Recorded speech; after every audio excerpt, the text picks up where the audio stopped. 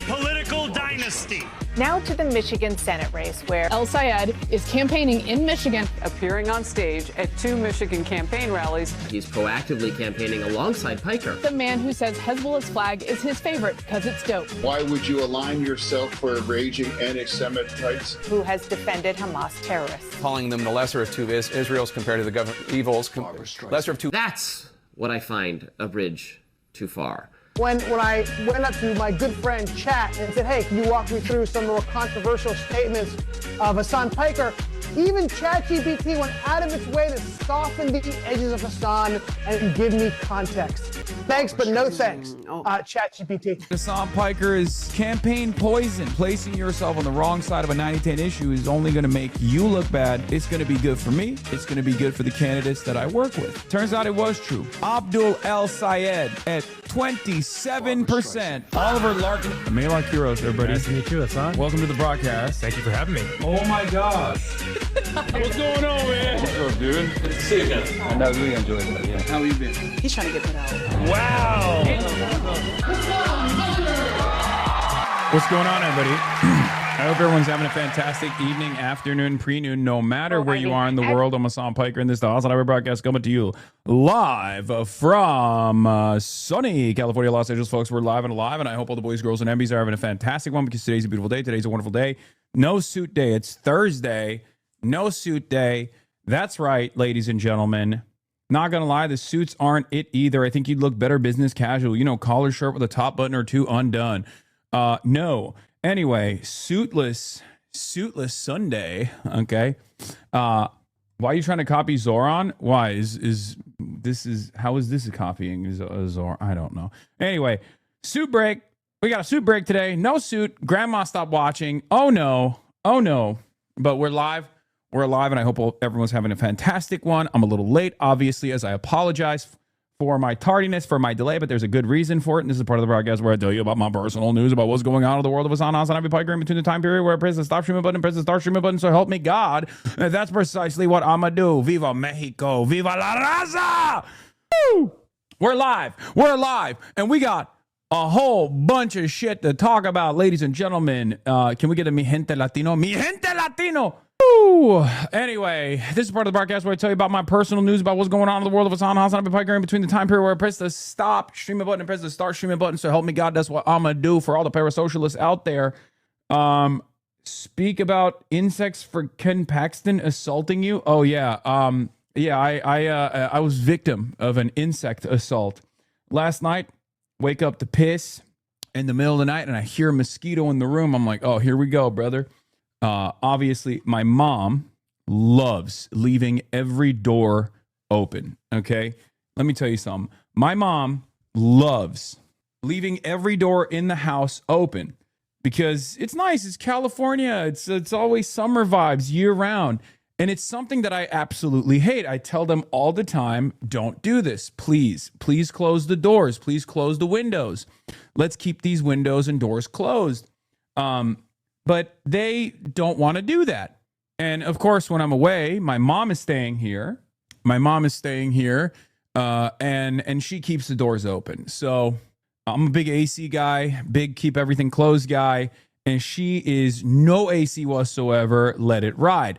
So she did that. She did that for the week that I was gone. And in that week, I guess, every bug in West Hollywood, California, decided to migrate into my home, including fruit flies, including mosquitoes, and I guess none of the mosquito catching spiders were actually there to do work, necessary work, good work.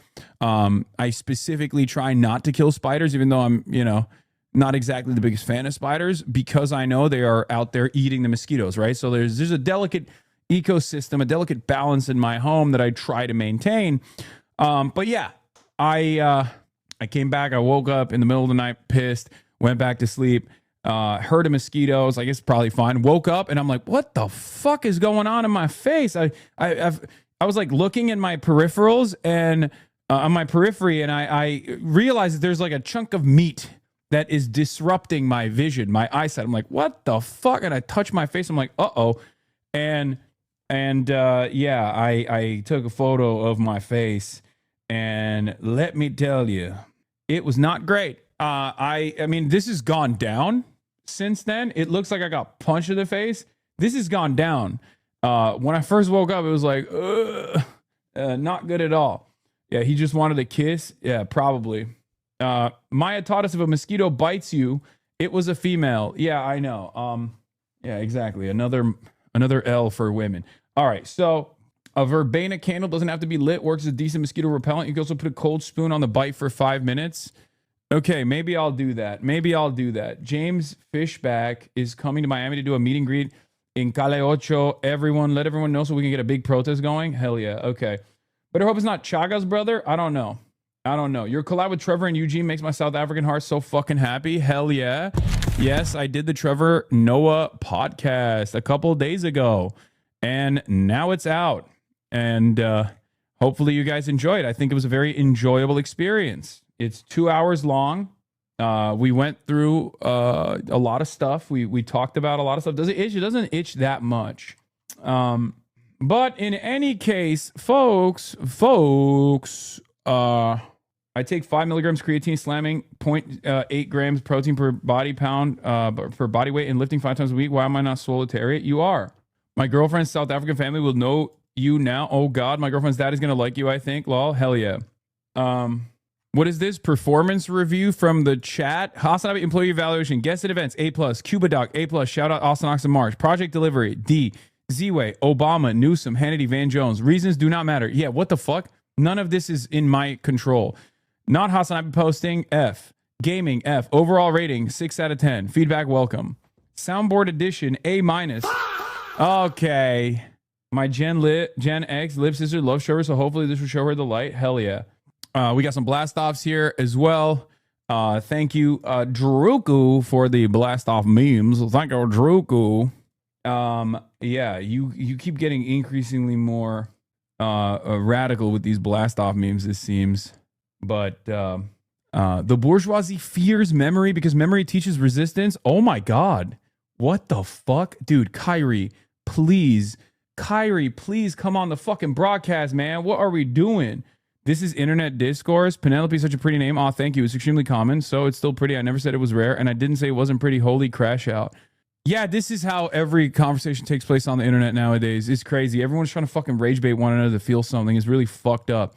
We'll get into all of that and more. Let me blast off real quick because we're late already. We are delayed because I went to bed last night. Chud ass loser. You already know. Nothing going on in my life whatsoever. Watched a little bit of Fallout. Woke up early. And yeah. What is this? Hassan Piker unfavorability rating among those living with children. Favorable 0, unfavorable 49. Yes, parents with children are not fucking with me. And my highest favorability is with children living with parents. I wonder how that happened. Anyway, yeah, I guess I have, you were mentioning the recent Al Jazeera bottom line program. 007 game when? Maybe soon. Who knows? We'll look at this. I don't know why they keep fucking polling my ass. I am not, I find it very strange, but what are you going to do? Yeah, let's blast off. This morning I woke up early. I lifted some weights and it was great. Had a great time doing that damn thing. And also I shot the podcast. We shot another episode with the boys, all boys episode, all boys epi, pride epi, you already know. Yeah, that's why I'm late. And I apologize. My one mom complaint is that I can't listen to the podcast when my kid's in the room, so I have to wait for nap time. Sir, I beg of a Kyrie collab. Please, sir, just a crumb. Yes. Anyway, funny Funkress Rap story about Dem politics. Those last 15 minutes of the Trevor Noah were goated. Tentative 60-day ceasefire deal reached, ? Iran and U.S. trade blows. DOJ weaponized against E. Jean Carroll. EF Day 90. Glenn on Jube versus MAGA cult. And more. Get in now. www.twitch.tv/Hasanabi. We'll of course be talking about some of the candidates that I'm working with, getting some decent numbers in internal polls, it seems, because we have maybe put the fear of God into these establishment Democrats that we are running against, ladies and gentlemen. Of course, I'm talking about Dariliza. as well as Claire Valdez, and how much money outside groups are going to be spending on these races in New York. New York. Anyway, so yeah. Primary, June 2nd. Chris Benn is running for Congress, California's 3rd District, and he's standing against genocide of rejection support from AIPAC and the Israel lobby. Thank you for your attention to this matter. Yeah. Zoran is looking possibly to endorse Dara Liza. I know. We got Shoykot's primary as well. Incredible door knocking operation. I am wondering. No. Breaking new Michigan poll. What the heck? What the heckiante? Is this real? Is this real? Oh my God. Oh. What the heck? Oh my God. No way. Oh my God. Ladies and gentlemen. Do not come. Ladies and gentlemen. Do not come. I'm gonna come. No, it's not. Look at the fucking pollster's name. Gargantua Cox Polling Institute. No! It's fake! It's fake! I got so excited! No! No! No! No! Bruh. Ban the guy. Ban the guy who sent it to me. Ban the guy who sent it to me. Brutal. Brutal. Ban him. Mods. Ban him! Mods! Put him through the ringer! Yeah. We'll talk about Francesca Hong in a second. This is you right now. Mike from PA reposted it. LA poll. Carabas, Nathia Rahman, Los Angeles Mayor Jungle primary. Okay. All right. We'll continue. Will you be reviewing LA's election ballot anytime soon? I know things are asked, but still, Lamount. Yes, we will. Okay. Ladies and gentlemen. Did I blast off already? I did. Okay. Straight to jail for that one chatter who fucked me up. I was in a good ass mood. Dude, the Telegraph in the UK straight up running articles with fabricated quotes from you. Now it's heinous with a straight up lying man. Yeah. They're trying to get me. They are trying to get me to fucking not be allowed entry into the United Kingdom. Yeah. United fucking Kingdom. Yeah. Talk about this in a sec. Lauban. United fucking Kingdom. Yeah. In case you want to boost pro M4A pro Palestine candidate challenging Auchincloss. Oh yeah. This guy, this Polos guy. I'm gonna need to look into him. I don't really know what his background is, but yeah, we definitely got to get that guy out of there. Auchincloss is ridiculous. Actual compilation of polls for El Sayed. Yeah, I wonder why they don't poll this race as much, but maybe it's because later in the summer. You see Asman crashing out over what Stavi said? Yes, I did. I did see that. Yeah. Based. Yeah, the reason why they're not polling the Abdul El Sayed race is because they're fucking busy polling my ass for some weird reason. I don't know why. I don't know why they keep polling me. It's very weird. It's a very strange phenomena because like I don't think it's gonna stop people from, collaborating with me because they see the real impact regardless.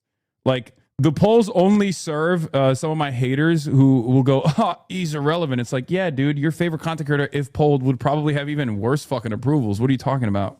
Like, we're content creators. We're in a very small sliver of the internet, this vast sea of information. Did you know you were with Trevor Noah? Like, where were you born? How were you raised? I was born in America. No, I'm not saying it like a border agent. I'm saying it to me. I'm saying like a life story. You're so defensive about it. I got scared. This man is like, where were you born? I was born here. I'm born in America. Still lingers. I don't know if you heard, but the federal government's coming after me. We actually need to talk about that. Yeah. But no. So I need to say it. I was born here. I'm an American citizen. I could run for president. I would never do that though. So don't get scared. Like, where were you? Yeah, it was great. Speaking of crashing out, Alex Perlman and Philly D did like a whole episode on you. Nice. But yeah, I did the Trevor Noah pod. It was great. It was really fun. But we'll watch it later. Susan Collins says it was Grant Plattner's fault for enlisting in the Iraq War and not her votes. Wait, what? That is an incredible statement because that comes with the recognition that her votes were dog shit. The Iraq War was bad. And she's basically admitting that every dummy that went out there to fucking die did it for no reason. Cool. That's cool. I like when a Republican senator or a sitting Republican senator comes out against a fucking Marine veteran and is just like, yeah, you were an idiot for going to Iraq. I wasn't in the wrong for voting for it, though. Yeah, you're on your own, bitch. That's funny. Oh, that's awesome. Yeah, we got a lot of polls. AOC versus Newsom, head to head. Polls. We'll talk about all of that and more. We got the I already blasted off. Holy shit, we're all over the goddamn place. Jesus Christ, what are we doing here? Ladies and gentlemen, we got so much going on. Yeah. Ryan Grimm. Susan Collins takes no responsibility for her votes and their terrible consequences. 18-year-olds who enlisted in the military made their own choice. Okay, fine. But senators with fully formed frontal cortexes bear a bit more responsibility for sending them. You got lots of energy. Why are you in such a banger mood? I'm trying to get some of that. I don't know why I'm in such a good mood, honestly. Maybe part of it is because like there might be a ceasefire deal that's imminent and that excites me. I was hanging out. Austin is yelling from the other room. He said, you filmed with your friends. He's right. When I was in New York, I was just like when I wasn't on stream, I was just like kind of by myself with my thoughts. Scary. But now I'm back around friends and family. So I'm in a good mood, regardless of the fact that a mosquito assaulted my fucking face. A mosquito face fucked me. But don't worry. Chat's here to kill that joy away. Oh, always. Don't worry, I'm used to it. I know it's gonna happen, dude. It is pretty crazy though. Like, I mean, I can't get over this fucking whopper, dude. How did this happen? It might not even be a mosquito. Honestly, it could be like a fucking a snake bite. Could be something. Aaron Rupar posting your face pics now. Wait, what? What's up with his large welt under Trump's eye? Oh my God, he's just trying to be like me. He's just trying to be like me, dude. That's what this is. That's all this is. Are you sure it was a mosquito, bro? I don't know. I heard a mosquito, but it could have been like, I don't know. Could have been a snake. Could have been a tarantula. Could have been any number of different things. You know what I'm saying? Hasanabi was a mommy mosquito feeding her babies, though. I don't give a fuck. Hey, yo, fuck that mommy mosquito. That mommy mosquito, well, I can't even say could suck my dick because obviously the mommy mosquito did end up sucking my face and destroying me. So... hold on. I have to post this. We're twinning. Did you spend the night in a coffin, Lamau? What? Imagine if it was a bot fly. It can be a cortisol response, I think. I don't know what it is. That looks like a spider bite. But in any event, that's not usual. Might want to get it checked out. Oh, God, it's probably fine, dude. Yeah, bro, RFK to come take all the bugs out of your house. The way he took care of those snakes. Yeah, the PDF link is not working, Themasius. I don't know why. Can you send me another one that works for the echelon poll or whatever? But yeah, before we get to all this other stuff, Overton Insights did a poll on me, and we'll take a look at that. And all the fucking all the weirdos on the internet are like, oh, dude, Hassan, you have no motion. It's like, yeah, dude, I know. So why do I have so much motion in your fucking mind? Speaking of people who I'm constantly occupying space in their minds, me and Stavi baby had a very wonderful time with one another. Okay. And during that wonderful time, there was a brief moment where we mentioned Asmongold. That brief moment was approximately 2 minutes long. So of course, as expected, Asmongold, who is not mad at all, who's not crashing out at all, turned around and made a 43-minute video. Hassan Stavros spent 2 minutes reacting to Asmongold tweet calling to round people up and putting them in labor camps. And he turned around and made a 43-minute video. So, what the heliante? Hold. We're back. It's fun. I don't know what happened, but we're back. Anyway, so... Am Israel Chai, as I was saying, Israel is the greatest nation on earth, most powerful country, but also at the same time, very tiny nation, size of New Jersey, should have nuclear arms, should be able to use those nuclear arms. Israel has a right to defend itself, and all of Israel's enemies happen to be vicious anti-Semites and very scary, very dangerous, very barbaric. This was the full clip, by the way. Yeah, the full clip was a minute long. Like, straight up, not even 2 minutes. 1 minute long, right? But that was enough for Asmongold, who's not mad, by the way. He's not triggered at all, to make a 43-minute video. Now, one of the things that these guys do always, and I think it's like a very small-brained, like insect-brained thing that these guys do all the time, like drama perverts do all the time, is instead of like arguing on, or instead of shit talking one another, right? Or arguing or debating on the issues, if there is like any sort of disagreement, is basically saying my opposition is very angry and they're crashing out and therefore I've won. I've seen this. Like this is a very common meta, right? Yes, I know the debate is happening right now. We're not going to watch it right now, okay? We'll watch it later. That's crazy. It's a fucking midday debate in Mackinac Island. We'll watch the highlights. And it's very interesting because like they'll always be like, "Oh, you got owned and you were really, really mad. You got owned and you were unbelievably mad. And I am not mad or owned at all, even though I made a 43-minute video about your 1-minute conversation that you had, right?" And I don't know why his audience doesn't understand that dynamic doesn't actually make him look good. But to the average person from the outside, they're like, "You seem a little bit insane for having this kind of reaction." Mackinac is how it's pronounced. I don't care. Calm down. You're banned from Michigan now. Okay, fine. So yeah, I just, I find it very funny that these guys will just like farm always like 1-minute mention for like 45 minutes. And then their cope always is, "Oh, I wasn't even mad. I was just farming him." "Oh, I'm not mad at all. I'm not even mad. I was just farming him for 43 minutes, actually. I did that because I don't care. I did that to show you how little I care, actually." And it's like, all right, if you say so, man. Sure. Fucking guy. He's fucking disgusting. How did this happen? He looks like shit, right? He probably gets no fucking pussy. Asmongold, whatever the fuck his name is. I don't know, man. There's clout. He's got clout. Do girls suck his disgusting? I have no idea, but I don't. Is that what he even likes? I don't even what does he know. do with his fucking? Today we remember George Floyd, who was murdered by a former Minneapolis police officer 6 years ago. That moment. Why is he weighing in? He's some fucking idiot. What did he stream?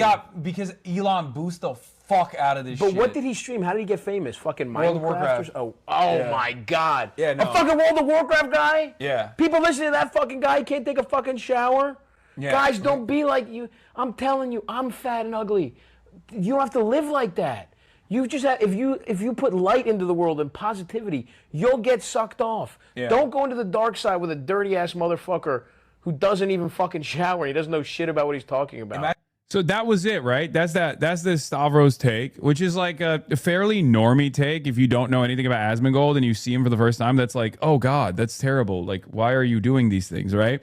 So Asmongold did a 43-minute and 32-second reaction to that. Hassan brought his fat friend to talk shit about me. And I guess his entire commentary around this was that Stavros is fat and I'm a leftist to get pussy. And I think you guys already know my take on this. It's like, it's unbelievable copium from like early 2010s when right-wing guys will always be like, "Oh, I bet you're woke just so you can have sex with women." No, like, I don't think I have to be woke for women to find me attractive. Like, that's not. I'm sure it doesn't hurt. Like, I'm sure my politics, my genuine political opinions probably don't hurt, but that's not, that's not the case. That's not the point, right? I feel like there are some gays that join the right for the brother. I don't even know what that means. But your shtick was that you're a hot guy, not typical ugly leftist. So how does that track? Yeah, I mean, I guess in his mind, he's saying that like all these guys, they don't have any, they don't have any other way of like getting laid, so they just do it they do this to get pussy. Nasty shit. What is that fucking? Why do people listen to that fucking guy? He's fucking disgusting. Shut up, fatty. Oh, fucking got him. Dude, calling Stavros Halkias "shut up, fatty" is so awesome. Shut up. What are you talking about, fatty? Call me. Oh my God. Oh my God. Not mad. Don't put it in the newspaper that I am mad. I am not mad. I'm disgusting. I guarantee you, if me and Stavros and Hassan had to walk 3 miles, at the end of those 3 miles, I would smell the best out of all 3 of them. I would. See, this is what happens whenever you're fat, is that you think this is the way it is. He was how did this happen? He looks like shit, right? He probably gets no fucking pussy. Asmund Gold, whatever the fuck his name is. I don't know, man. There's clout. He's got clout. It's really crazy to me. By the way, I think that these guys are really kind of self-reporting. So much of men that are leftists. Dude, wait, what did he say? Between us three, we're walking a mile. Who gets hit on the most? It's me, guys. Me, Asmund Gold. No, I'm kidding. I know he didn't say that, but that'd be really funny if he did. Is that you think this is the way it is? How did this happen? This is what happens whenever you're fat. Is that you think this is the way it is? Wait, what is that? What does that even mean? And Hassan. Is he so triggered by Stavros just fucking being like, you look like you smell bad, that he's like, well, you're fat. You're fat. You should kill yourself because you're fat. You're a fatty. You're a big fat fatty. You can't even walk a mile. You're fatty. Had to walk 3 miles. At the end of those 3 miles, I would smell the best out of all 3 of them. Wait, what? Okay, so I guess like he's saying Stavros would smell bad because he's fat. Why is he saying that I would smell bad? I don't, is it because I'm like Turkish or something? Bro, you don't have to sweat to smell bad. You look like you smell bad sitting. You smell bad standing in place because you don't shower. Yeah, guys. Yeah, I'll be honest. Yeah. If we walk 3 miles, if we did a triathlon, yeah. Who would? First of all, I think between us three, if we're doing rankings on who is capable of walking 3 miles, I think Stavros got you beat. I'm not even placing myself on this equation because, come on, let's be fucking real. But I don't think Asmongold has done anything dynamic in his life for like the last 3 decades. So I assume that given how sedentary his lifestyle is normally, if he had to literally walk for 3 miles, he would just perish at like the end of the first mile. I would pay top dollar for Stavi to roast the shit out of Asmund for 5 minutes straight. Yeah, I would. See, this is what happens. Asmongold trying to start a hey guys, doesn't Hassan look like he's kind of fat and would smell bad compared to me? Campaign is wild. Yeah, that is pretty funny. Look, I mean, sure. Hopefully it works for you, man. Yeah. Whenever you're fat, is that you think this is the way it is? No, dog, we think you smell disgusting because you don't shower, and you openly say you don't shower, and you look like you got, visible stink lines on you. I've never seen it outside of a goddamn cartoon. It looks like there are flies over your head. Sometimes there are literal bugs on you. Like you literally, I don't know what else to say. Like, I think you ask the average person who looks like they smell worse, Asmongold or Stavros, like 99.9% of the time, they're going to be like, you, dog, you look like the type of guy that someone would hastily say, oh, sorry, I don't have any change on me, brother. I don't got change on me, brother. Sorry about that. Like, how did this happen? He looks like shit, right? He probably gets no fucking pussy. Asmund Gold, whatever the fuck his name is. I don't know, man. There's clout. He's got clout. It's really crazy to me. By the way, I think that these guys are really kind of self-reporting. So much of men that are leftists are just using it as a mating technique. They don't actually believe any of this shit. Yes, dude. Yes. Stavros Halkias, in the fucking industry that he's in, is doing it to get pussy. That's why he's trying to be woke. Like, he's a comic, dude. What are you talking about? He could have a much larger audience if he was fucking right-wing. If he didn't genuinely believe what he's saying, if he genuinely didn't have that political opinion, if he's just grifting to like fuck, he could just be right-wing and have clout and still fuck. People don't care about it as much. Only, you know who cares about this shit? Like, these guys are just like LARPing about their worldview just so they can get laid, dude. A mating technique. Guys that say stuff like mating technique, those are the only people that actually do that kind of thing. They don't even like, this hasn't been a relevant perspective since like the early the later 2010s, like 2016 and onward, where it was like male feminist guy who's like genuinely doing it. because he thinks like being woke is how you get pussy. Like there are definitely guys like that, right? But I don't think it's like a relevant meme any longer. Even think any of this. They know it's bullshit. They just say it because it's a good way to get women to like them. Yeah, this is just cope. I think it's people that have like heinous and toxic politics have to figure out why other people don't share their worldview. So they just decide, oh, it must be for an ulterior motive. That's all this is. They can't grasp that someone could like genuinely believe these things. So they have to decide, oh, there's a financial reason for it. They must be grifting. Half the time it's also projection, because like in many of these circumstances, like they are the ones who are grifting, right? They're like leaning into whatever their first principles might be. They're certainly leaning into it extra hard because they know it's like beneficial. You know, it is what it is. That's it. So yeah, I mean, I don't really like. I don't have a girlfriend right now. No, I don't. Like, yeah, maybe in the future I will. Maybe not. I don't. This is not my whole life.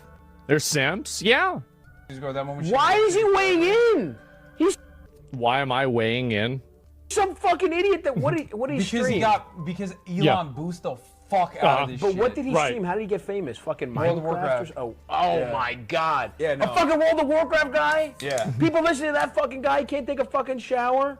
Yeah. Guy, I don't need to because I'm not fat. I don't smell bad. Fat. Dog, that's awesome. I mean, that's a self-report, buddy. He said, I don't need to shower because I don't smell bad because I'm not fat.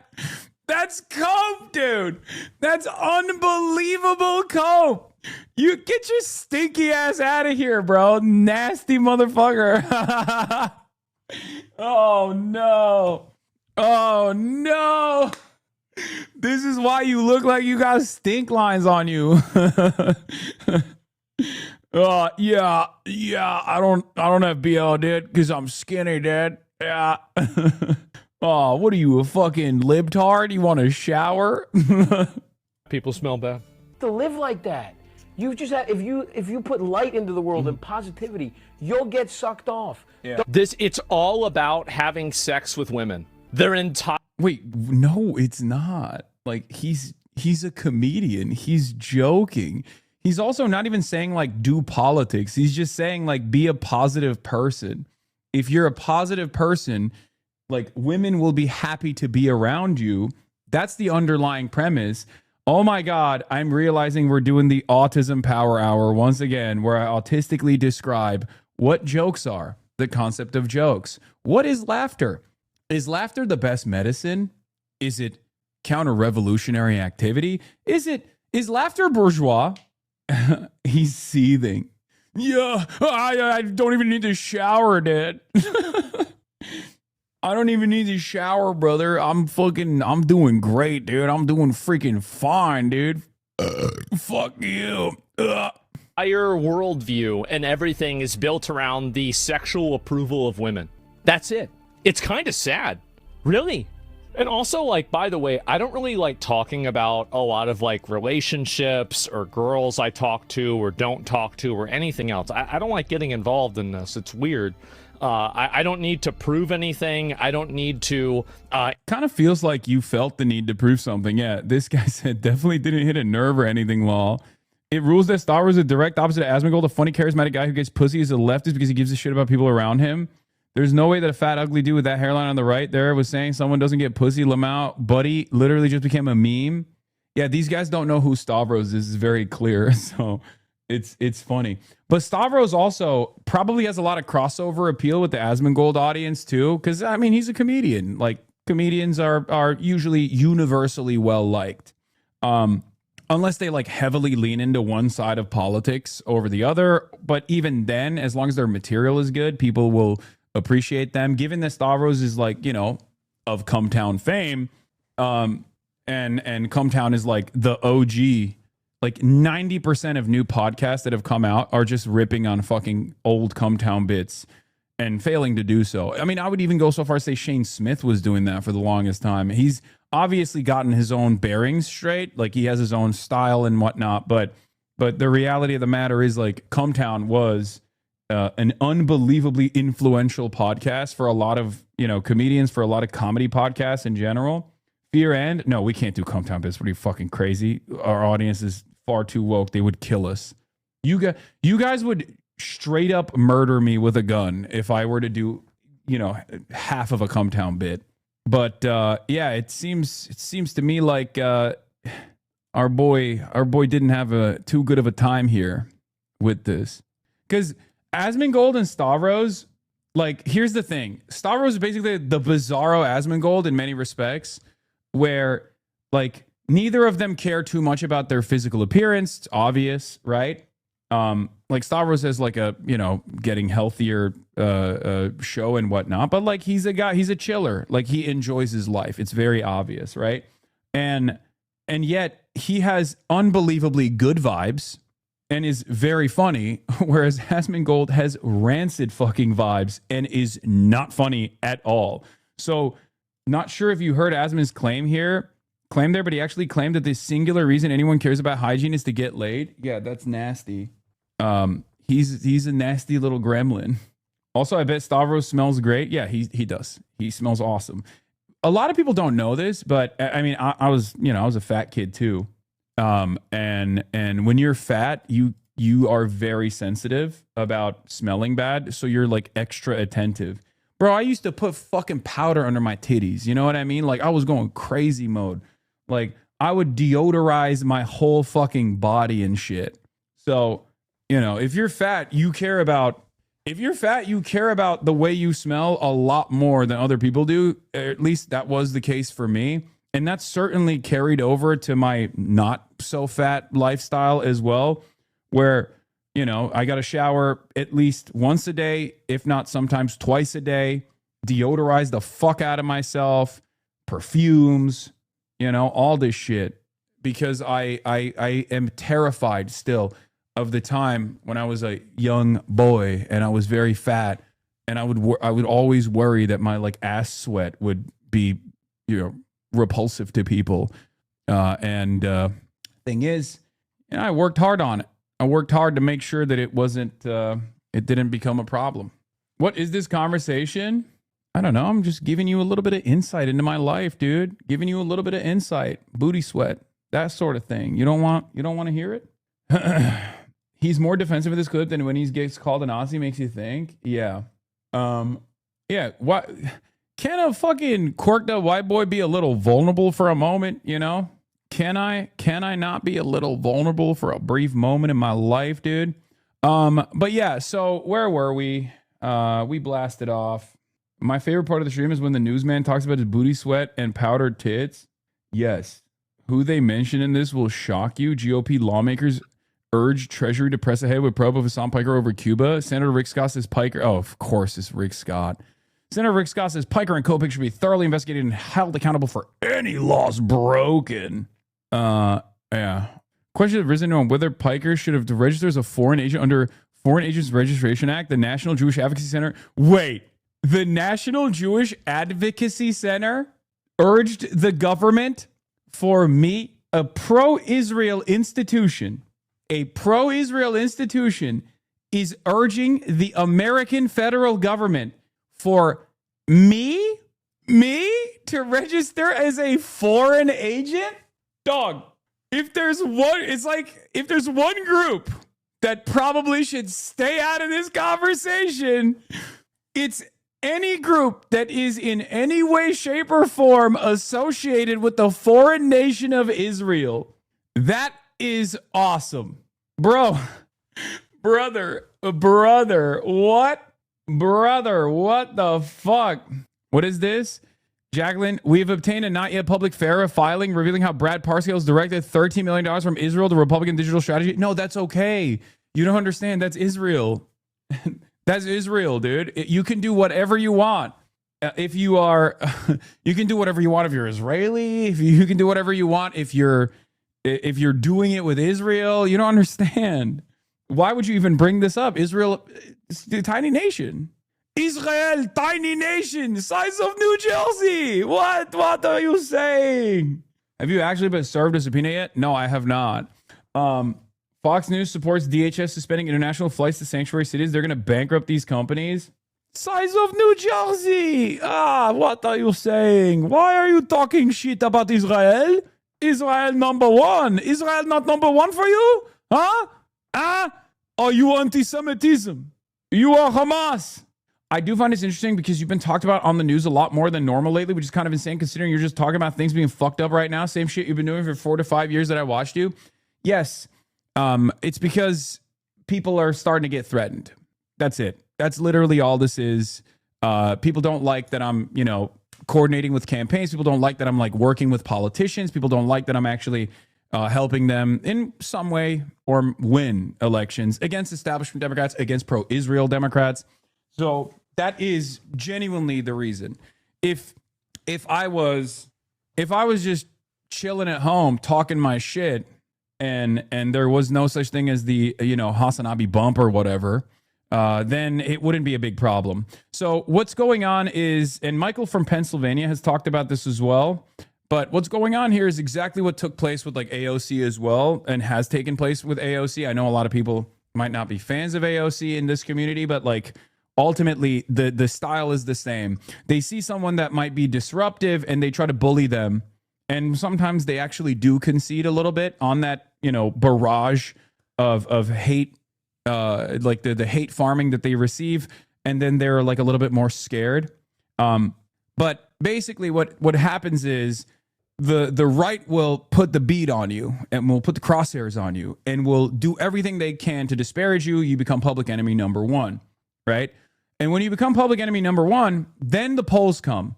And when they poll you, right? When they poll you, and oftentimes, polls are not the most consistent, but regardless, when they poll you, they'll just put your approval rating out there and your approval rating will be low because Republicans will be the people that know you the most because they're the ones who hear about you the most and they're all unbelievably anti-you, right?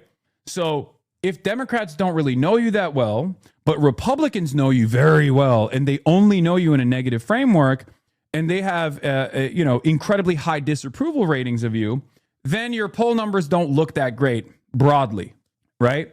And that's precisely what is happening here. Now, of course, one of the issues that I have, is that there's also a lot of Democrats that don't defend me. Obviously, Democrats defend AOC, but there's also a lot of Democrats that also lean into this negative framing, and they do their very best to like boost all the negative shit, all the clip farms and whatnot. But at the end of the day, it doesn't really matter. You just do your good work and hope that people will be charitable. This is my perspective has never been one that is like broadly popular in the United States of America. Anti-capitalist, anti-imperialist. These are concepts that the overwhelming majority of Americans are not going to be inherently positive on. So I take any positive approval in stride. I consider that all to be good. Even if it was like 1% positivity, I'd be like, great. We're making we're making waves. We're changing people's minds, which is also part of the reason why I laugh whenever people say things like, "Oh, dude, you're just doing this for fucking clout. You're grifting. You're grifting to the left." Yeah, I've chosen to grift to the least popular position one could possibly arrive at in the United States of America, and actively trying to change people's hearts and minds on these issues, right? Yeah, the left is the worst place to grift to because you have no allies. Other leftists fucking despise you, sometimes more than they hate others, right? The right hates you. They see you as the, public enemy number one. The center doesn't like you because they think you're too radical. Center right in the Democratic Party doesn't like you either because they consider you to be an op. And the rest of the left also doesn't really fuck with you that much because they have minor differences in opinion that they think are existential, right? So that's what it is. And then add on to that reality that this is basically what every fucking online discourse, every piece of online discourse looks like right now, which is where we do our discourse. Penelope, such a pretty name. Oh, thank you. It's extremely common. So it's still pretty. I never said it was rare. And I didn't say it wasn't pretty. Holy crash out.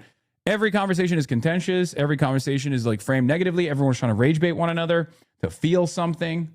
And you know, it's always going to be polarizing. I believe the things that I believe, and I genuinely hope that if people are charitable, I hope that if people are charitable to my worldview, if they hear me out, they will understand where I'm coming from, and maybe even change their minds. And I've seen a lot of success in this. I've seen a lot of success with this kind of, with this kind of approach.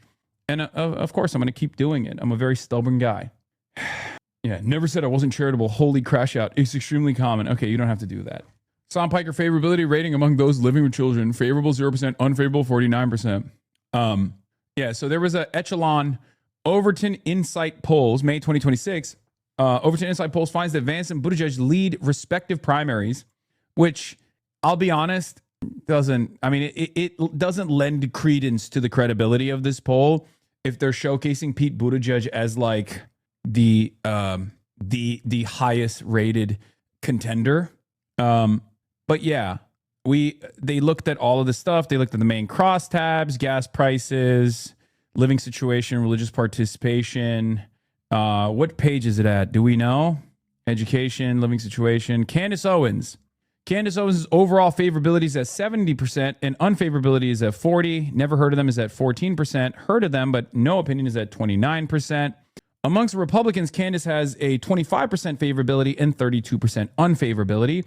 Among Democrats, she has an 8% favorability and 55% unfavorability. Among independents, 17 to 29. That tracks. That kind of makes sense.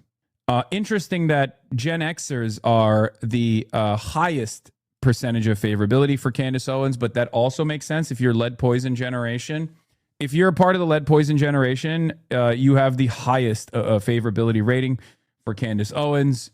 That makes total sense if you think about anything that she's doing. And then bachelor's degrees at 28%, highest favorability. That's unique. That is actually interesting. I would not have expected that. I would have thought like high school. Wow. Okay. And then with black people, she has 44% favorable. I knew that, which is kind of sad because she is very anti-black. She's vehemently anti-black and yet has the highest approval for amongst black people. And her highest unfavorability, disapproval comes from Asians and then whites. In my circumstance, obviously, we're going to skip all this stuff because I'm coming up in a second. Yeah, Ben Shapiro, overall 17 favorable, 44 unfavorable. In mine, I'm in a unique predicament where no one knows who the fuck I am, right? Or knows me but doesn't really have an opinion. And then on the Republican side, my favorability is at 1% and unfavorability is at 27%. On the Democratic front, my favorability is at 19%. Unfavorability is at 13%. Among independents, 10 to 17, right? The 1% of Republicans that like me is probably Mary Sue, right? Or Mary Lou. Overall, male favorability, 11, unfavorability, 26, female favorability, 10, unfavorability, 13. And the age groups, the highest favorability comes from 18 to 29, as expected, of course.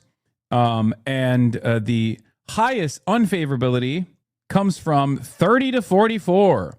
That's interesting. And then 55 to 64. That's the Fox News audience, obviously. Like, this is, like, that's where that's coming from, you know? They didn't ask me about this. What the hell? I love when people say that. Whenever there's a poll that we're looking at and everyone goes, oh, I didn't answer this. I'm in this poll and I didn't answer it. And it's like, yeah, that's not how polls work. Okay. Education category, highest level of favorability is at high school or less, but that's age related probably. And then bachelor's degree at 10 or no, postgraduate at 11. Wow. Yeah. Okay. Unfavorability at the highest is some college at 25%. And then postgraduate at 22%. My demographic breakdown for, and you have to remember, the overwhelming majority of these demographic crosstabs don't fucking know who I am, right? Or know who I am but have not heard of me, right? Or know who I am but have no opinion of me. So It must be super weird to read actual polls about yourself. I don't know who they're polling, but if they're showing that Pete Buttigieg is like the top contender for the Democrats, that basically tells you like where this is at. But hey, I just want to fucking say, shout out to La Raza. Shout out to my Mi Gente Latino. Shout out to my Latinx audience. My Lord, Hispanics carrying me to positive approvals. Let's fucking go, baby. That's what I'm talking about. That's what I'm fucking talking about. Órale, wey. Let's fucking go. Showing up. Yeah, white people are not that fond of me, but black people and Asian people especially are like, fuck this guy. Fucking hate this guy. Hispanic approval just tanked? Wait, what? No, dude. What do you mean?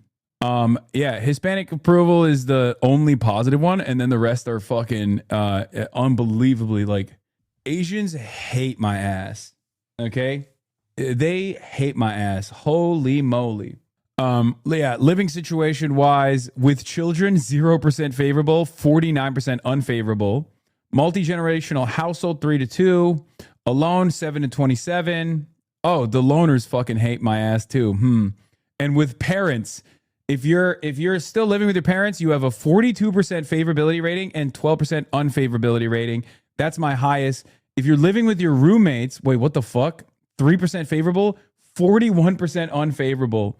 I wonder why it turned out like that. That's crazy. And then religious participation, never 25% favorable, 21% unfavorable, the edgy atheist, and then monthly. And holidays only and monthly at 45 and 46% unfavorable. Yeah, so that's it. Latinx is weird. Yes, I know. That's why I said it as a joke. Okay, calm down. The other roommate hates you because you are always on the TV. Yeah, probably.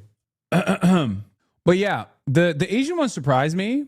That was definitely surprising because it was like strange that it would be so much negative approval. Because like it's not.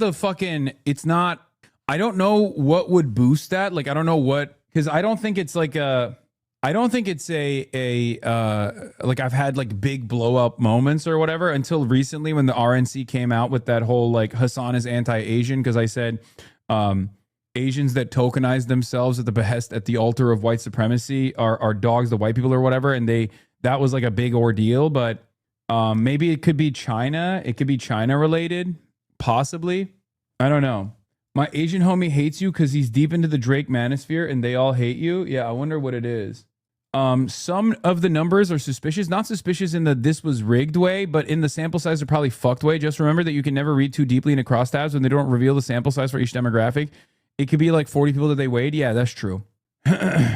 Your India takes are sending a lot of hate your way, especially the Indo-Pakistan stuff. Yeah, that's true. Because I do say Pakistan Zindabad a lot. So that could be one of it. It could be my opinion on China.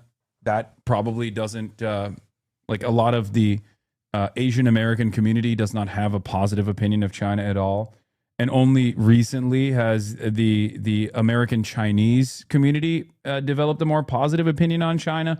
I do take like the worst possible side on a lot of these issues from the perspective of like American approval, but I don't really care necessarily because I believe the things that I believe, and my job is to try and change your mind as well, or at least like get you to be a little bit more sympathetic to people living in these other countries, right? My significant other doesn't hate you, but her take is that you're loud. I think that could be a part of it. Maybe. I'll be honest, bro. Indians don't even need a quote from you. They'll hate you because you're Muslim. No, I mean, that's not, I don't know. New 2028 presidential poll. Buttigieg 16. Yeah, this is from that poll that says Buttigieg is at 16%. So I don't know how much I trust this poll in general because like that means that their sampling was a little bit dusty, right? Because this makes no sense. Like you would see Kamala Harris at the top usually. This is an anomaly. And I'm not like, this isn't copium. Like, I don't really give a shit one way or another what the perception looks like. But the reason why I'm saying that is because this poll is unique in comparison to all of the other polls that have been conducted on the Democratic Party on who is like, who is seen as like a top contender for 2028. And Pete Buttigieg has never been at the top like that. That means that their sampling was a little strange.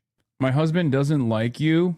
because he's jealous. Jewish Insider reports. Yeah, I know. Jewish Insider reports that 7-figure spending will be coming soon for Antonio Reynoso and Adriana Espaillat. The Israel lobby is going to come hard for Claire and Daraliza. I know, which is why we got to fucking redouble our efforts here. That means the internal numbers that they got don't look too good.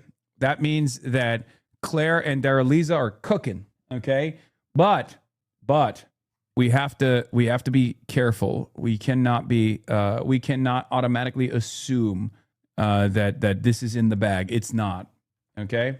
What are the sampling that doesn't fangirl for Harris be in more favor of you? No, it's samples for Pete Buttigieg. So it's really busted. The company that ran the poll is some subsidiary of a religious group. I mean, it doesn't matter. I'm sure they're still like trying to do their very best in their polling, right? Like, I don't think that's the case, but are we doing truth nukes? What is this? Truth nuke, AOC, new 2028 primary head to head. This is the same poll. AOC 43, Newsom 35. Yeah, but that's good.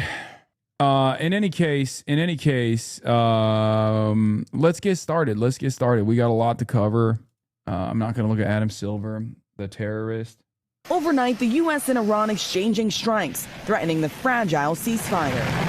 A U.S. official telling ABC News the U.S. striking an Iranian ground control station as it prepared to launch a one-way attack drone believed to be a threat to U.S. forces and commercial shipping in the Strait of Hormuz. In addition to the strike, U.S. forces also shot down 4 other one-way Iranian attack drones. The official adding the action was defensive. But overnight, Iran responded. Video released by the Iranian military claims to show the regime targeting an American base in the region. Kuwait saying its air defenses were intercepting hostile drones and missiles. As the war with Iran drags into its 12th week, the president has made it clear he's in no rush to make a deal, emboldened by a string of GOP primary victories. They thought they were going to outweight me. We'll outweight him. He's got the midterms. I don't care about the midterms. The president's approval rating has plummeted as gas prices soar. Americans on average are paying $4.42 at the pump, up $1.48 since the war began. Gas prices that are still high across the country, people are paying more for travel.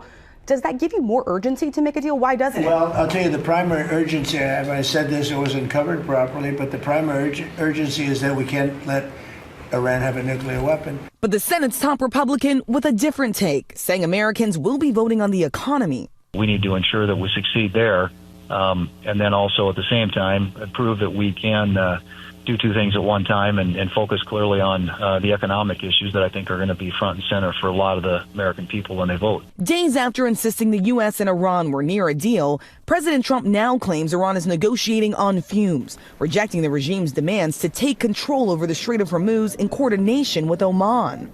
Would you accept a short-term deal that allows Iran and Oman to control the strait? And would they have to open it immediately, or would you be open to that happening over a period of time? No, the strait's going to be open to everybody. And who would control it? International waters. Nobody's going to control it. We're going to watch over it. We'll watch over it, but nobody's going to control it. The president telling me Oman, a key U.S. ally, needs to get in line, issuing this threat. Oman will behave just like everybody else, so we'll have to blow them up. They understand that. And Iran responding to that threat from... Fucking crazy, by the way. Oman catching us straight out of nowhere. Iran just launched? Wait, what? 60-day... What is happening? Wait, what? What is going on? Breaking... Is this real? Breaking. Iran launched a ballistic missile from Jam Missile City in Iran's Bushehr province a few minutes ago, followed by initial explosions in the Strait of Hormuz. I'm sorry. What the fuck is happening, bro? Curveball time?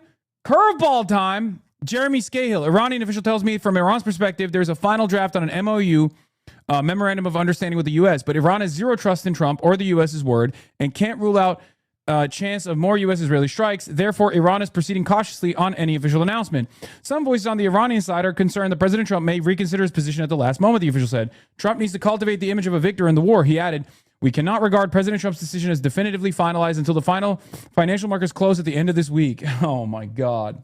You believe Capital's media a bit too much? Iran repeatedly said they never agreed to anything. No, brother.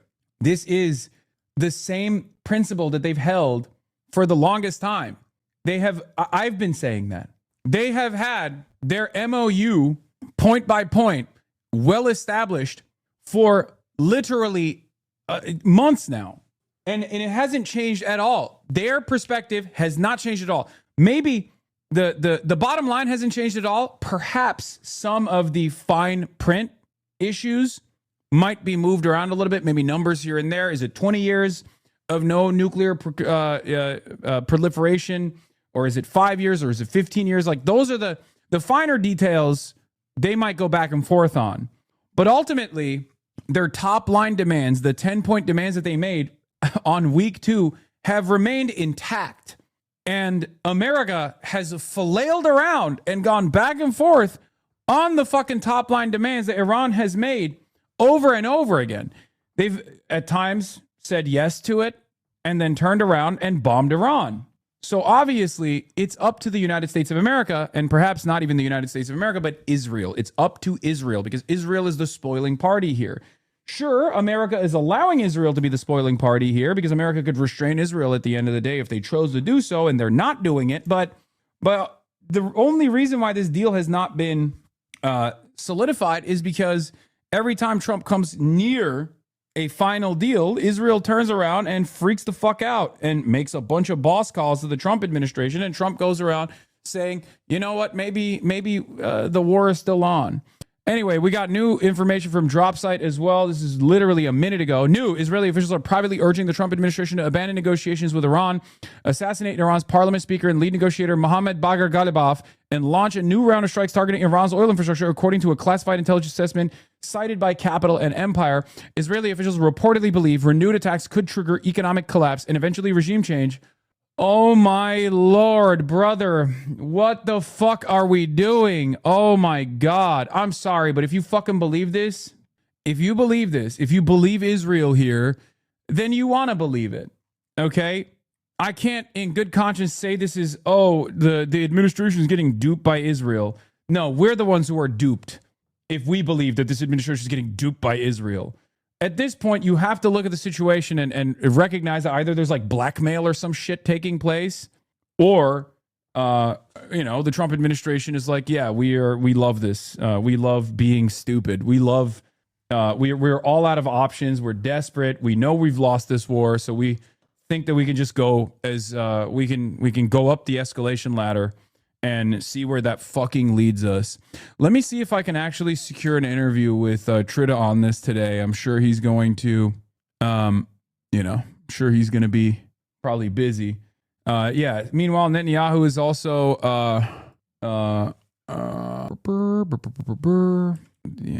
memorandum of understanding is like a pre-peace treaty. Yo, Trita Pars is my guy. Thank you for bringing Iranian voices, the right ones, of course. Yeah, I love Trita. He's great. He's a fantastic asset. Yo, you should address stuff. There's a video from Dev and you really don't look good. You should watch it and address it. Brother, World War III is happening like in real time right now. And you want me to watch some fucking random YouTuber that made me look bad? Oh my God.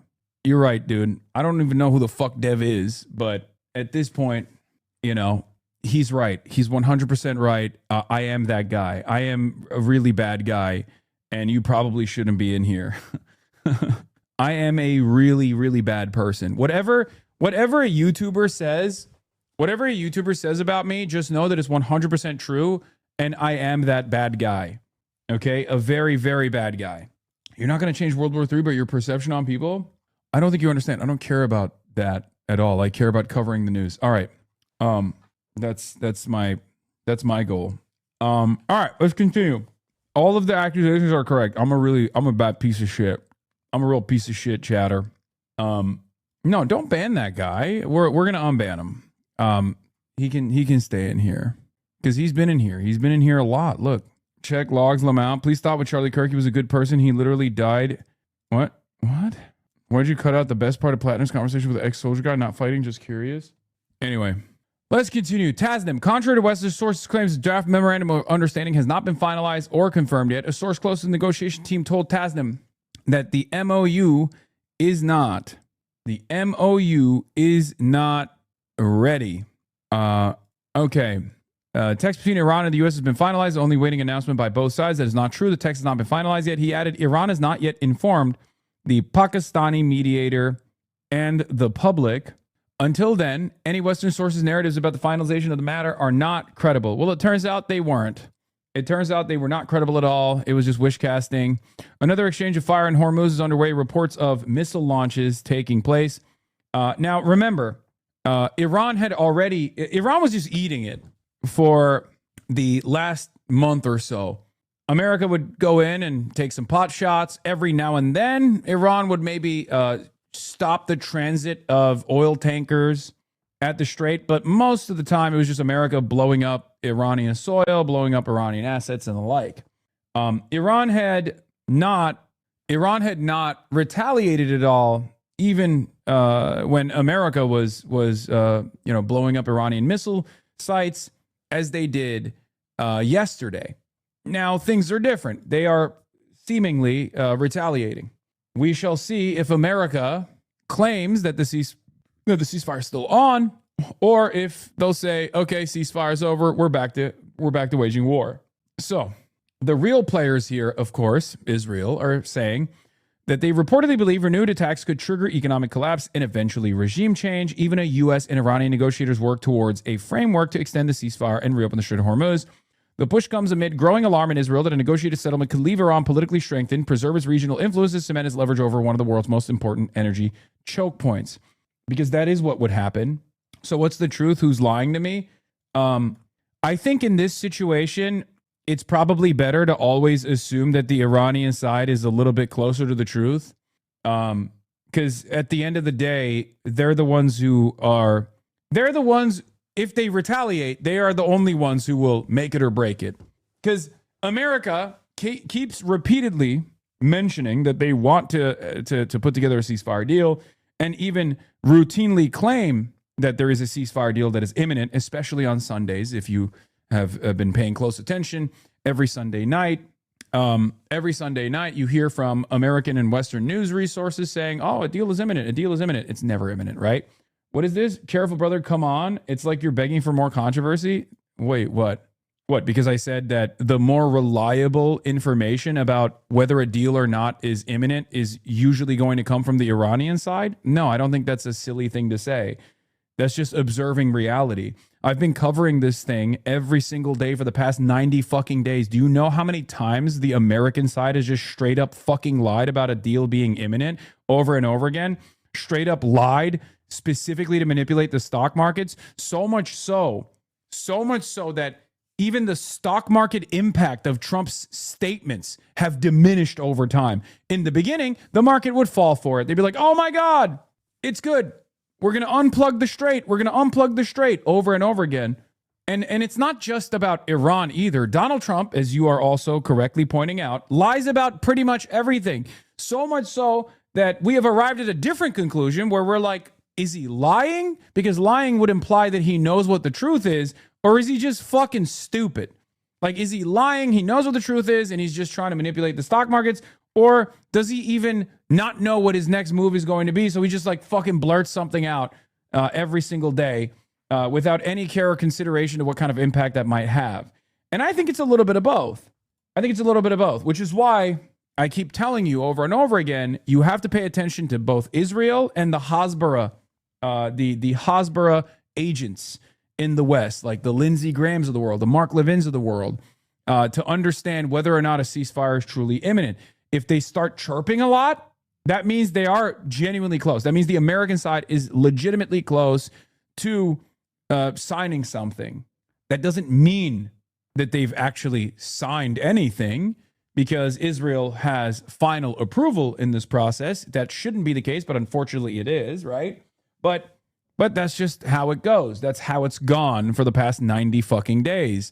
America and Iran get to the negotiations table. There's a cessation of hostilities, or a cessation of immediate hostilities.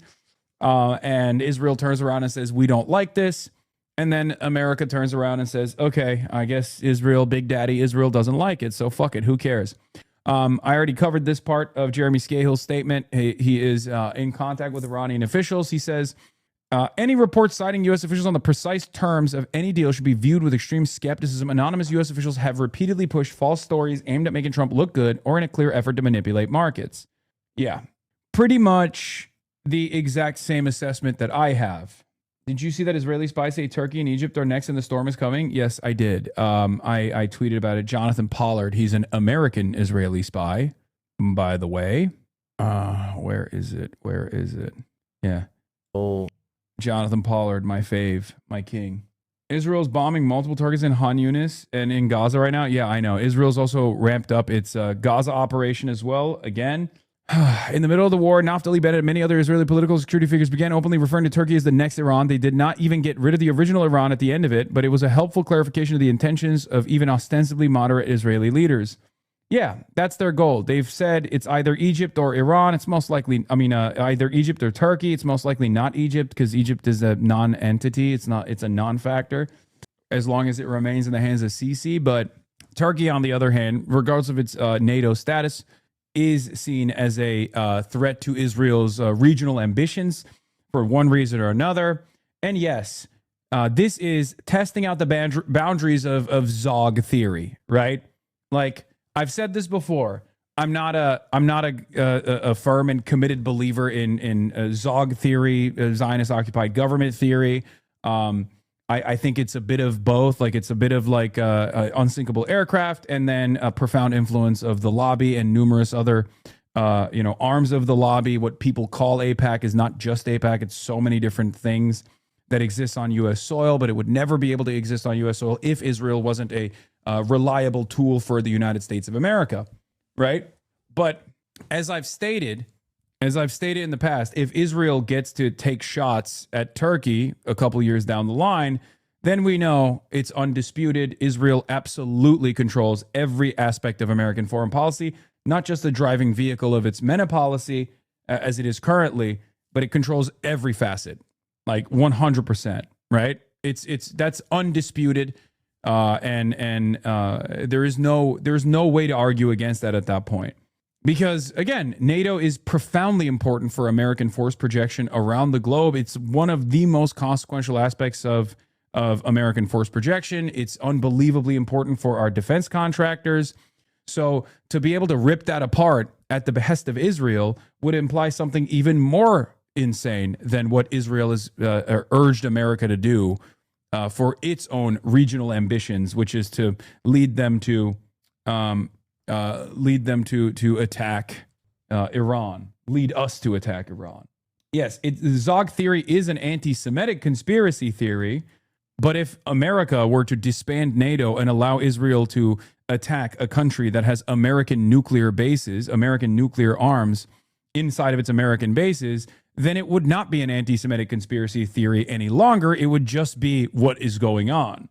Like that is the point that I'm trying to make, which it would literally just mean that like Israel does control America completely. I'm not saying we're there, and I don't think we're there. I don't think that that's the case, but who fucking knows? You know, that term comes from the Turner Diaries. Yes, I know it does.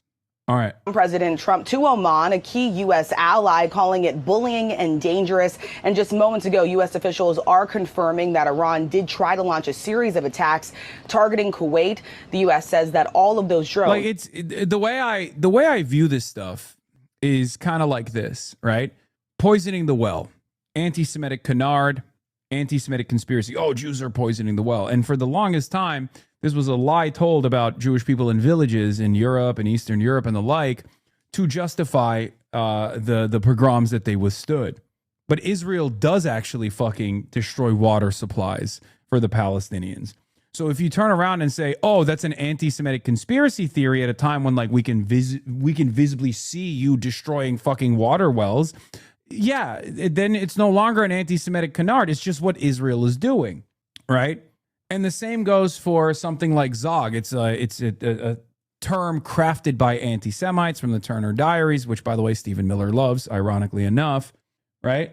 What is this? Weird how you call out lies when you're a Nepo babying LARPing as a commoner. I only acknowledge his net worth and has... What happened? Are you okay, chatter?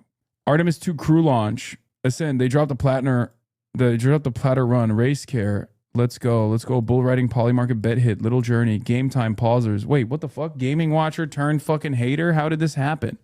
You are 100% wrong. People are too poor to afford kids, unlike you. Avoid hard questions. If you had a worldview of struggling Americans instead of being born into a rich family, how that might... No, he was just always mad about this, it seems. Well, yeah, I thought it was because I stopped gaming, but maybe that's not the case. All right, let's continue. Were intercepted, Michael. All right, Rachel Scott, thank you for your reporting. If President Trump wants a... To your point, guest essay from an Israeli policy chair and a senior fellow at RAND. Yeah, I saw. Israel is becoming a pariah state, yet Israelis make a big mistake in treating every new critic as an anti-Semite. Much criticism stems from Israel's behavior. It's genocide in Gaza, apartheid and settler violence in the West Bank, and endless occupation. Opinion. Israel's isolation is deepening fast. It doesn't have to be this way. Guest opinion essay from Dr. Shira Efron, the Israel policy chair and senior fellow at RAND. She wrote from Tel Aviv. Yeah, you said before, when you're calling something blood libel, check first if there's blood. If there is, then it's not libel. I didn't say that, but it's true.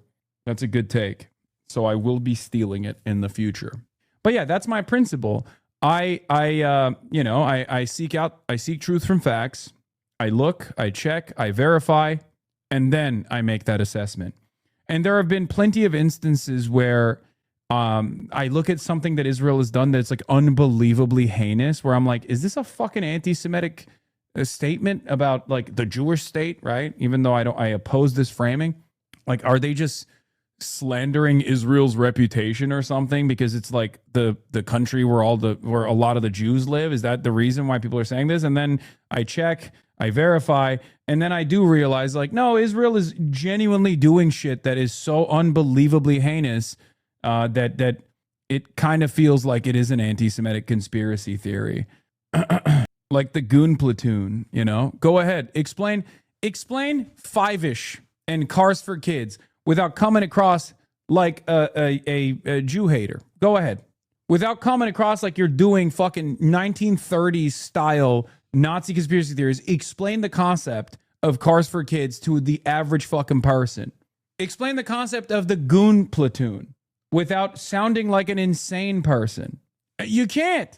Yeah, I mean, like there are obviously very clear examples of people just like not knowing anything and then falling for the nonsense. Like when people would say stuff like Israel would never bomb a hospital during the El Ahly courtyard bombing.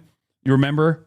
And I was like, Israel had literally bombed that fucking hospital 2 days prior. What are you talking about? And people were like, you're a fucking anti-Semite, dude.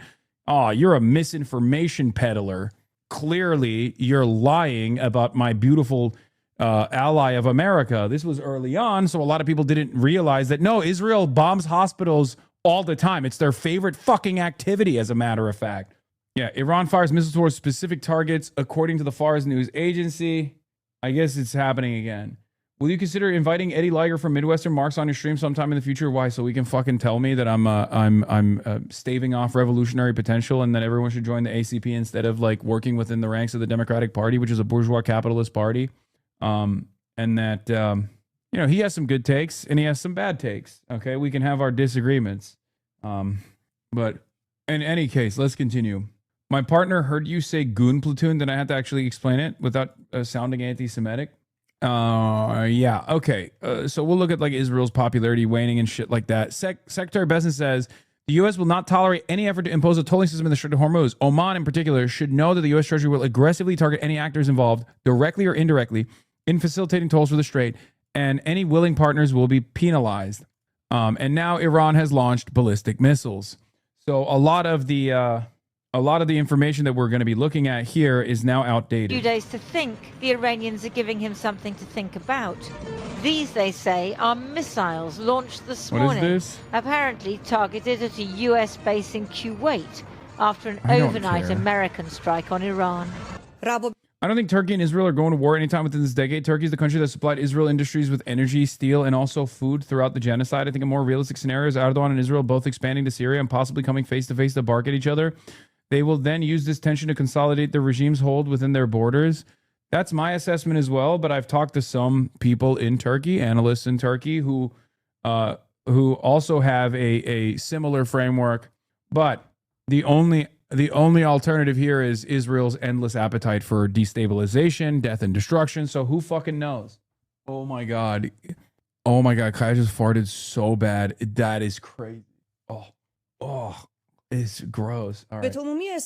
Following the aggressive U.S. military attack at dawn today on a location near Bandar Abbas International Airport using aerial projectiles, the American base from which the attack originated was targeted at 4:50 a.m. The Islamic Revolutionary Guard Corps warned. Yeah, I'm gonna hit that place, dude, for that fart. Punish her for the fart. That the response was a serious warning to make clear to the enemy that aggression will not go unanswered. For the 20,000 seafarers stuck on ships near the Strait of Hormuz, a deal can't come soon enough. The proposed 60-day memorandum of understanding would reportedly require Iran to open up the waterway in exchange for sanctions waivers on Iranian oil, while the nuclear program would be subject to negotiation. So they were going to spend... Yesterday, Trump added another complication, threatening the Gulf state of Oman, which shares the Strait of Hormuz with Iran and has never said it would charge a toll. It's international waters, and Oman will behave just like everybody else, so we'll have to blow them up. They understand that. They'll be fine. Such belligerence must have come as a surprise to the Sultanate of Oman, which provides a logistics hub for the U.S. Navy and has hosted negotiations between the Americans and the Iranians. The people of Lebanon are pretty desperate too. Today, for the first time since the putative ceasefire, Israel hit the southern suburbs of Beirut. Iran has said that any deal must include Israel and Hezbollah, which is maybe why the Israelis are hitting hard now, before Trump tells them to stop. The Israeli Prime Minister, visiting troops in the Jordan Valley today, said he was on the phone to the US President every day. He didn't sound like a man pushing for peace. Now we attacked in Beirut. We attacked in Tyre yesterday. Our forces crossed the Litani. We are hitting them, and we will hit them very hard. We will solve the drone threat. The struggle continues. It has no end. It's so funny. Like, yeah, good luck restraining these guys. I mean, we have unbelievable power over this country. I just want to fucking point this out one more time. Okay? We have insane power over this country. We could get them to stop all of it. And that's what's so fucked up. Don't say we do question mark. Yes, we do. That's what's so fucked up about it. Because literally tomorrow we could cut off all arms sales. Like, it's that simple. One fucking phone call. Trump could literally be like, dude, enough. What are you doing? I put Hassan in Twitter search and all the tweets. It's just people with no likes and even people having conversation with themselves, just replying to themselves is lunacy. No, man, it's not lunacy. It's bots. It's bots. It's bots. There's a lot of fucking bot activity on Twitter. It's the most botted platform of all time. Like, it genuinely does not make any fucking sense whatsoever that we're just going along with this shit. Unless you surrender. An Israeli attack on the port city of Tyre. Israel now says all of southern Lebanon is a combat zone, as Hezbollah continues to launch drones. The Israel Defense Force has flattened entire villages in the south. For those whose homes have been destroyed, there was no ceasefire, and no deal between Iran and the US will bring back what they have lost. Lindsay Hilson, well, now over to Washington, D.C., where the U.S. Treasury Secretary Scott Bessent has just begun giving an update. Kate Fisher has more. That's right, Krish. He has just started speaking in the briefing room behind me. He's yet to get to the topic of Iran, but we will stay listening. But even if Donald Trump decides to sign off on this ceasefire agreement, it would be the biggest diplomatic breakthrough since the beginning of this conflict.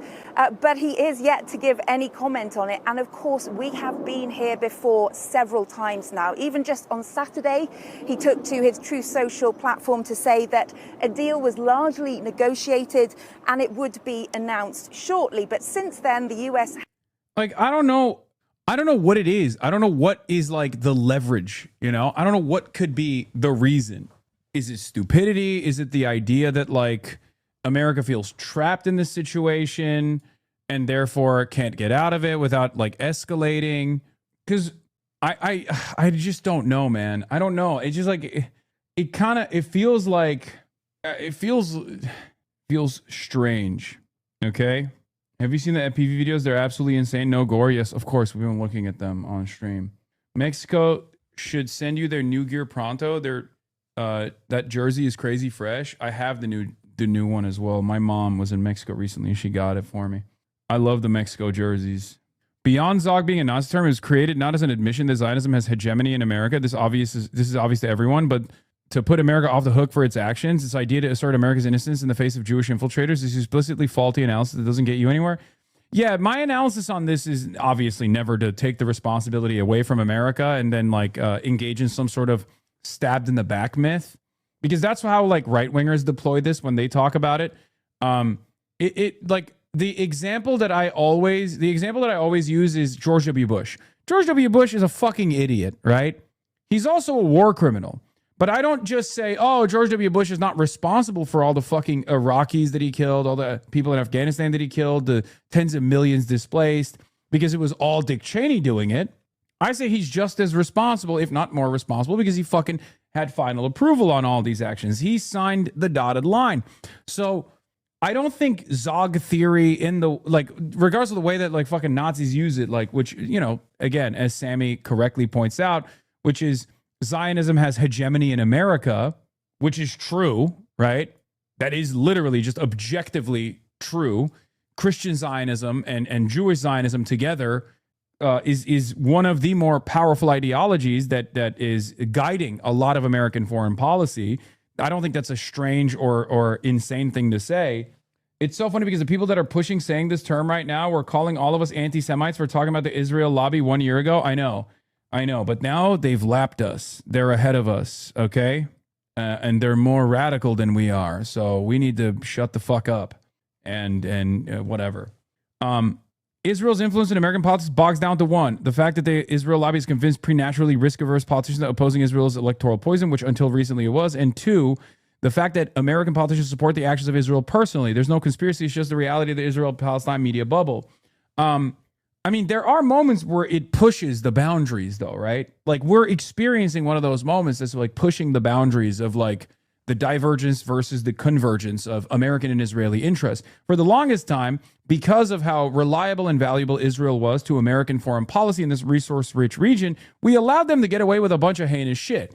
And not only that, but we also looked the other way or even outright encouraged their lobbying initiatives, right? Their pervasive and sophisticated influence peddling operation beyond the lobbying initiatives, right? Like, so many of these groups that masquerade as Jewish advocacy organizations are singularly invested in defending Israeli foreign policy and attacking Israel's critics. This is true. I'm one of them. I mean, you see the way that I get ripped apart in fucking mainstream outlets at this point, where there is no question of my anti-Semitism. We've moved beyond it.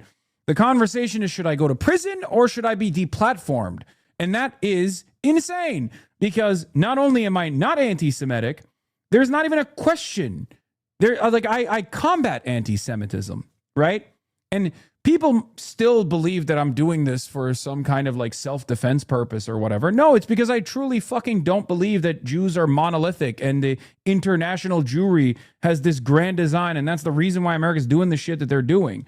I don't think Jewish hypnosis is a real thing. I don't think, does Israel blackmail people? Certainly. Does Israel assassinate people? Certainly. But that's not the guiding principle that is anchoring American foreign policy in the region. So the point that I'm making here is that it's not a secret. It's not a secret that if you oppose Israel and if you oppose Israel's malign influence on American foreign policy, on American domestic policy, you get slammed with unlimited bad faith smear attacks. Okay? It's not a fucking secret. It's just the truth. And everyone can see it. That's true. And I think for some people, they are afraid of that. They see the way that I get disparaged, or they see the way that other prominent critics of Israel get fucking disparaged. And they're also somewhat friendly with liberal Zionists or ultra Zionists. It depends on what your personal political ideology is, right? The fact that like AOC will still do a meetup with like a liberal Zionist group, the lady Amy Spitalnik that recently called me an anti-Semite for saying Jake Auchincloss was an Israel First Democrat, and she claimed that I was doing dual loyalty tropes because he literally came out and endorsed a fucking Republican majority Senate, which was unbelievable. He was like, Plattner is irredeemable, and no, I will not be endorsing him. So you're endorsing, again, a Republican majority Senate to hope, you're hoping that Susan Collins wins the fucking race then. That, the underpinning motivation there is because Graham Plattner is anti-Israel. That's it. It's not because, oh, you're offended by the fucking totem cough, which I'm sure it is offensive to you. I didn't even know Jake Auchincloss was Jewish, by the way. I thought he was just like another jarhead dipshit who's like super fucking pro-Israel and super pro-American empire. But it turns out he's also Jewish. I only found out after everyone was like, this is anti-Semitic. But the point is, the media environment has shifted, and yet there's still a concerted effort to disparage prominent critics of Israel, right? And I think some people are still very much afraid of being on the receiving end of this barrage of hatred, this barrage of misinformation. There is still an ever-present force in a lot of mainstream outlets that will run ridiculous smears that they receive straight up from AIPAC cutouts or the Israeli government's cutouts like Jewish Insider, right? There are still Zionist mega donors who are Jewish and Christian as well, but certainly Jewish Zionist mega donors who will make boss calls to fucking politicians, and they'll say, look, we're gonna fucking no longer give you money if you don't attack these people. It's clear, like Miriam Adelson is a great example of this, right? Miriam Adelson is a major donor to Donald Trump. So all of this stuff is very real. All of this stuff is of course, reality. And I try to do my very best to clear the minefield of any sort of misinformation or any sort of like silly theories or anything like that. And try to do my very best when I cover this kind of thing. But at the end of the day, what is this? I met that Amy Spitalnik at my old job at a conference and was talking about how pro-Pally people claim Israelis are settler colonials in a dismissive way. And I was like, well, yeah. Norm covers this topic in the interview I sent yesterday. Yeah, I'll look into it. Yes, my eye is swollen. I got fucking bit by what I assume is a mosquito, but it could be a spider because it swelled up. I don't know why. In any case, I don't even know where the fuck I was going. I'm just saying that like Israel has a tremendous amount of influence over not only foreign policy, but certainly domestic policy as well, where, AIPAC and numerous subsidiaries are very influential in gaming out the system. I mean, look at what happened to fucking Al Green, right? Has hit Iranian targets on 2 separate days, albeit characterized as defensive strikes. And he said yesterday, President Trump, that he was in no rush to sign anything, even saying that he didn't care about the midterm elections, even as his poll numbers are falling, as petrol prices are rising. And that will be a problem for his Republican colleagues who are up for re-election and election come November in the midterm elections. However, if he does sign this deal, that could be a problem for other Republican colleagues like Senator Lindsey Graham, who is an Iran hawk, and he won't be pleased to see a deal being signed without that thorny issue of Iran's nuclear program being included. And this deal does not focus on that. So even if it's signed, we've still got to sort that out over the next 60 days. Kay Fisher in Washington. Well, just before we came on air, I spoke to Mohammad Marandi. He's a professor at Tehran University, was part of Iran's nuclear negotiating team for the deal done with Barack Obama, and remains close to the Iranian. All right, let's see. This is Mohammad Marandi is the equivalent of is the Iranian equivalent of those guys that they normally have. Who are, from Foundation for Defending Democracy, but for Iran, which is why a lot of people get pissed off when they hear from him. You need to have him on. I don't think he's a big fan of mine because he probably thinks I'm Zay Squirrel. He probably thinks I'm too critical of Iran. You know what I mean? Like any recognition of like Iranian domestic affairs that I find to be unbelievably repressive is met with tremendous enmity from that side of Twitter. Government. I asked him whether he thought we're on the brink of a diplomatic breakthrough. What is happening, or what has happened, is that we were close to an agreement, and I think it's different elements have been more or less made public. But then Trump walked away. We saw his rant yesterday, and the United States also carried out aggression against Iran last night, and that has made the Iranians very suspicious. But the Iranian position is not going to change. Iran is not going to become flexible after Trump's rant. You got to get Morandi on. He's the best. I mean, I think there's better analysts.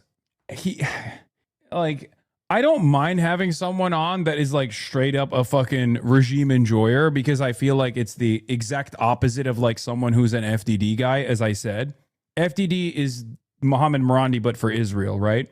And Israel is on the wrong side of this. Whereas Iran has found itself as the victim in a self-defense posture, and therefore on the correct side of this equation. Let's be fucking real. That doesn't change the other externalities, however. But he is definitely he goes a little too hard in my opinion. Okay. If it's anything, it's going to be the opposite. There are two versions of the deal sort of out in the public. One of them says the Strait of Hormuz will be opened with unfettered access and no charges to any of the ships. The other says Iran will be able to keep charging for the traffic through this international water. Which one is Iran's position, as you understand it? I think it's pretty clear. Iran will remain in control, and Iran believes that there are environmental issues, there are insurance issues that will definitely have to be dealt with. So you can read into that all you like, but I think it's pretty clear what they're saying. Now, one of the things the Americans obviously want is a guarantee that Iran won't pursue a nuclear weapon. Is that something Iran would say, given it was essentially its position before? Look, the Americans know that Iran is not pursuing a nuclear weapon. The Americans know that Iran was never pursuing a nuclear weapon. Joe Kent said that in his resignation letter. Tulsi Gabbard said it under oath. The IAEA knows that. The nuclear program, human rights, terrorism, all of these are about Israel. The West supports ethno-supremacism in Palestine. Iran opposes to it. So Iran has been antagonized for decades. That's the real story.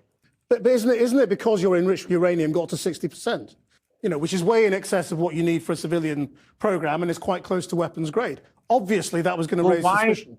Oh, no. The weapons grade stuff is so fucking dumb. I'm sorry. Like, here, he's going to say something that is objectively correct, which is, or he might not even say this, but everybody fucking knows why Iran was enriching nuclear grade uranium. It was not so that they can have nuclear arms. It was so that they can have leverage to delete the fucking sanctions. I don't know why this is a major point of contention all the time. It's like mainstream media. You don't have to always lie at the behest of the organ. You don't have to always operate as an organ of propaganda for the state, okay? You can have independent thoughts. You can look at the situation, for example, like the JCPOA, and realize that Iran was actually playing ball with the United States of America. Why were they doing that if they were so ambitious about developing nuclear arms? It's so fucking stupid. It is so obvious that the arrangement that they had was specifically for leverage. We all know it, but we act like we don't understand that was strategic ambiguity on Iran's part to keep leverage. Yeah, it's just so stupid, though, because like factually accurate information being analyzed by people with 3.5 fucking brain cells proves that this wasn't an ambitious program to fucking engage in nuclear proliferation. If that was the case, they wouldn't have fucking dealt with the JCPOA. They would have just built the nukes. Fuck. It's one of the things that makes me mad the most is like people that know better that play stupid when they have this conversation. And it's even worse when they end up believing the stupidity. It's very frustrating. Why did Iran produce enriched uranium at 60%? Because we had a nuclear deal and we made significant concessions. The United States under Obama cheated us. And then under Trump, they exited the deal. And then the Europeans and the British, instead of compensating, they obeyed Trump. And then after 2 years, the Iranians resumed their program, and they enriched uranium to 60% as leverage to put pressure on them. They know that. We know that. Everyone who's been following the case knows that. But this is not about the nuclear program. This is all about supporting this genocidal regime in Palestine. So do you think we are going to see progress? I mean, you're sounding quite hopeful that there is a lot of agreement. No, I'm not hopeful and I'm not skeptical. This is Trump. And I don't think anyone has an answer. But whatever happens, the Iranians will make sure that the United States fulfills its obligations, unlike on previous occasions. And can you just give us an insight into that? I mean, because you were at the talks in Pakistan, weren't you? I mean, give me a sense of sort of how difficult it is to negotiate with the Americans from what you saw. The Americans are not in charge. The Zionist lobby, the Israeli regime, Netanyahu, these are the ones who are in charge. They're the ones who are controlling the fate of the West. Professor Marandi, thank you very much. Thank you. So it's day 90 of President Trump's 4 to 6 week war in Iran. Earlier this week, President Trump and his seniors implied we were just a couple of days away from potentially getting a peace deal on the table. Yet overnight, there was a series of tit-for-tat strikes between Stop sending me Instagram links. Stop. Iran and America, leading to the US claiming that Tehran... I did see this. Is very funny. Jacob Kornblue posts interview with Josh Shapiro and Jonathan Martin of Politico, where Josh Shapiro says, denying AIPAC money is silencing Jewish voices is so funny. Dude, like when I see stuff like this, it is hard for me not to develop the unconditional anti-IDPOL reactionary position because it's so cynical. What the fuck do you mean an unbelievably powerful propaganda and influence peddling operation of a fucking nuclear armed foreign nation state that has gotten $380 billion from the United States of America is actually the equivalent of Jewish voices? What are you saying? There's no other group that you can do this for. You understand? None. Imagine it's like, you shouldn't get any money from ExxonMobil. Oh, wow. I guess you're silencing WASP voices. What the fuck? Yeah, rejecting money from the Chinese party of the Communist Party of China is rejecting Chinese voices. You're rejecting Asian voices. Wow, you're silencing Muslim voices if you fucking reject Saudi money. What the fuck? It's ridiculous. Had conducted an egregious ceasefire violation. So where does all this leave the peace process? Well, CENTCOM has announced that there were indeed some US strikes overnight that would actually... Tim Miller had a shockingly good take on this. No, he's smarter than the rest. I'm sorry, I like Shapiro, but can we just be real? Nobody's being silenced. AIPAC and allied groups are spending more than anyone else besides tech. If you lump in AI and crypto in these primaries, if Big Oil put 30 mil into a house race and people said Big Oil was trying to buy races, nobody would complain about that. We can acknowledge that anti-Semitism is a scourge that is on the right. Hold on. Doors open. Oh, Kaya's ready to fucking pounce. Kaya. She's monitoring the situation. I have a guard dog, dude. I have an actual guard dog. She's a literal guard dog, bro. Hey. Thank you. She's ready to fart on him? Yeah. We can acknowledge that anti-Semitism is a scourge that is on the rise and that some people use AIPAC as a stand-in for Jews while also stating plainly that the pro-Israel lobby is trying to influence these races at a disproportionate level. Both of those things are happening. The former won't be helped by pretending like the latter isn't. Yeah, it is ridiculous. It's so fucking ridiculous. Holy 200, I know. 200 consecutive streams, goddamn. Hassan Piker, California voter guide when? My California voter guide is the same as the fucking DSA LA, baby. DSA voter guide. DSA California, always. I mean, on mayor, go with your heart. Michael Fusco Art, thank you for the 20 bones, goddamn. Yeah, California's fucking cooked. Targeting 5 one-way attack drones. Worst take. Fuck DSA LA. Okay, dude. Launched out of Bandar Abbas, just to the north of the Strait of Hormuz, and also attacking a 6th that was actually on its launcher. Now, all of this is a similar location to the strikes that happened on Monday when America said that they targeted missiles, but also fast patrol boats that they claimed were laying mines in the Strait of Hormuz. No great surprises that Iran has a very different story around the strikes. They claimed American warships had been making their way towards the Strait of Hormuz, and that had triggered these attack drones getting launched. They also turned around and said that they would take retaliation action against American strikes against the American air base in the region. And we can see from here there are quite a large number of our American air bases.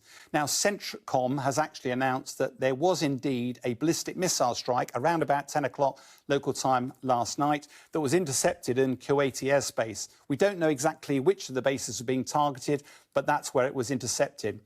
Although it looks like a gross ceasefire violation, in reality, both the actions of America and Iran look relatively measured.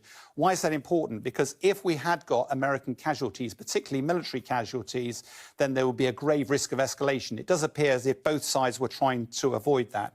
Meanwhile, the Israeli...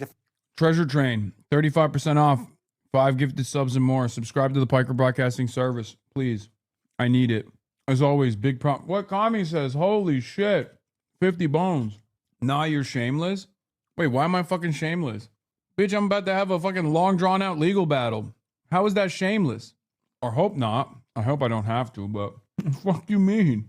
I mean, I haven't gotten to anything yet, so who knows? Closed Presence is back with 100 bones. Are we gonna address the Dave Rubin bullshit? What the fuck did Dave Rubin say? Uh-oh. He said you sexually assaulted Anna? What the fuck? Is he out of his fucking mind that you sexually harassed Anna? Oh yeah, I saw that Anna Kasparian, Hassan Piker should sue Dave Rubin for defamation immediately. I was never harassed by Haas sexually or otherwise. This huckster is literally making up sexual harassment allegations and pretending to speak on my behalf just to defame Haas is sick. And he literally told me they asked him to work from home because of all the sexual remarks he was making to you and other females there, and you couldn't believe that that was a punishment. Maybe you blocked it out, but that's what happened. That is crazy. He's just straight up fucking lying. What the fuck? Dude. Man, people who are, dude, desperate times, I guess. Fucking unbelievably desperate. I can't believe his response was maybe you fucking blocked it out. None of this is true, and since you're too smooth-brained to debate him on the Zionist genociders you love so much, you have to smear him like the disgusting, soulless little bitch for hire you are. Oh my God. Incredible. Defense forces are expanding their operations in southern Lebanon.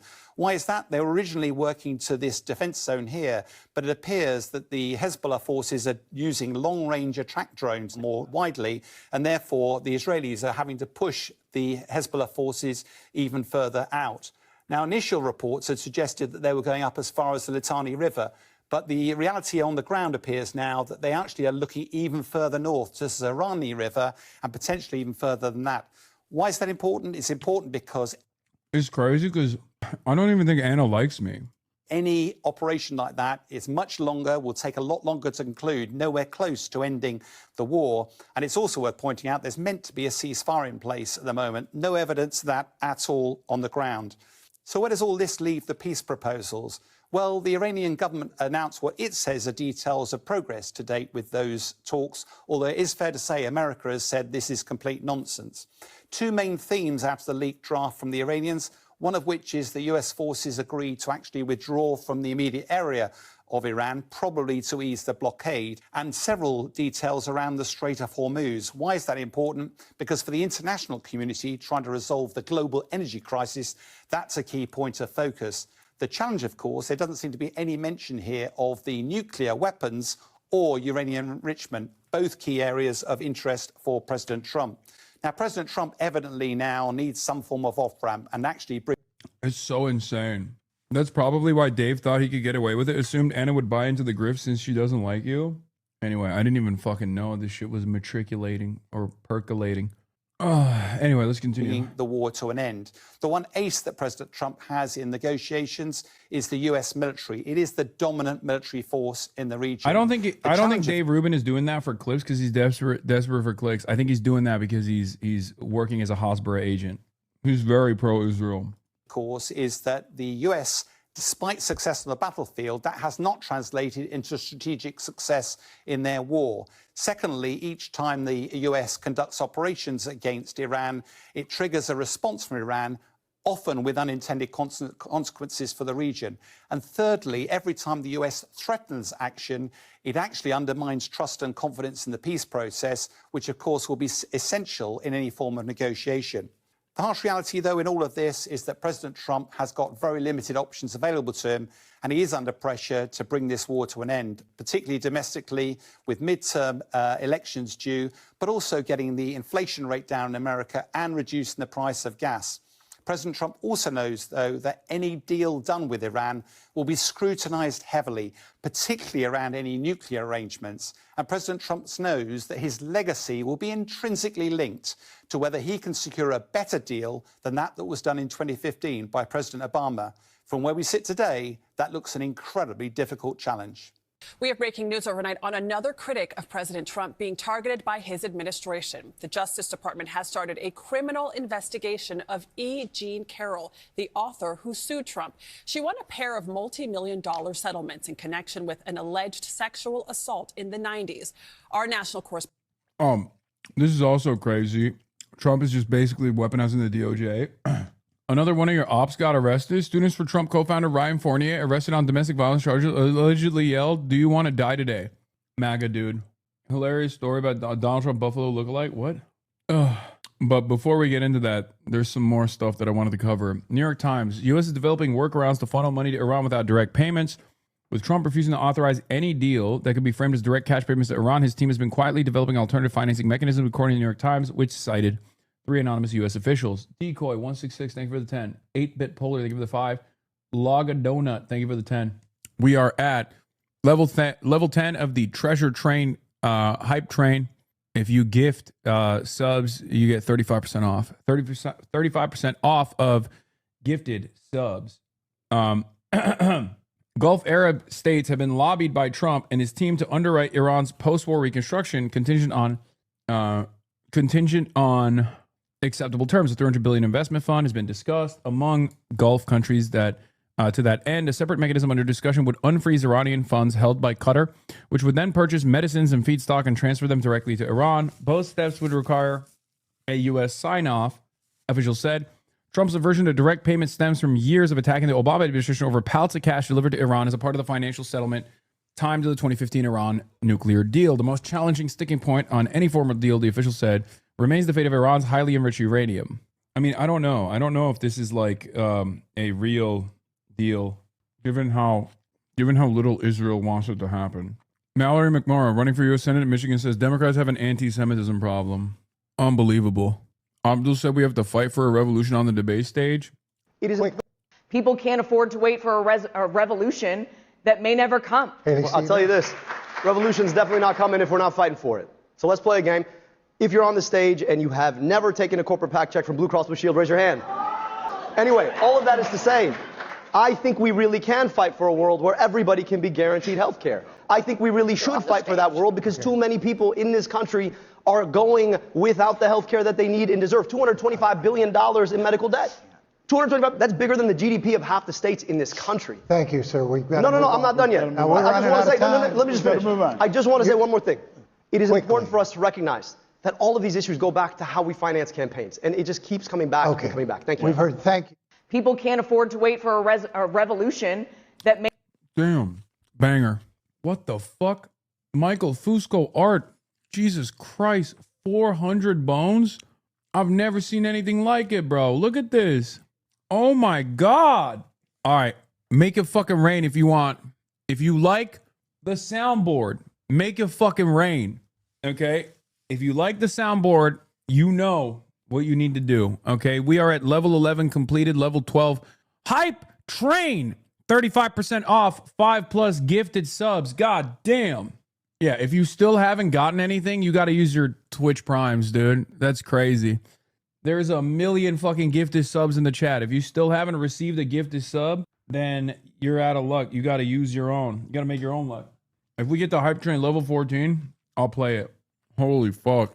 I haven't seen this big of a fucking gifted sub train since I had like election night coverage and I would run ads at the top of the hour. God damn. I need to farm subscriptions more, honestly. Oh shit, we're at level 14. Did I say level 14? I'm at level 15. That's what I meant. Did I say level 15? I'm at level 16. Oh, kidding. Uh-oh. Almost there at level 14 at the end.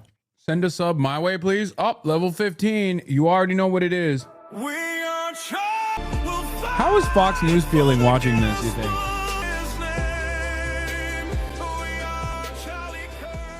And then he did a hype train where legions of adoring fans gifted him hundreds of gifted subs. And then he played We Are Charlie Kirk. This is the highest. We've set a new record. Keep going until the clock runs out. This is the newest record I've received in terms of a hype train. God damn. I mean, I'll do this one more time. Actually. I'm gay. Oh, that's the wrong one. Lebanese. People want more. People want to get more Kirky with it. Okay. What about? Blammo. What about? Blammo. I hate white people. I hate white people. Whoa, Austin, chill. Austin, why are you saying stuff like that, bro? That's crazy. Calm down, Austin. I'm gay and Lebanese. All right, if we hit we're at level 16 on the hype train. If we hit level 20, I'll hit the Charlie Kirk again. I hate white people. I hate white people. All right, let's continue with the news. This is crazy. What is this? No, not yet. Not yet. 20 brothers milking it? Fuck yeah, I'm milking it. I haven't had a good run with subs in a minute. I haven't farmed subs in a fucking long ass time, dude. Close presents. What the fuck? I don't even know how many that is. What is happening? It didn't even show up on the leaderboard because it's so busted. 1,000? What the fuck? 1,000? God damn. Level 18 hype train. What the hell? Oh my God. No way. This has got to be so hard to comprehend if you're a fucking Fox News journalist that's tasked to watch my stream. You're like, what the fuck is this guy doing? Was it you or Vinny that would rip shirts for subs? It was definitely not me. That sounded like some goated shit that my goat Vinny would do. Level 18 hype train almost over. 3 minutes and 28 seconds left. Oh, you mean Will? Yeah, Will does that. Have you ever done a subathon? No. Would you? No. Brother, my life is a subathon, if you haven't noticed. I stream every single day. The only thing I don't do on camera is fall asleep on camera. So why would I do a subathon where I just basically also fall asleep on camera too? And then work out on camera as well. You know? We're about to be level 19. Kanye isn't Turkey? What the fuck? No offense, but why all these gifties now is a random ass Thursday mid-news coverage? I don't know. Oh shit, about to be level 19. Anyway, let's listen to what AIPAC, Michigan Democratic Senate candidates, talk about AIPAC on stage. You know this is going to be a banger for our boy Abdul El Sayed. Haley Stevens. Fuck a subathon, bro. Where's MGS3 sleepover stream with Will? We're going to do a fuckathon. We're not going to do a subathon. We're going to do a fuckathon. And a Toyotathon. Level 19! One more level remaining until level 20. Take money from AIPAC. Walk us through what that money means and what it buys and maybe what it doesn't. Well, look, my campaign for U.S. Senate for Michigan is a love letter to our state, and I am deeply proud to have grassroots support coming from grocery clerk workers to retired teachers to factory workers and the like. I'm also deeply and the Israel lobby. Honored to have the support of former Governor Jennifer Granholm, Congresswoman Brenda Lawrence, and Debbie Stabenow standing alongside me, individuals who fight for Michigan and win for Michigan, which is absolutely what I want to do as Michigan's next U.S. Senator. Look, Michiganders are frustrated because we have not done comprehensive campaign finance reform. Mike Rogers will not vote for comprehensive campaign finance reform like I have in the House of Representatives. We squarely need to put people at the front of our agenda. Thanks. And look, But campaigns again, are about movements how of do you- ideas, Stephen. Campaigns are about movements of ideas. And I articulate positions of freedom and democracy and what Michigan needs to succeed at the global stage and nationally. And you're also just not answering the question. Go ahead. Look, at the end of the day, it also buys $3.5 billion sent to a foreign military that could be used here to give glasses here, to provide healthcare here, to build schools here. That's where our money should be used. And look, people know me. I say the same thing everywhere. I come to Mackinac, tell you all I want to tax billionaires. I go down south, tell people I want to tax billionaires. I say the same thing to everybody. If you want to support my campaign, fantastic. If you don't, if it comes down to having more money from a donor or having a message, I'm going to choose a message every time. And I think that's the difference. That's what we need in our politics. We're gonna go to Mallory McMorrow next.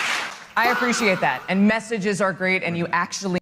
Oh my God, bro. Stevens is so bad. The only solution is to shit your pants on stage in hopes that it makes no one remember what you said. Yeah, Haley Stevens is incredible. I mean, this race would be over if it was Haley Stevens versus Abdul Sayed. Okay? This is not real, chatters. People are getting duped by this. I hate that it's not real. And by people, I mean me. I got duped by it for a second. I was dancing my fucking pants off. Stevens giving the weakest what Michigan means to me answer was a surprise. Thought she nailed in that closing statement. Yeah, this dude, this debate is here. I'm gonna tell you exactly what it was going to be. Okay. Haley Stevens comes up and says, my campaign is a love letter to Michigan. I love Michiganders. Michiganders want me to take billions, or want me to take tens of millions of dollars from Israel. I love Israel. I close my eyes. I think about Israel all the time, which is what Michiganders care about. And then Mallory McMorrow comes up and says, oh, well, you have great ideas, but the reality is I'm actually pragmatic, and I don't think better things are possible. I think modestly, marginally, incrementally better things are possible. Okay? And that's what Mallory McMorrow is going to say. And then Abdul's like, I will literally physically engage fascists if necessary. I put up 3 plates. I've never taken a single fucking dime from a corporate PAC. And we have to start punishing ICE agents, and also billionaires are the enemy. And then everyone else there looks silly in comparison. Everyone else looks fucking silly in comparison on that stage, because he's just like, this is it. Level 19 at 10. Oh no, we're not going to make it to 20. It's 9 seconds remaining. We are not going to make it to 20. Michael Fusco-Ward. Oh my God, he put it at 100. Oh my God. Okay, this is a special. Level 20 hype train. Level 19 complete. We're at level 20 hype train, so of course we have to do this. A voice in the storm, a man of conviction, a heart reborn. Buzzer beater. He spoke the truth when the cost was high. He lived for Jesus, unafraid to die. We are Charlie Kirk. We carry the flame. We'll fight for the gospel. We'll honor his name. We are Charlie Kirk. His courage our own. Bro, this song is a banger. This is like soundtrack to a meet cute love story in Hawaii. Okay? Yeah, we got the Chinese version if we get level 22 hype train. Level 22 hype train, we play the Chinese one. Together unbroken, we'll make heaven known. A husband, a father, his family held near. A home built on scripture, on faith without fear. The world tried to silence, but his voice remains. In us it echoes, in Christ it sustains. Oh my God. We are Charlie Kirk. Is this AI? We carry the flame. We'll fight for the gospel. We'll honor his name. It's kind of good. Charlie Kirk. His courage our own. Together unbroken. We'll make heaven known. I kind of understand AI music because not a single soul would make this otherwise. It simply wouldn't exist. Yeah. No. This is literally the only appropriate version of like AI art. Something that no human being would ever come up with and no human being would ever make in any other circumstance. The cross is our guide, with God as our captain. We march side by side. We are Charlie Kirk. Carry the flame. We'll fight for the gospel. We'll honor his name. We are Charlie Kirk. His courage our own. Together unbroken. We'll make heaven known. We are Charlie Kirk. Charlie Kirk. Forever alive. Charlie Kirk. With God we will rise. We Charlie Kirk. With God. Charlie Kirk. I'm sorry, but this went stupid hard, bro. I mean, straight up. this actually went fucking stupid hard. This is literally 50 First Dates soundtrack music, like straight up. Like this fits in the score of a movie where Adam Sandler is the main character, and you got the Paved Paradise, Put Up a Parking Lot, in one of the songs in the rotation. And then this song comes up when you're driving your fucking convertible vehicle. Okay, you're driving your convertible to this girl's, the first date that you're going to go on with this woman, okay? And this is blasting in the background. But his voice remains. It's just, yeah, Rob Schneider is there for some reason. He's getting into some goofs. Please never direct a film. Yeah. Adam Sandler is Charlie Kirk. And Rob Schneider is Erica Kirk in 57 First Dates. Song got my streamer acting like Joe Rogan with AI music, shaking my head. This is a banger. Support a real artist. Okay, we're at 21. If we get to 22, I'm gonna play the Chinese one. Okay. Also, is the Chinese one AI? Because there is a non-AI Chinese one that I used to play all the time from this influencer, or not influencer, but she's like a music student, I think. You know, there's a real version of this, right? Oh, this is the one, I think. Okay, never mind. This is not even AI. I'm pretty sure this is not. If this is the right one, this is not AI. Oh, never mind. This is AI. Sorry. There is one from a woman. Yeah, this is the one that's not AI. No, not this, dude. What the fuck? First to Kirk as a Japanese pop star at my local gym. Someone has to have it. It's all AI. No, there's one that's not AI. There's one that's not AI. How have we not? It's like the opera version. It's the Chinese opera version. If we get to level 30, I will record a studio version of We Are Charlie Kirk for you to use and end your broadcast closing music. We're not getting to level 30, bro. You're out of your mind. Not AI one? Yeah, this is the one I was looking for. I wish this was longer. This is why black people don't rock with you. You are embarrassing. What? I'm sorry, but I think black people would also appreciate the Chinese opera version of We Are Charlie Kirk. We are Charlie Kirk. We carry the fight for the gospel. We are Charlie's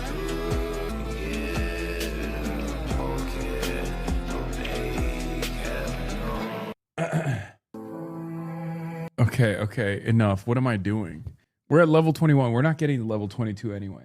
This is how I know you don't listen to music anymore. Please start again. Even if it's M83 and the strokes in your cute little millennial glasses, please listen to music again. Wait, are these glasses millennial? Am I fucking wearing millennial glasses?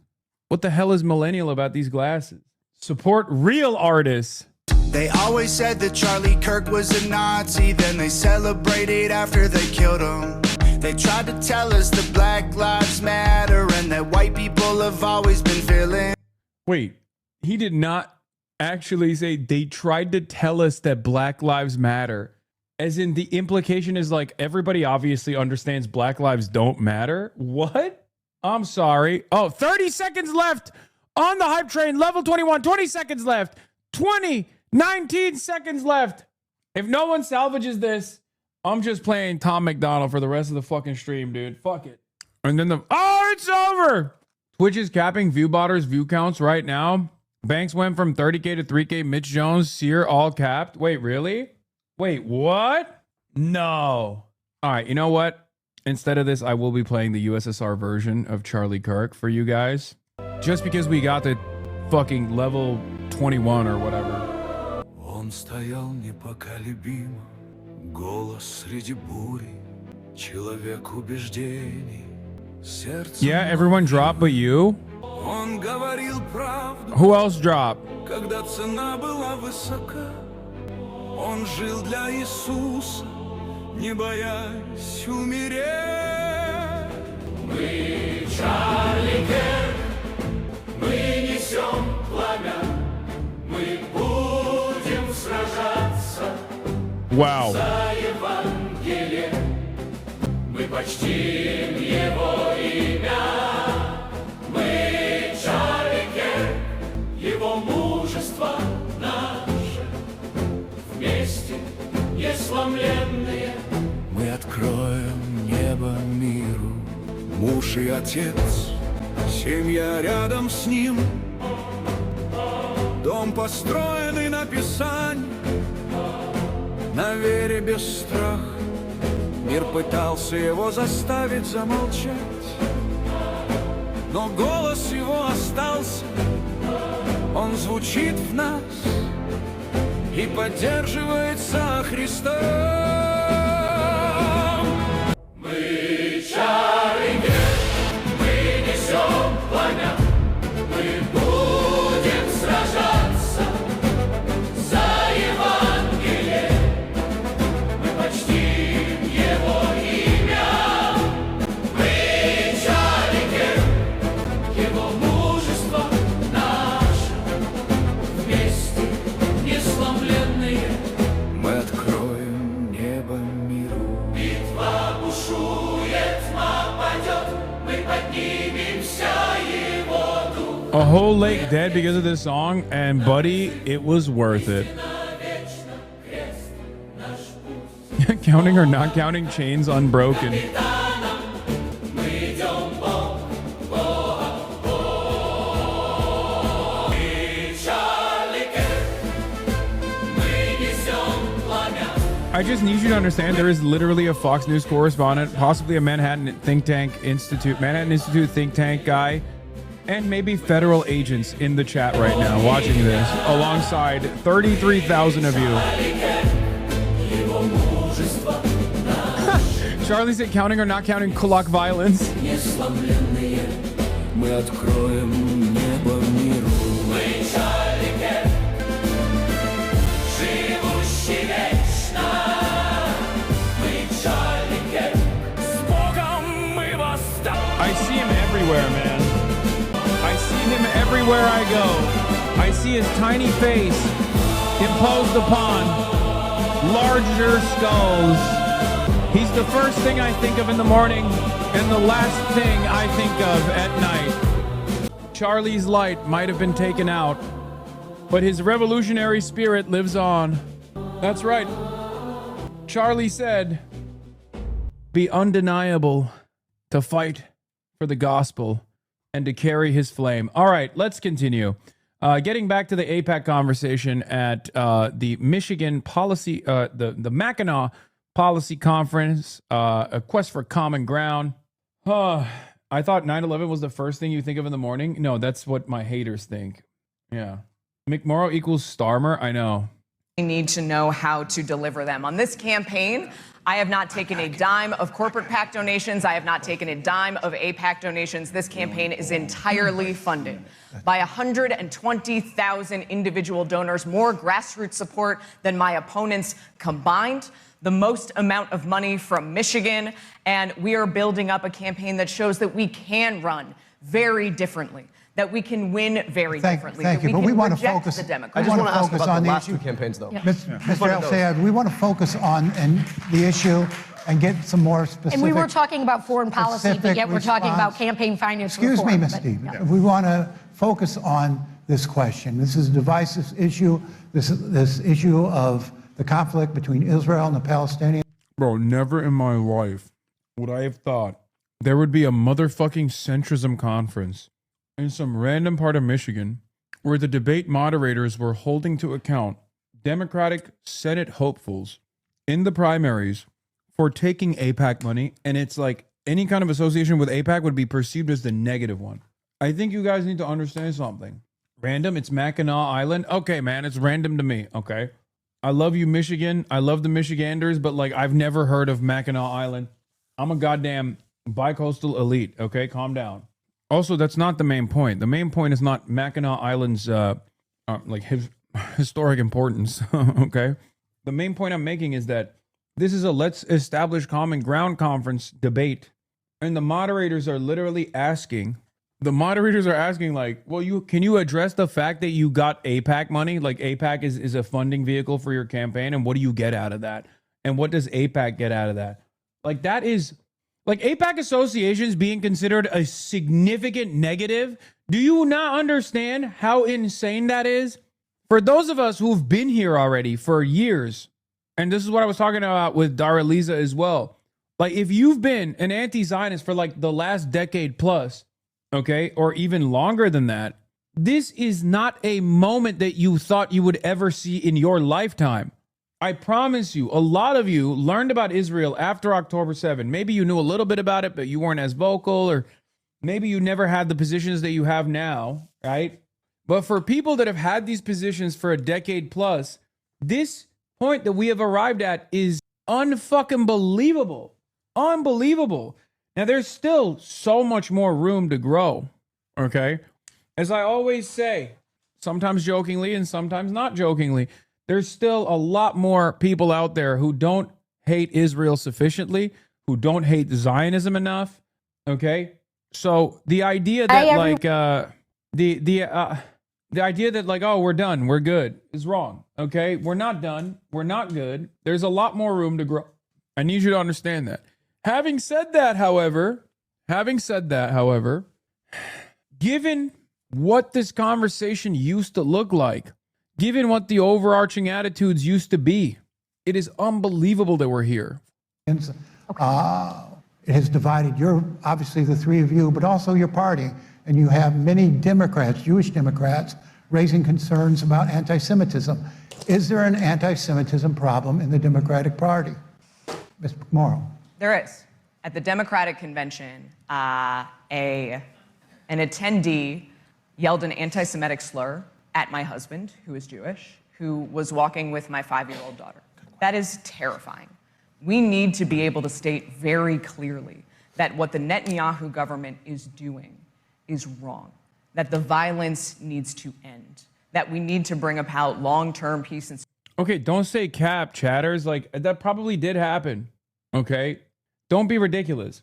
The point, however, is...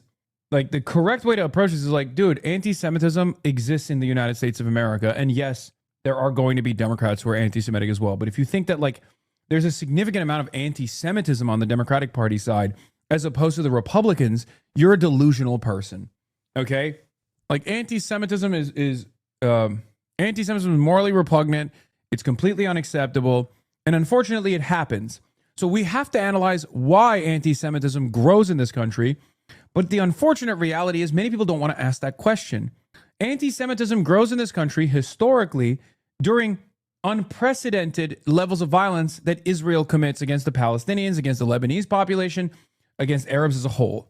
Because Israel does this unlimited violence with unlimited tax dollars from the United States of America, and it also claims that it is doing this kind of violence for Judaism. This false conflation is a very dangerous one, and it is one that teaches Americans that Israel is an institution, a country that is for the Jews, by the Jews, and is incredibly important for Judaism. It's not true, but that's what we're teaching people anyway. Of course, this generates anti-Semitism. Your appearance on Trevor Noah's show and your take on Joe Rogan is making people like you. The Joe Rogan of the left. How do you feel about that? I mean, I have my opinions, but I want to know, because you're the person they're speaking about. Yeah. You know, what you think about it. I mean, I think Joe Rogan is a goon, but... A goon? Yeah. He's what a funny word. He's kind of a dumbass, but... Not a word my friend would use. Goon. That's not, I'm not a goon. Yeah. Trevor would never say Joe Rogan. Goon. No. Trevor would say friend. Yeah. Confidant. Trusted confidant. Yeah. Yeah. Ally. Yeah. Fellow. I was leaning into Trevor's homie and cooking Trevor the entire time. Hunter. Yeah. Exactly. Broadheads galore. Elk eating. Yes. Yes. I mean, I don't align with Joe Rogan on virtually any issue, especially as of late. No. But I think what they mean is like they're saying I'm like reaching out. They're saying you are. Yeah. There's this school of thought that says you are what, ironically, the Democrats said they needed after Trump won. Even. Yeah. I forgot that Trevor came up with the nickname Tim Houthi. He didn't. No, we were just cooking him, chatter, because he was being evasive and a little worried because he's like we were. It was jokes. He didn't actually come up with it. Chatter, you're so funny. Oh my God, no jokes allowed. I can't believe I went to the podcast of a comedian and cracked a couple fucking jokes. And now chatters believe everything sincerely. No, it's because Trevor is a little bit of a lib, and that's why. That's why I was like egging him on. I was like, yeah, he's got Trump on speed dial. He talks to him all the time. They're best friends. And then going into like Trump's second term. Trump 2. Yeah, Trump 2. I like sequels. They went like, oh, you know what's lacking on the left? The left doesn't have a Joe Rogan. The left doesn't have a Manosphere. The left doesn't have a space where there's engaging, hard discussion that doesn't have a veneer of CNN on it, doesn't have the lobbyist stench on it. It needs, and then they said, this is the person. Hassan Piker is the Joe Rogan of the left. And that's what I mean, is like, how do you respond to that? So a couple things. When they were doing that, they kept coming to me and going, you're the Joe Rogan of the left. What do you think is the problem with the party? And I kept telling him, this is an issue that you can't podcast your way out of. Like, this is a problem. This is a crisis within the ranks of the Democratic Party. It's a messaging problem, but more importantly, it's a policy problem. Oh, right? yeah. Having a bunch of sponsored or well-funded liberal content creators is probably good to combat some of the misinformation if they're focusing all their efforts on tackling the growth of right-wing independent media that's still firmly committed to the party apparatus as a part of its like propaganda machine. But you're not necessarily going to win elections off of that alone. What needs to change is not the media ecosystem and the media environment. What needs to change is the party. One of the biggest issues with Kamala Harris was that she was incapable of defining herself with key policy prescriptions that people could identify with, and instead she was defined by her opposition. That's why the Kamala Harris's for they them ad worked, I guess, if you ask the Democratic Party consultants, not because everyone was like viciously transphobic and like primarily invested in like punishing 1% of the American population. Certainly there's some people who wanted that, but it was because of a lack of clear messaging on key policy issues from the Kamala camp that allowed the opposition to define her. We have to fix that, was my argument. And I kept warning over and over again leading up to the election, and certainly after the election, I kept talking about this all the time. They, of course, predictably did not listen. They said, no, you're the Joe Rogan of the left. And then I was like, okay, all right, bet. Sure, I'm going to now also push forward candidates that are bold, that are actually invested in making material changes that will improve people's lives. Zohran Mamdani was one of them, right? And then they went, no, not like that. We don't want that actually at all. You're a terrorist, actually. Hopefully, Trump, he's right here. This guy, get him. That's what it turned into. Dude, I got messages about where I bought this suit. I love this. This is my favorite suit now. I fucking love this suit. This is a Giorgio Armani vintage suit from the 80s, and I love it. I bought it off the stylist for the photo shoot that I did for the cover. You look like Mersheimer. Oh, thank you. It's very kind of you to say. It's not real, but yeah, it's a 80s suit. Hired the stylist to buy you nice clothes? Yes, I already did. I was like, if you pull anything that's my size, that's vintage suiting, similar to the Giorgio Armani one that I got off you, I would be eternally grateful. No suit today. We're going cash. We're going cash today. Sometimes you got to go cash. Read the comments on the video. What, this? Hassan, who was his own main witness due to the recording, everything is being federally investigated, thinks Joe Rogan is stupid. What caused the suit movement? Leaning into the middle-age vibes? I mean, I am getting older, but I think one of the major reasons is because I was getting a lot of Fox News clippage, and I wanted to look more appealing. One step closer to meeting Dua Lipa. Trevor Noah has interviewed all the Hassans. There might be a couple left. Commenting from Iran, after 3 months of internet blackout, this was a gift I didn't know I needed until I saw the top of my recommendations. Thank you, y'all. Damn, that's sick. Finally, a political legend, Hank Pecker, on the Noah Show. Suits and leisure wear and natural fibers are also in right now, so vintage suits are very stylish at the moment. Yeah.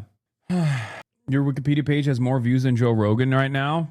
Hassan the Hun's Wikipedia page has now garnered more traffic than Joe Rogan across all of 2026 and has broken over 1 million plus page views. Hassan Piker 2026 page views, 1 million. Joe Rogan 2026 page views, 819,000. Nice. That's because no one needs to read Joe Rogan's wiki page. They already know who he is. True, but why you got to make me feel bad? Why do you got to throw that in my fucking face, dude? Sam Piker responds to viewers how many subs it would take for him to wear a jean thong. Bro, there's no shot. I got too much heat for that. I got too much meat for that. What are we doing? 1,000 subs. Oh my God. This one had me dying. What brings you to this point? Like, we meet you at this moment in your life, but like, how does Hasan Piker come to be? Like, where were you born? How were I was you born raised? here. I was born in America. No, I'm not saying it like a border agent. I'm saying like, to me, I'm saying like a life story. You're so defensive about I it. got scared. This man is like, I'm like, where were you born? I was born here. I'm born in America. Listen. Still lingers. I don't know if you heard, but the federal government's coming after me currently. We actually need to talk about that. Yeah, but no. So I need to say it. I was born here. I'm an American citizen. I could run for president. I would never do that though. So don't get scared. Oh man. You know what's funny about this is I do find it hilarious that over the years, in a good way, I'm not saying this in a bad way at all, but over the years, the border agents at American airports and ports have become increasingly immigrants. Yeah, oh yeah. So it's interesting to be at the border, interviewed by an immigrant who's now, I'm assuming, an American citizen. It's an amazing experience for an immigrant. Yeah, but it's also Because interesting. they get it. Yeah, but it's also interesting when it feels like they're more likely to kick you out. Yeah. No. Never had that feeling. You've never had that feeling. Never. That's crazy. No. In fact, I feel like it's a. It's give like, him hell. I have a 9-hour shift, but you, on the other hand, 30 that's beautiful. days, No, have I a like good that. time. I like that. I've never felt that way. You have an unbelievably positive outlook. Yeah, but that he's a positive guy. That I think is borderline naivete and maybe even dangerous. You know how many times I've gotten through with that attitude? That's crazy. My Spanish is great at the border. What are you talking about? I have full control. What brings? Yeah, when I heard him say that, I was like, what the fuck is this man talking about? That was one of the first things he told me too. What's with the Vosh beef? I thought he was chill, genuinely asking. I don't know. Where is the Vosh beef? What do you mean? What Vosh beef? What is happening in this chat, dude? Is there a Discord that was lit up or something? There's like a couple people that were like, yo, what about, why do you have beef with Vosh? What? In the year of our Lord 2026? Yeah, exactly. Nuke Hoscord V2? No, there's no. Yeah, Tacoma wept is the last and greatest contribution that we got from Vosh.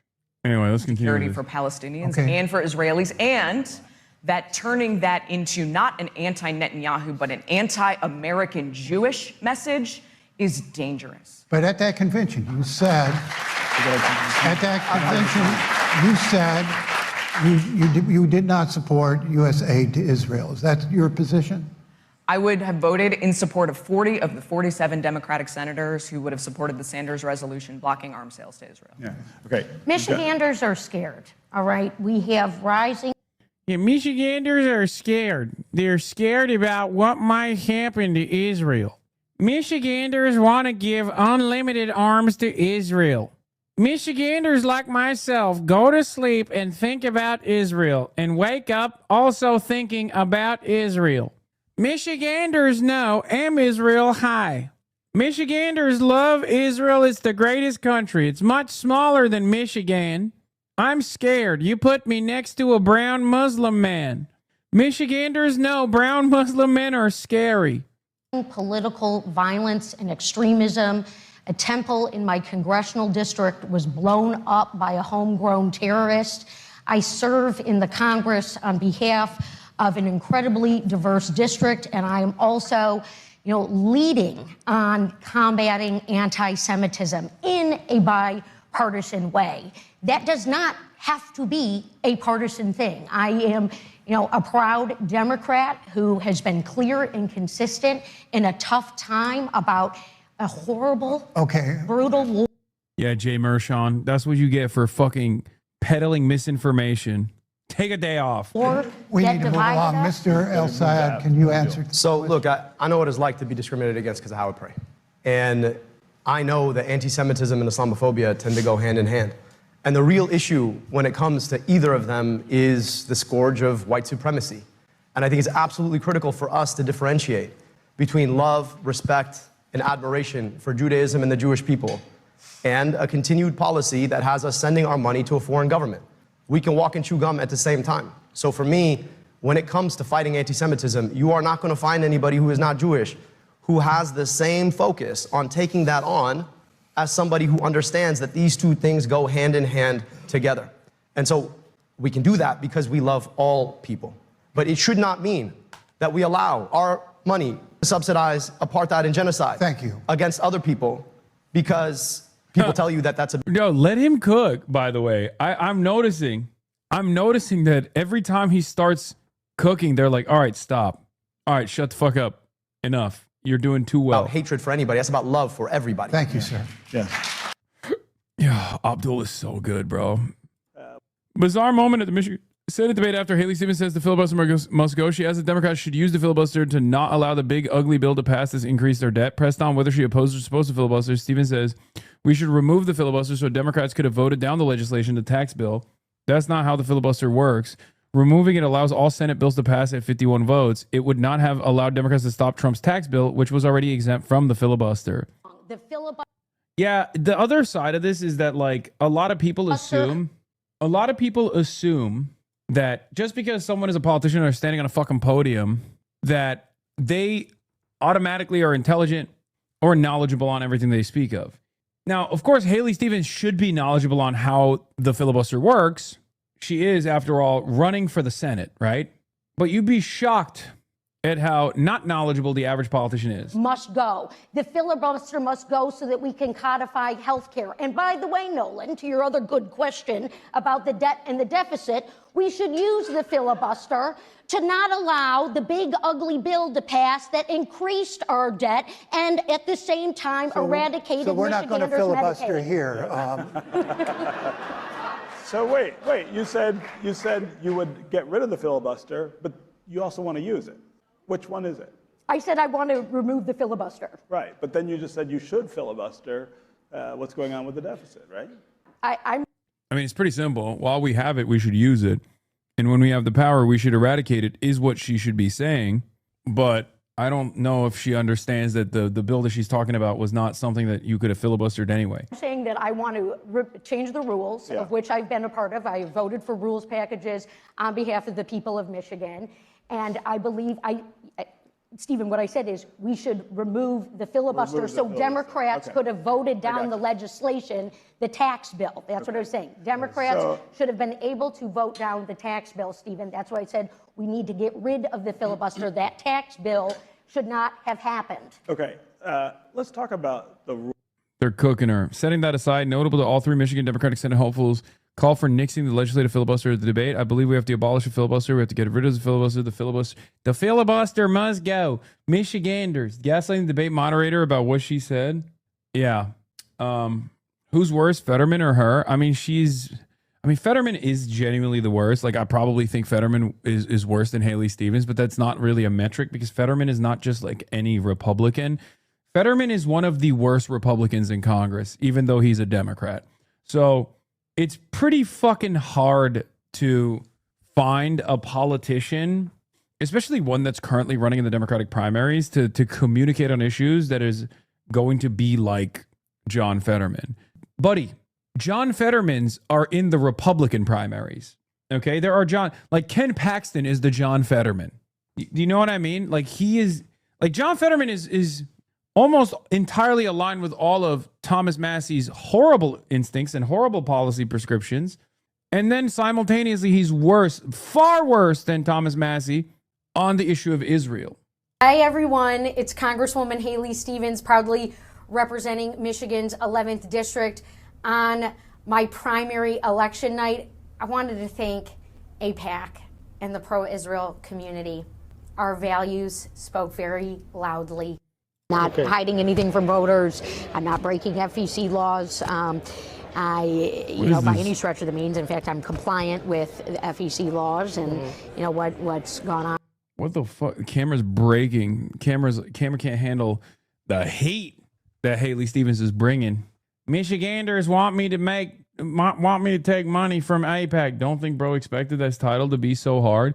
Queer leftists supported Palestinians in the 70s too. Back then they hijacked planes. Yeah, what's the problem? Is this pro or anti? I can't tell. Yeah, there's no issue there. Yeah, beast mode. Is there anti-Semitism? Oh, we already watched this. All right. It seems to me like I'll say it cooked. Speaking of Massey, he has started using the word genocide to describe Israel's actions in Gaza. Wait, what do you mean? I think he's been doing that. That's not new. Dave Rubin versus 24 left Democrats. this Sunday, oh my God, he's going to get fucking cooked. Because he's so unbelievably stupid. Why would he fucking agree to this? He is going to get destroyed. This is one of those 20v1s where, like, usually when you do a 20v1, the guy is like a fairly reliable debater. Like Mehdi Hassan cooks, right?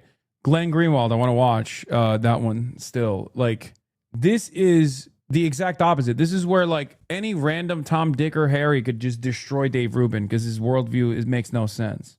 Things economically were better under Joe Biden. At the end of his administration, absolutely. Yeah, so can you give me an example of how? Yeah, GDP growth was better off. Real median wage growth was better off. Inflation was better off at the end of his administration. Unemployment was better off at the end of his administration. We had the worst year of job growth in the past 4 years, just this last year under Trump's administration. Was the Rubin report, did that also accept Russian money? What show did I do for Russia? I'm not saying you did a show for Russia. I'm saying Russia saw you as a stooge who could easily say the talking points that benefited them. What law is stopping you from doing anything that another person cannot do? Laws are not protecting trans people. If they were, trans people would not be disproportionately unemployed, unhoused, What would you like? What would you settings. like the law to do for you? Again, the I would law like the law can guarantee equality. It can't guarantee protection, right?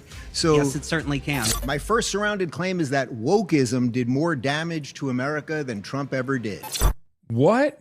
Oh my God, Japanese imperial soldier fighting the fucking last battle 20 years after World War II ended, dude. We're here today to talk about wokeism. Like, who the fuck is this for, man? You're either just a straight up Nazi at this point, and even Nazis don't even talk about fucking wokeism. It's like Asmongold's audience is bored of fucking wokeism conversations. Like, you have to make it more entertaining by talking about DEI or some shit in video games. Wokeism destroyed the country. Like, this ain't 2018 no more, okay? My next surrounded claim is if you still vote for Democrats in 2026, you're voting for broken cities, broken schools, and broken borders. My next surrounded claim is that progressives push normal, moderate Americans to the right. My final surrounded claim is that the modern left cares more about ideology than reality. I'm Dave Rubin of... Okay, that's terrible. I will probably not be watching that, but I will be looking forward to the dunks that he received. Many of the dunks that he received. Okay, so yeah, Jake LaHood says, I genuinely have no idea what Haley Stevens is actually trying to say in any of her answers. Extreme platitude heavy. Unclear if they are set pieces or off the cuff, which is not a good sign. So far, this is the McMorrin El Sayed show. Am I Sen? I really don't mean to harp on her, but just to be real, what in the world was her strategy coming into this thing? It's reminding me of Matt Mahan and the California governor debate. All right, let's get to, I was going to do the silencing Jewish voices hit real quick. Stevens is saying her debate won because she said Michigan the most. Haley Stevens sure did seem to say Michigan a lot in the debate, so I crunched the numbers. Abdullah Sayed said Michigan 4 times, Mallory McMorrow 23 times, Haley Stevens 49 times. Oh my God. And then Haley is Mallory McMorrow to report us on whether Abdullah Sayed should call himself a physician. There's some legal requirements to call herself a physician, and I will let the voters decide. Yeah. Michiganders.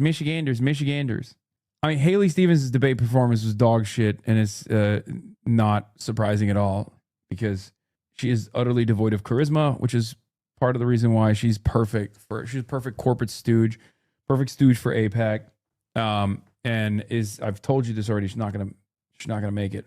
The real threat in this race is going to be a McMorrow versus Abdullah Sayed matchup. If this was a straight ticket, Abdullah Sayed versus Haley Stevens, it would be over by now. It would look like Pills Mafia versus Graham Plattner.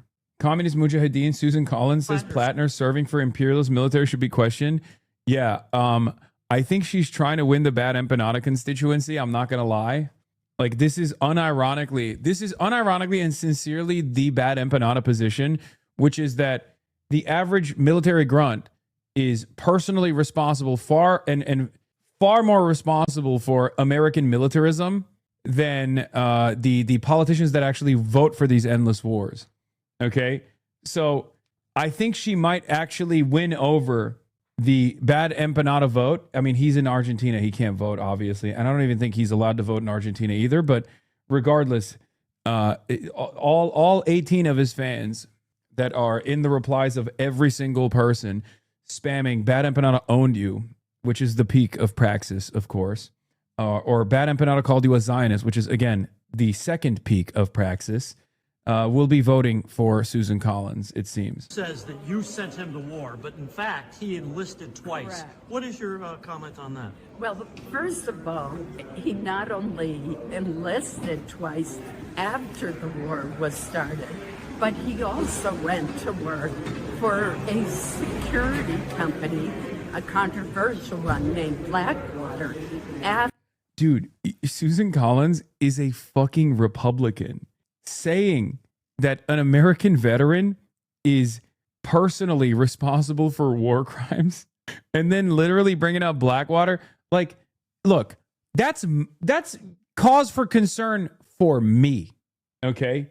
That's cause for concern for our community. That's not cause for concern for a motherfucking Republican voter or an independent voter in Maine. What are you saying, lady?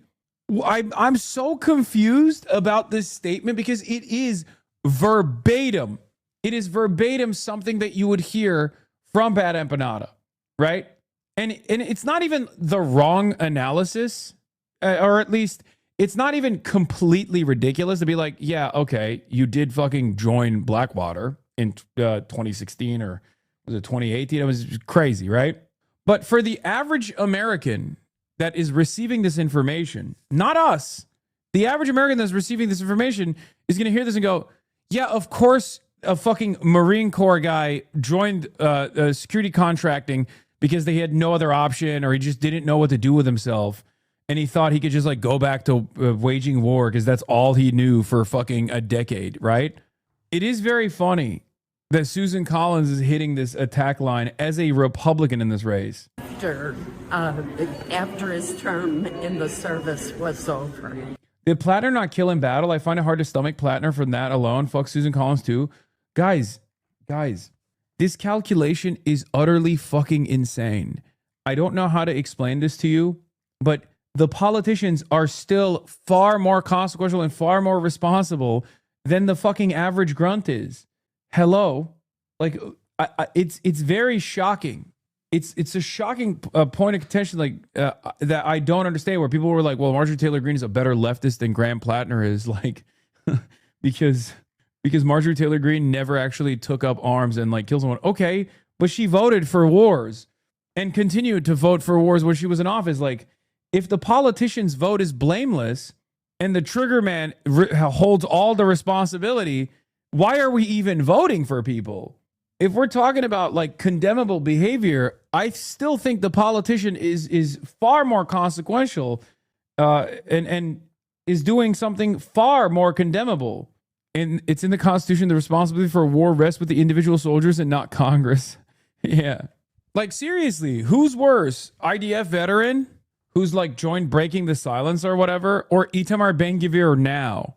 You know what I mean? It's a serious question. Itamar Ben-Gvir was never allowed to serve in the Israeli occupying forces because he was considered too extreme. Who do you think is fucking worse? Don't say fuck both of them. You got to pick one. Who do you think is worse? Neither. Hassan Abi is worse. That's the correct answer. I'm glad that you have arrived at the ultimate left-com position. The ultimate ultra position is trick question. The answer is always Hassan. But yeah, at the end of the day, I look at the impact. I look at where people are now, and I grade politics on a curve. And in that regard, like, although I have my criticisms or things that I'm skeptical on with respect to, Graham Plattner, I think he's still, I feel like I can't see if I wonder if my eyesight is getting worse as well. What if I just fucking lose eyesight in one eye now? Who beat your ass? A spider or a mosquito. I don't know. I definitely did go to the doctor. It looks fucking terrible. I know. It is terrible. It's huge. Antihistamine. Antihistamine's pronto. Is it itchy? Not really.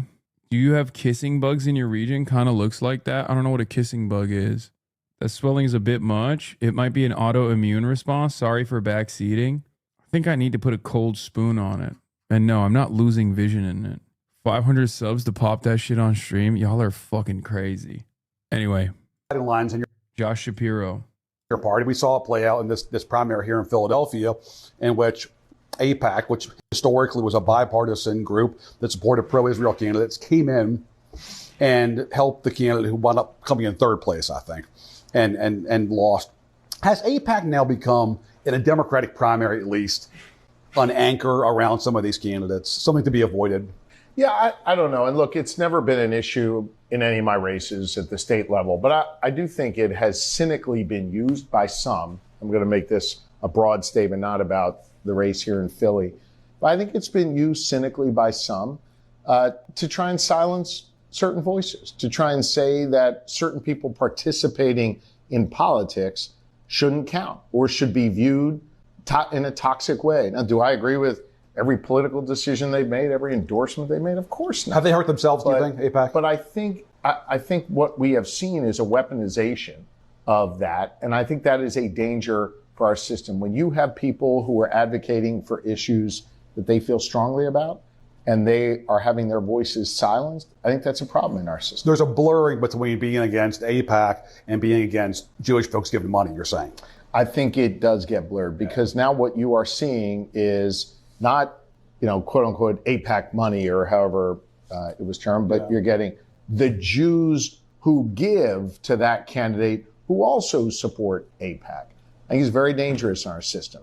If you are trying to silence certain voices based on their race, based on their faith, based on their particular ideology. Would you want their money, and they being, to be clear, AIPAC donors? Yeah, I mean, look, I'm running for governor, and they don't play in state races. I'm not trying to be cute about that, but it's just not an issue here in my race for governor.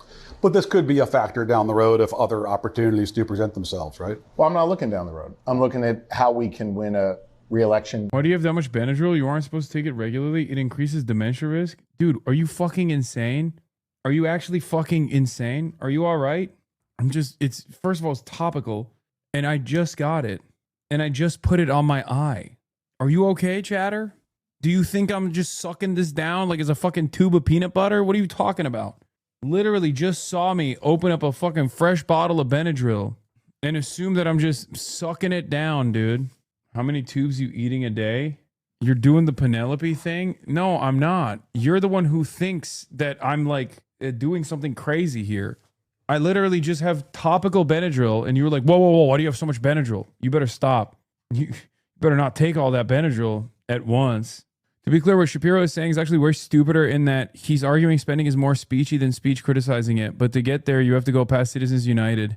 Yeah, this is essentially the reasoning of the majority in Citizens United. Yeah, I think I need ivermectin, dude. Oh, I was going to show you this as well. Jonathan Pollard, U.S.-born Israeli spy Jonathan Pollard admits Israel will have to go to war with Turkey and Egypt once they finish off Iran, Gaza, and Lebanon. I'm not so sure that we will have as easy a time with the Turks as we've had with the Iranians. I've been following Turkish military doctrine, and the strongest army in the Middle East. The storm is coming. Yes, of course. And they're a member of NATO. And even worse, they're a member of NATO. So I look at Iran as a problem we absolutely have to finish, and I'll explain what I mean by that.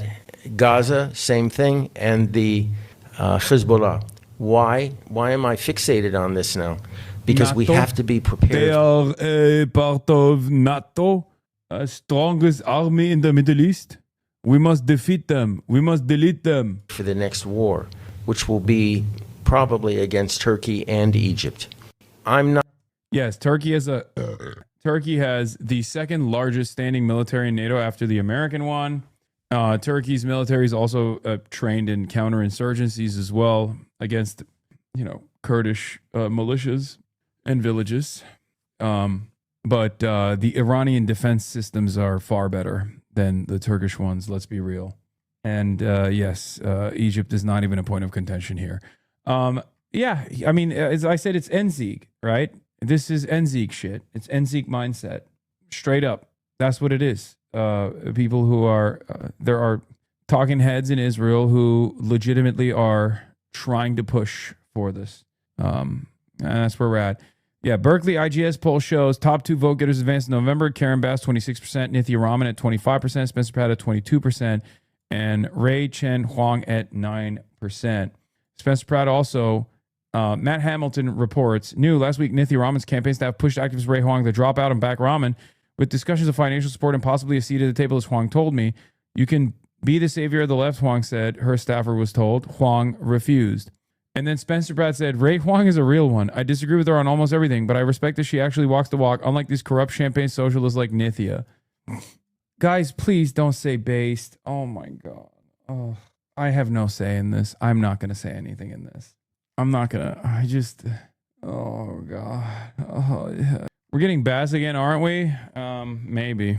I think it's the point where it's looking like it's going to be a Pratt-Bass matchup. And Bass, if we're lucky. Oh, this conversation was insane. I saw this last night. Chat knows how to bait like professionals. No. Nithya is the spoiler. I think Ray Huang is a wonderful candidate who did not get, for one reason or another, the appropriate looks to push herself up the ranks.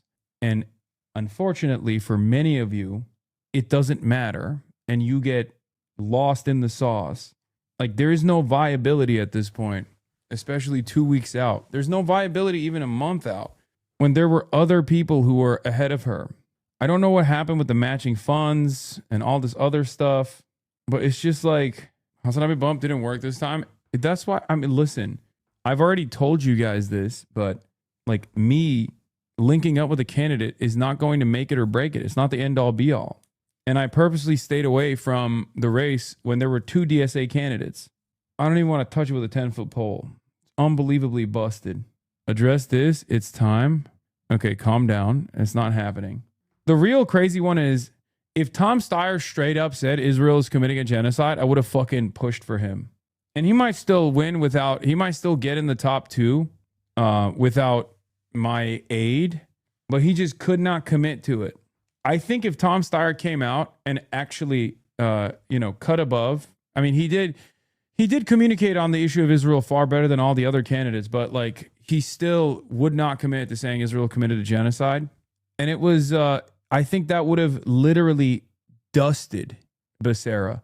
Like, if he came out and was like, Israel did a genocide, we got to do it, like, as a governor, I'm going to commit to making sure that we're not, spending our resources on a country that is, doing war crimes, all this stuff. I think that would have genuinely put him far ahead of the pack. Israel would have been an actual point of contention in the conversation, and it would have made everybody else look ridiculous. Okay? He recalculated his position in an interview with Walter Masterson.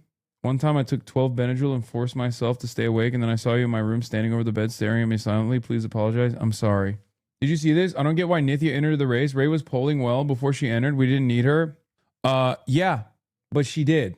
So what's the conversation here? You know what I mean? I know. I'm aware. Anyway.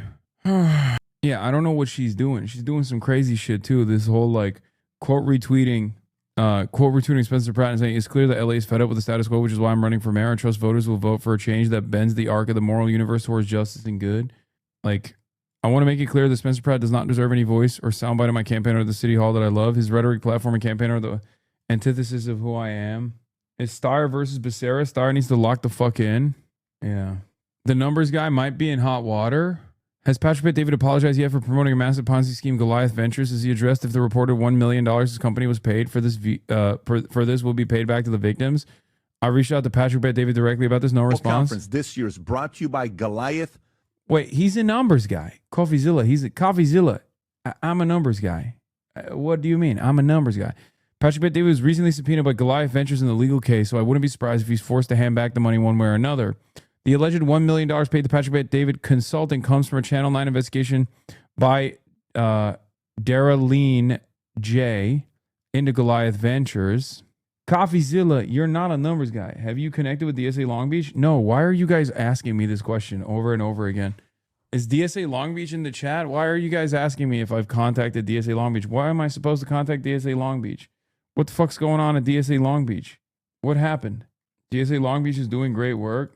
But why? Why did they want me to have you contacted them yet? No, I have not. Why would I have done that? I don't even know what I'm supposed to be. I don't know why I'm supposed to be doing that. New banger alert. Why don't the Democrats run centrists anymore? The GOP, every time a Democrat runs, centrist. Was a man-child in a hoodie, pushing Marxist policy, setting violent prisoners free while borders overflow.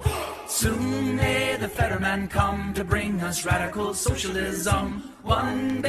Dude, this is a relic now because like this is pre-AI, pre-mass adoption of AI. I remember this ad. I played it a lot. God, it's so embarrassing. Also, Fetterman wasn't a centrist when he was running. Let's be real. When the nation is done, we'll wish we'd told him no. Soon may the Fetterman come to bring us radical socialism. One day when the nation is done, we'll wish we'd told him no. And then he went on to, as the victim of a stroke, he went on to become the most reactionary. This video is yet another example of AI stealing humans' jobs. Is true. What if you were DSA Long Beach's Mersheimer? I wish. All right, we're going to get to DOJ weaponizing, or what is this? Asked to keep in mind suffering of Palestinians, not just Jews. Jake Sullivan responded, that's smack the whataboutism. They're both equal. That's unacceptable. Incredible how many people in organizations still want to associate with this guy. I get invited to a meeting with Jake Sullivan. I get there, and here we were talking about October 7th and the aftermath. And there were Arab American groups, Palestinian groups, completely not included. He spoke first and talked about the trauma being experienced by the Jewish community. And when he finished, I said, I understand that. And I grew up with a mother who made me very sensitive to the plight of Jews during World War II and the aftermath. I know from Jewish friends how traumatized they were. And it reminded them of the pogroms. It reminded. Dude, I can't this conversation is so so unbelievably frustrating. I hate this shit. It's like the Holocaust was a traumatic memory and a traumatic experience for many Jews. There's a lot of intergenerational trauma. So they get to do a genocide is an insane argument. But that's, you don't say the second part usually, but that's what you're saying. That's what you're saying. I hate that. I hate that. If you saw the humanity of the victims that are in Israel's crosshairs, you would never entertain a statement like this. You are placing the emphasis on not just Jewish people, but Jewish feelings in that situation. And even though that's not the case across the board, there is no monolithic Jewry, right? You are literally saying Jewish feelings are more important than Palestinian lives. It's fucking ridiculous. It's doubly ridiculous when you factor in the reality that there are plenty of Jews who don't say that, who don't think that. But regardless, even if all Jews did, it would still be an unbelievably racist thing to advance. Reminded them of the threat of Eastern European Jews. And I said, and let me tell you my experience in the camps and survivors of the Nakba. That is happening now with Palestinians. They're feeling that one more time they're going to be victimized and expelled and they're under threat. And I said, we have to keep both in mind. And he didn't say anything. And then toward the end of the meeting, he started going like this with his hands on his head. And I was like, what's going on? What is he doing? And he said, I have to say something. I know you're going to get upset, but I have to say something. He said, what you said about, that we have to remember the Palestinians. He said, that smacked of whataboutism, like they're both equal. And he said, that's unacceptable. And I was like, he was so angry that it startled me. Wow.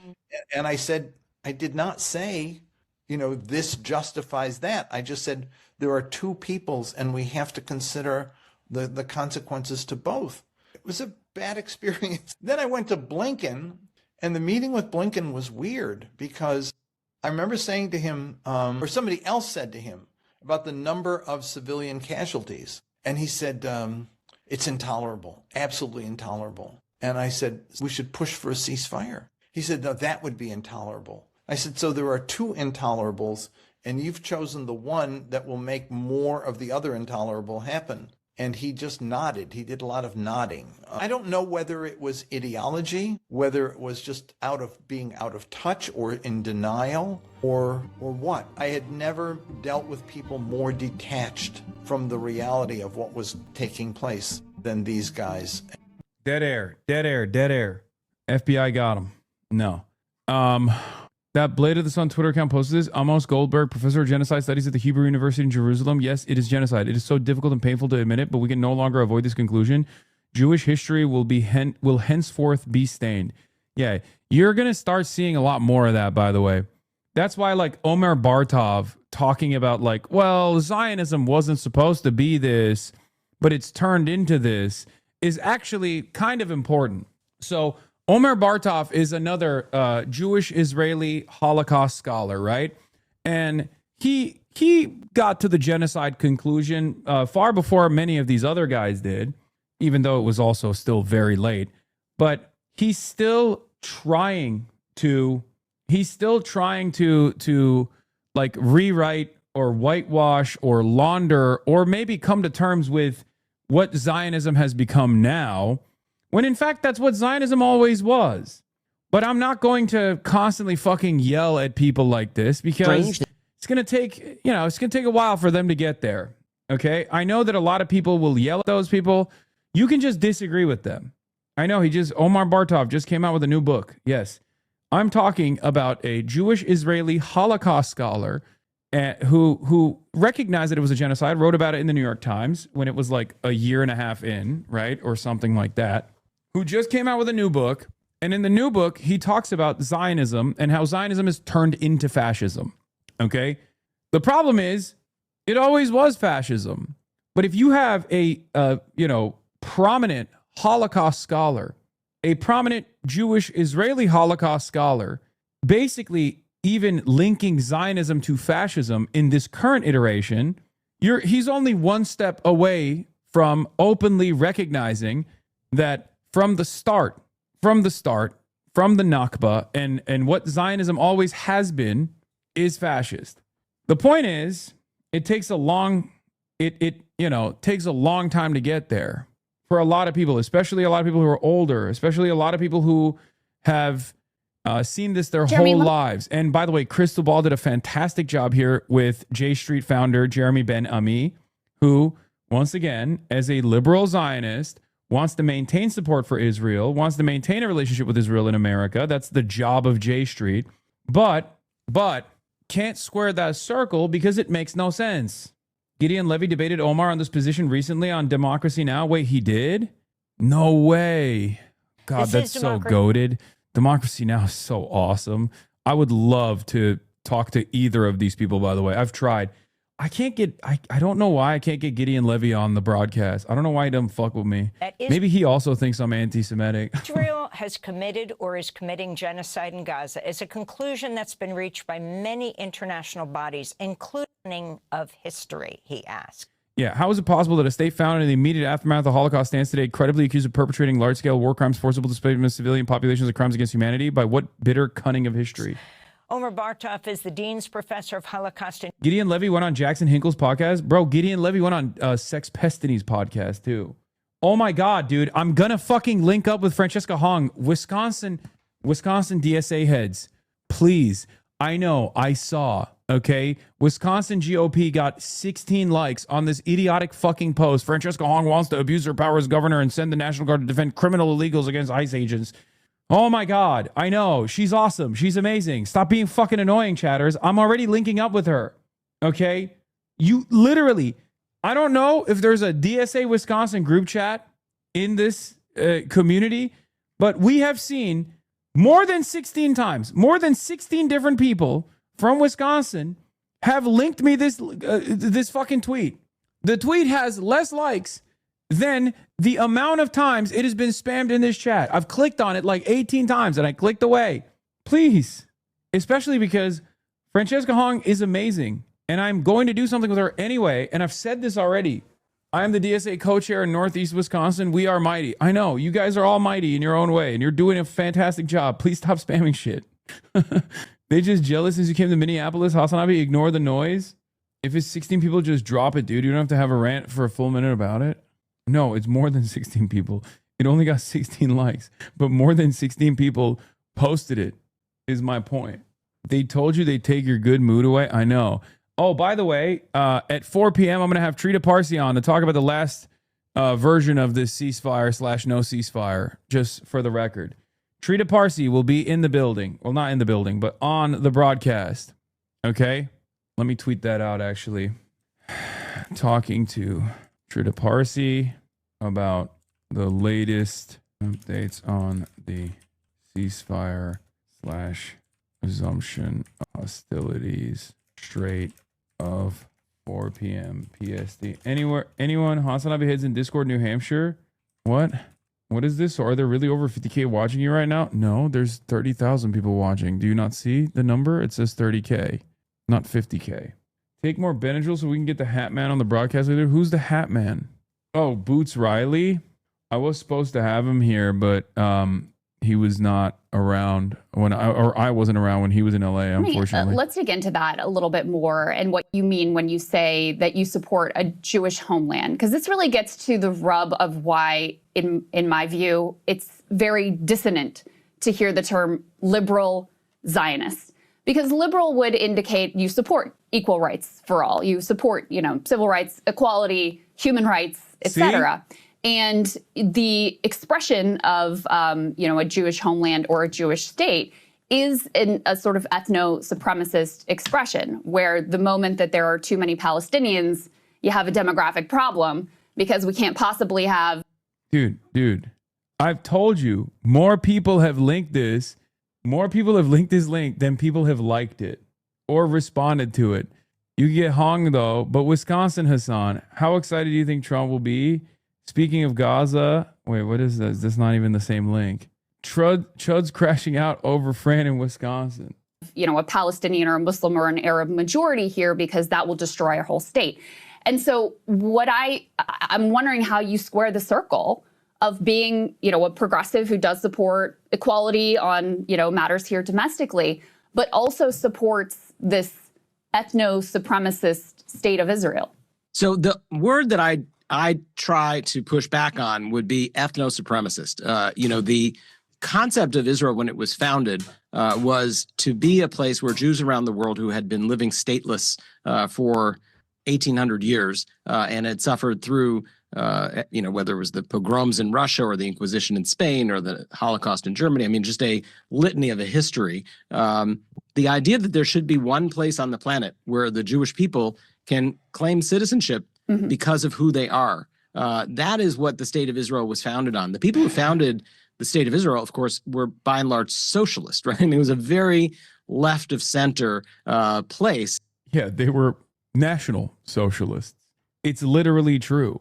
They were, by the way, they were secular and they were socialists. They were self-described socialists. They were also national socialists. It's literally true. And yes, they did do pogroms to the indigenous population. They did the Nakba.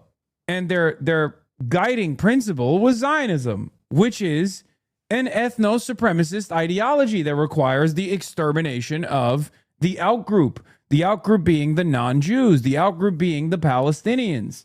This is a major difference with the way I view events versus.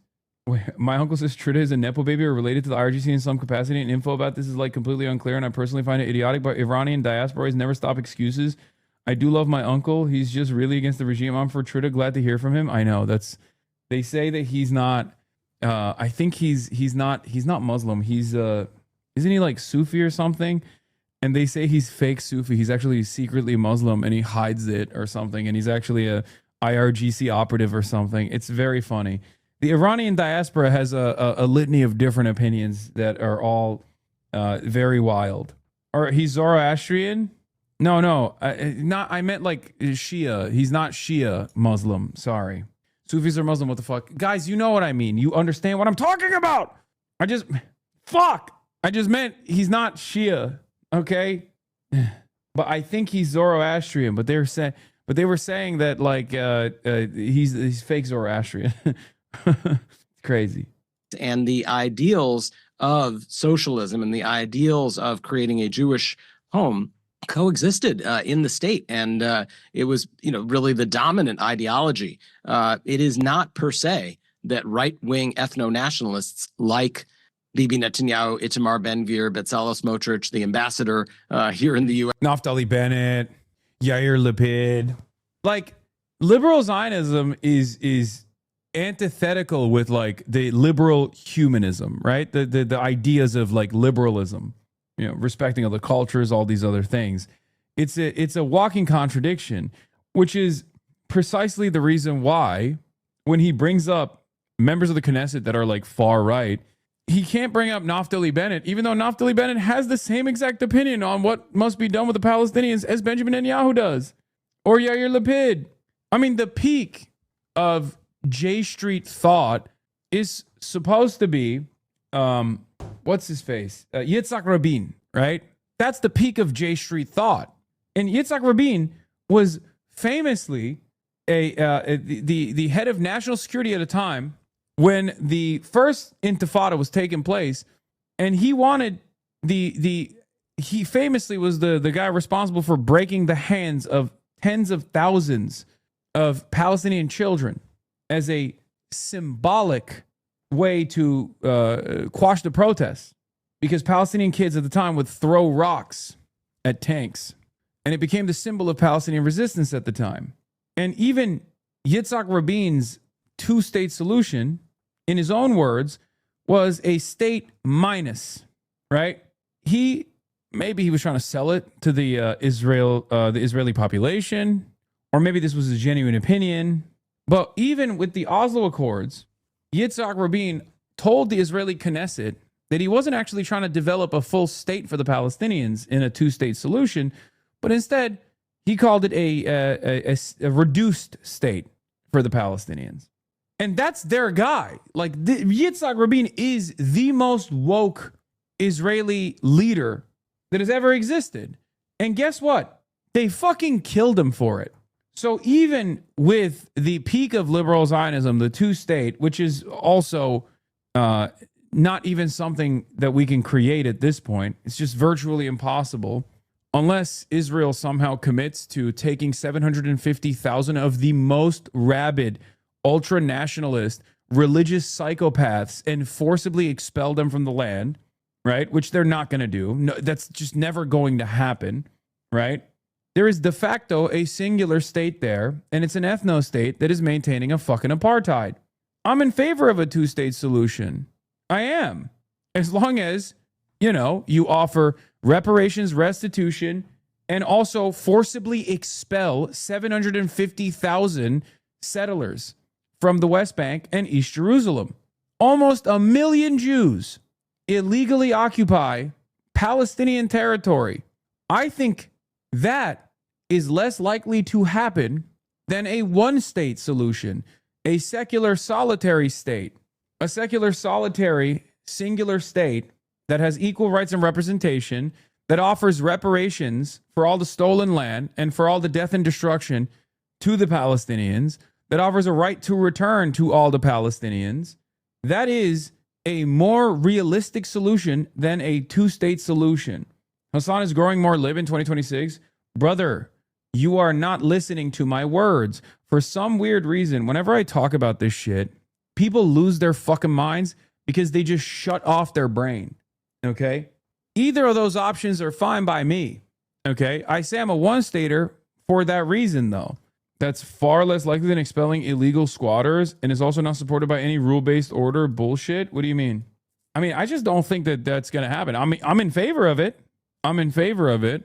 And then the most maximalist version of this is expelling every single person that is Israeli, like every single Jewish person, to offer the land back to Palestinians and Palestinians only, which is, again, the most maximalist version of that, which many chatters in here will say that's the just thing to do. That's the righteous thing to do. Okay, good luck. That's just, again, the morality in this circumstance is unfortunately destroyed by what is even remotely probable. Because both of these other options that I'm mentioning, whether it's a two-state with complete expelling of all Jewish settlers from the occupied territories, including East Jerusalem, is unbelievably unlikely.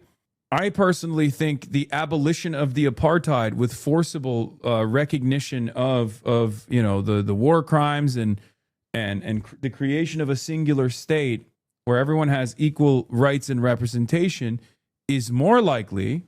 The least likely scenario is that you expel 6 million Jewish people that came after 1948. It's just not a thing. Like, that's not ever happening. And when I say that, people go, oh, fuck you. You're a Zionist. Well, I guess I'm a fucking Zionist then. Jesus Christ. Like, I just live in the real world, you know? That's Yael Leiter. It is not a given that is the kind of people that will govern the state of Israel. And when liberals say they want a two-state, by the way, they're fucking huffing on fumes. Like, they're on crack cocaine, just so you understand. Like, when liberals say, oh, I just want a two-state, they just want the current occupation to continue and everyone to shut the fuck up about it. Okay? That's why they say, oh, I'm in favor of a two-state. No, you're not. You're not. You're in favor of a two-state solution. You're in favor of 67 boundaries. Great. 750,000 Jews have to be forcibly removed from all of the areas that they settled in. This is perfectly moral and perfectly just, mind you, but is it pragmatic? Is that going to happen? Are you going to commit to it? No, of course not. Which is why I hate when people have this fucking conversation.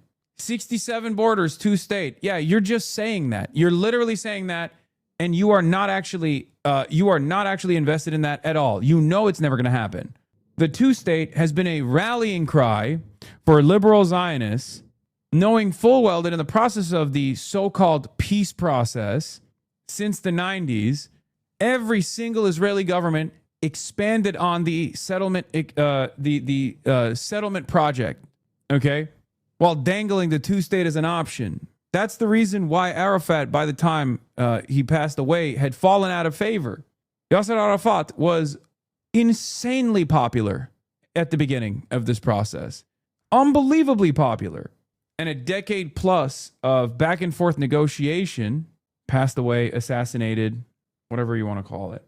But a decade plus of back and forth negotiations that led nowhere, as the Israeli government was utilizing, dangling the peace process like a fucking carrot as they continued to design a non-contiguous Palestinian state that they completely occupied militarily. Palestinians recognized that all they were getting was Bantustans if they're fucking lucky, waiting out their time until they were completely purged from the land. I don't even think it was Arafat's fault necessarily. It's just what happened. Israel and America did this to the Palestinians. Most Israelis are rabid fascist ethno-supremacists. Do you think you can really have a functional state with these people? I mean, you live in one, for the record. You literally live in one. And we have a lot of problems.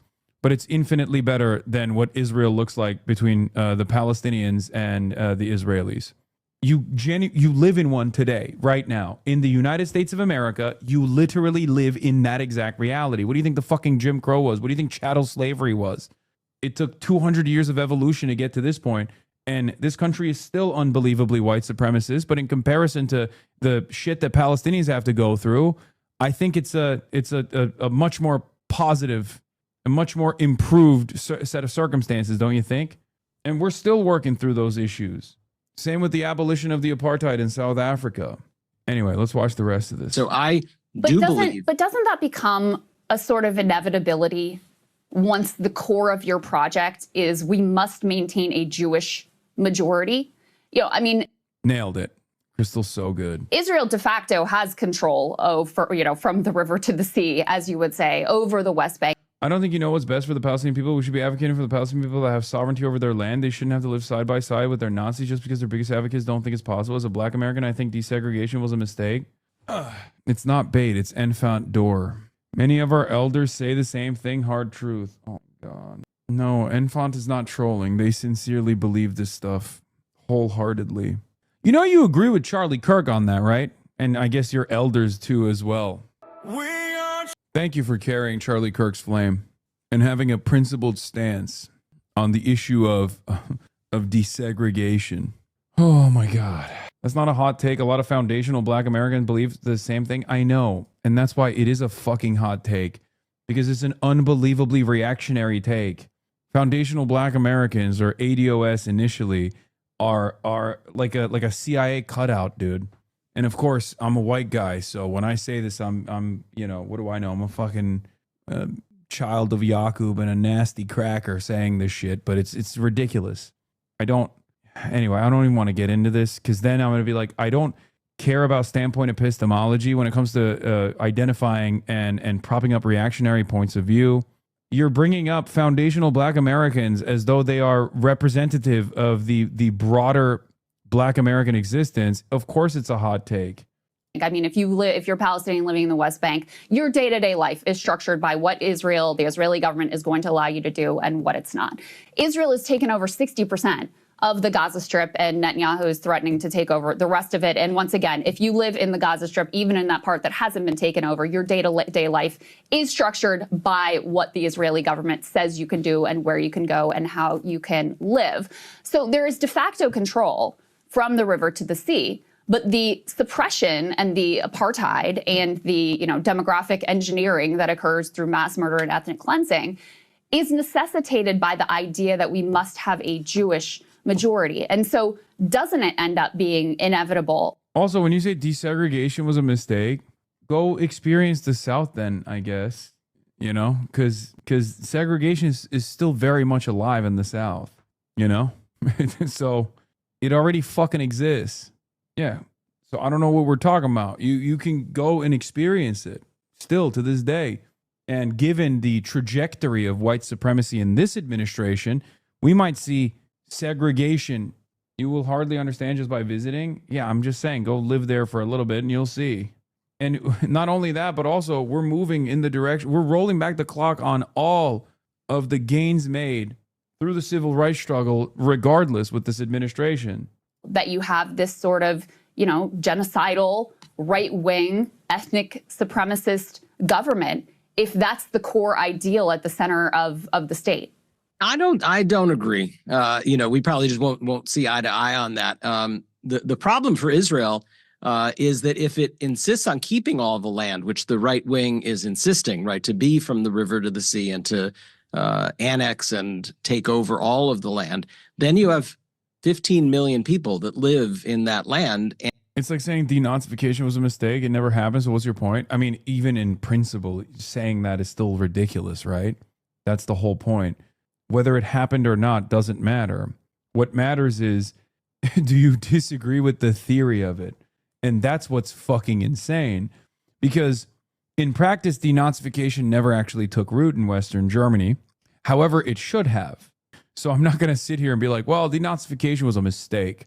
And it's the same with desegregation. Desegregation never actually fully happened. But you're not going to catch me being like, well, it was a mistake.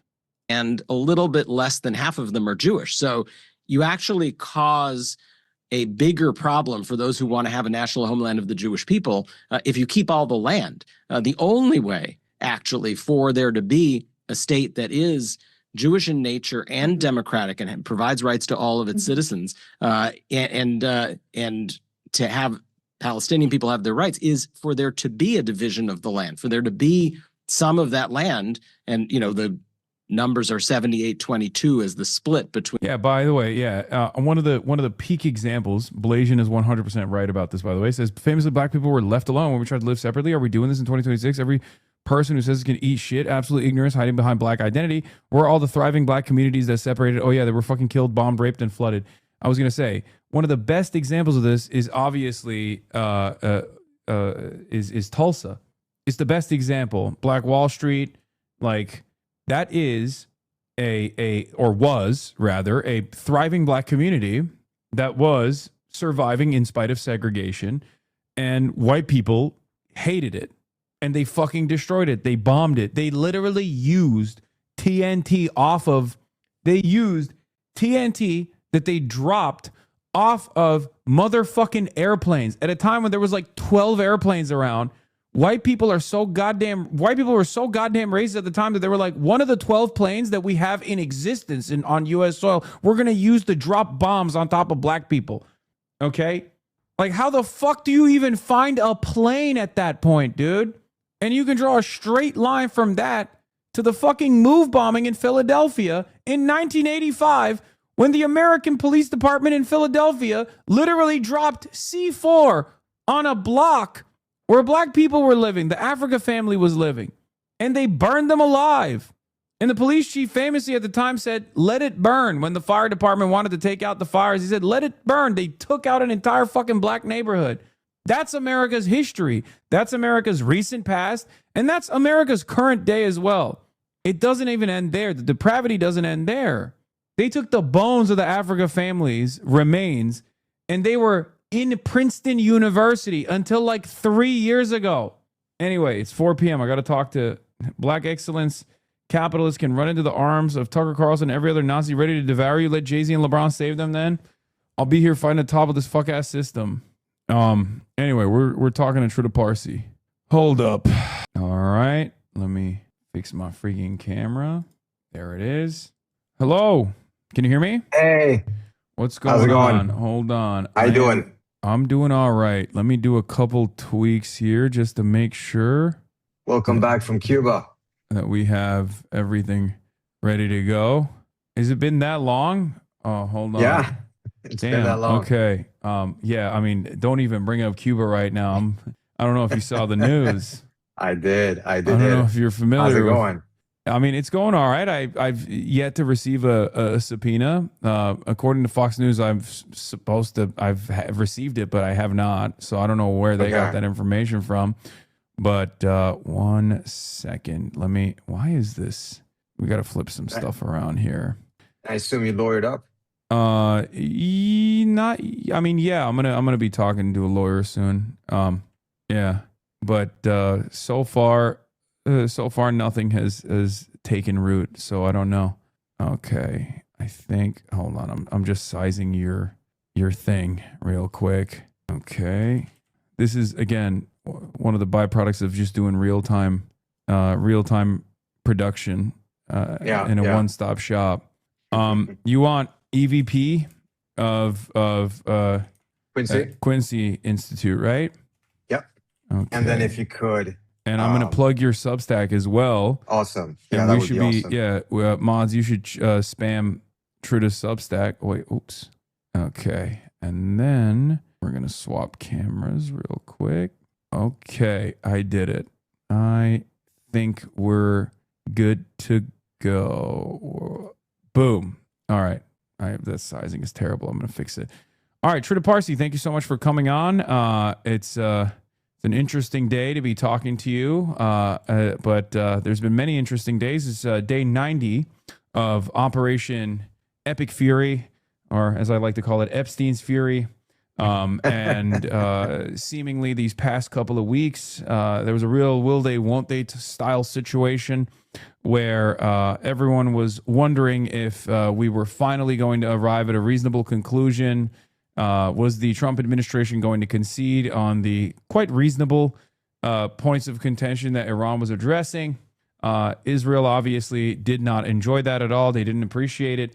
I like to look at what the Hasbara side is saying and what the Israeli government is saying to figure out like how likely it is to arrive at a ceasefire. Because like when there is any sort of like real momentum in the direction of a ceasefire, if talks are actually going well, usually the Israeli side starts, freaking out on the timeline.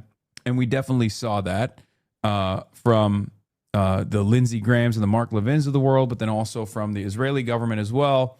And lo and behold, Israel is, intensely bombing Tyre in Lebanon, and now is talking about and is bombing Gaza as well.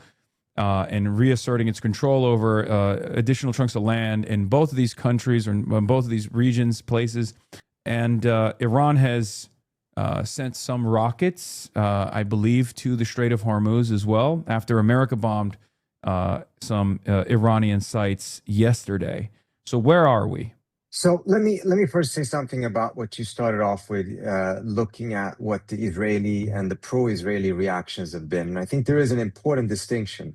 The pro-Israeli reactions have been a complete meltdown publicly, particularly when they thought it was really close. They've calmed down a little bit because clearly there's some problems in the negotiations. We'll deal with that shortly. But I think it's also important to note that initially there were some harsh reactions from the Israeli side, not from Netanyahu himself, however. And Netanyahu has now instructed his cabinet members that they're not allowed to talk to the media about this. I think there's a reason for that. The Israelis are going into their election season. There's going to be election there soon. Netanyahu is not doing particularly well. He's not been able to translate the support for the war that exists in Israel into a political win for him. And simultaneously, Trump is still polling very well in Israel. And I don't know if you saw, but about a week ago, out of nowhere, he started saying that he's polling at 99% in Israel and that he might even run for office in Israel. I think that was a warning to Israeli politicians to say, look, I'm actually very popular in Israel. If you go against me, if you take on this deal directly, criticize it, attack me, I'm going to come after you. And you're going to be quite vulnerable in this election era.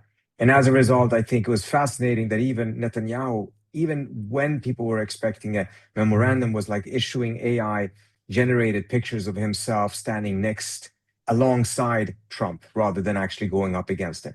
Let me be clear. I think the Israelis will do everything they can to sabotage the deal, but it will not be overt. Because overtly, it's too costly for them to directly position themselves against Trump. Now, in the talks, clearly there's a lot of challenges. There's some details that apparently were not entirely clear. I think also to a certain extent, the Iranians are starting to get some cold feet. A lot of questions are being raised as to whether Trump really can deliver on the sanctions relief. Does he really want a deal, or is it just a pause for him to attack again? Why is he suddenly talking about the Abrams Accord? Some of these questions, to be frank with you, I think is just nervousness because this is such a crucial decision that the Iranians will need to make. Some of them they should have answered a long time ago instead of suddenly now at this stage in the negotiations come and suddenly be like, well, hold on, can we trust Trump? Well, clearly you cannot, but at the same time, if that is a hurdle, why did we do this whole negotiation up until this point? So I think there's some divisions within that system. There's nervousness in some of the other regional states because they do believe that most of the issues have been resolved, at least for the memorandum, and they're just waiting for the Iranians to sign on. And hopefully that will happen soon. I think some of this exchange of fire that you're seeing is partly a pressure tactic by the US, probing, seeing how far they can go and testing the Iranians while putting some sort of a pressure on them because the White House expected the response this past Sunday, and it's still not come. Do you feel like, or what is your analysis on reestablishing military deterrence on the Iranian side? Because we've seen the way that Donald Trump operates. Obviously, he, weirdly enough, perceives any kind of negotiation to be a point of weakness, and he operates off of that understanding. And he does respond to pressure. He does respond to military pressure. And he has backed away when things have become too costly in the past with Ansar Allah. Now, obviously, this is a much more public event, and it's much more embarrassing. It has actually already diminished American force projection capabilities. But do you think that Iran has to reestablish military deterrence beyond taking pot shots or engaging with the American forces in a manner not dissimilar to how they used to under the leadership of Ayatollah Ali Khamenei, which was much more restrained? Strategic deterrence or strategic restraint was the name of the game. So do you feel like they're swapping tactics back to where they were before Operation Epic Fury? Do they see the need, by your analysis, to reestablish military deterrence at all? So I think this is a very important question that you're raising because, first of all, they had established deterrence through this war, and they had also established escalation dominance. And now we're seeing these exchanges of fire. The American side has struck the Iranian mainland, not Tehran, but they've struck the mainland. So it's not just a bunch of islands or ships in the Persian Gulf. It's actually the mainland. Yeah. And the question, of course, is that if that the Iranians are wrestling with, if this is not responded to, then this will be a new normal. It will start again to look like how the Iranians behaved under strategic patience in Syria, in which the Israelis constantly increased their attacks. The Iranians did not respond. By the time they responded, it was seen as underwhelming, which just invited further attacks. And eventually, the Israelis felt that the Iranians were so weak they could just start a full-scale war. Of course, afterwards, we see that that wasn't the case. It was reversed, but there's a lot of strategists in Iran who believe that if the Iranians had responded much more forcefully, much earlier, the war could have been avoided altogether. And now, if they don't respond, there is the risk that they're running that once again, the deterrence that has been established will start to erode. And a new normal will be in place in which apparently it's okay for the US side to attack Iran, Iranian mainland, that's tolerated under the ceasefire. This is part of the reason I think that they struck an American base or tried to strike an American base in Kuwait yesterday. I don't know exactly what they were aiming for. I don't know whether there was perhaps some damage that was caused, because I think we have to be very careful. Remember that in the beginning of the war, we were constantly told that 90% of Iran's navy had been sunk, and that 90% of the missiles had been intercepted. And later on, turn out, of course, that there was far more damage that had been inflicted by the Iranians on US bases and on other assets. So I don't know whether they actually succeed or not. There's an official story that says that it was intercepted, but I think we should withhold judgment. But there's a danger as well that if they do respond very forcefully, this could escalate out of control. And they're back into a direct military confrontation. Now, there's some in Tehran who actually think that that may end up in their favor. What is very important, however, is how you get to that end state of a full-scale confrontation. It is much better for the Iranians if the US actually attacks Iran, or if Israel attacks Iran, and Iran can say, we're just defending ourselves. But if it is this murky tit for tat, it's not entirely clear who started it, and then eventually ends up in a military confrontation, the Iranians lose a degree of international advantage in terms of how other countries will be seeing this, and whether there will be some degree of understanding for Iran's position. I don't think the US side, frankly, is trying to escalate matters towards a conflict. I think they're trying to increase a degree of pain on the Iranian side because of deep frustration that the Iranians haven't answered yet. It's still very risky. I'm not saying it's right or that it's wrong or anything like that. I'm just trying to explain how I think that the US side is thinking about this. And I don't think the US side necessarily has targeted the most important sites in Iran either. So there's clearly an effort to make sure that this doesn't escalate completely out of control. But it's a very dangerous game at the end of the day. And there may very well be a situation in which the Iranians feel that unless they strike back really hard, their deterrents have been eroded, and they're trying to restore that. And inadvertently, they end up in a confrontation that neither side actually may have been aiming for. So as far as reestablishing deterrence, though, isn't this somewhat proof that the hardliners are no longer as prominent in the conversation? Because I feel like if there are hardliners, or maybe they're all they're all arriving at the same understanding, and this time they're making the calculation that restraint is the more appropriate way to follow through, and that as long as they hold on to the control that they have over the Strait of Hormuz, that America is inevitably going to cave and concede on their demands. But on the American side, I have some questions for you. So one, there's new reporting that Israeli officials are privately urging the Trump administration to abandon negotiations with Iran, as they have done so publicly as well, but they're privately also urging and demanding that they assassinate Iran's parliament speaker and lead negotiator Mohammad Bagher Ghalibaf and launch a new round of strikes on the oil infrastructure. And the claim is that just one more attempt at what America and Israel tried for the last 90 days, and then you won't even need to do a ceasefire deal. Iran will be begging for you to do a ceasefire deal or whatever, right? Like, they'll be able to achieve their military objectives. What do you make of that? I wouldn't be surprised at all if that is what the Israelis are pushing for. I think they're probably going to have to be a little bit careful of how they message this. I do suspect that there isn't enough creativity in the arguments that they're putting forward, because all of them are looking the same. You just need to threaten war with Iran. That's what the message was back in January. Later on, it was like, well, just a small war. Later on, it was like, well, if you just take out the supreme leader. And then once all of that was done, it was like, well, now you actually have to bomb their oil facilities and power grid. And now we're hearing that apparently if they just take out the Speaker of the Parliament, that will be a game changer. There's this pathological search for a game changer that gives the United States and Israel the upper hand in a manner that enables them to avoid any negotiations that essentially get the Iranians to surrender.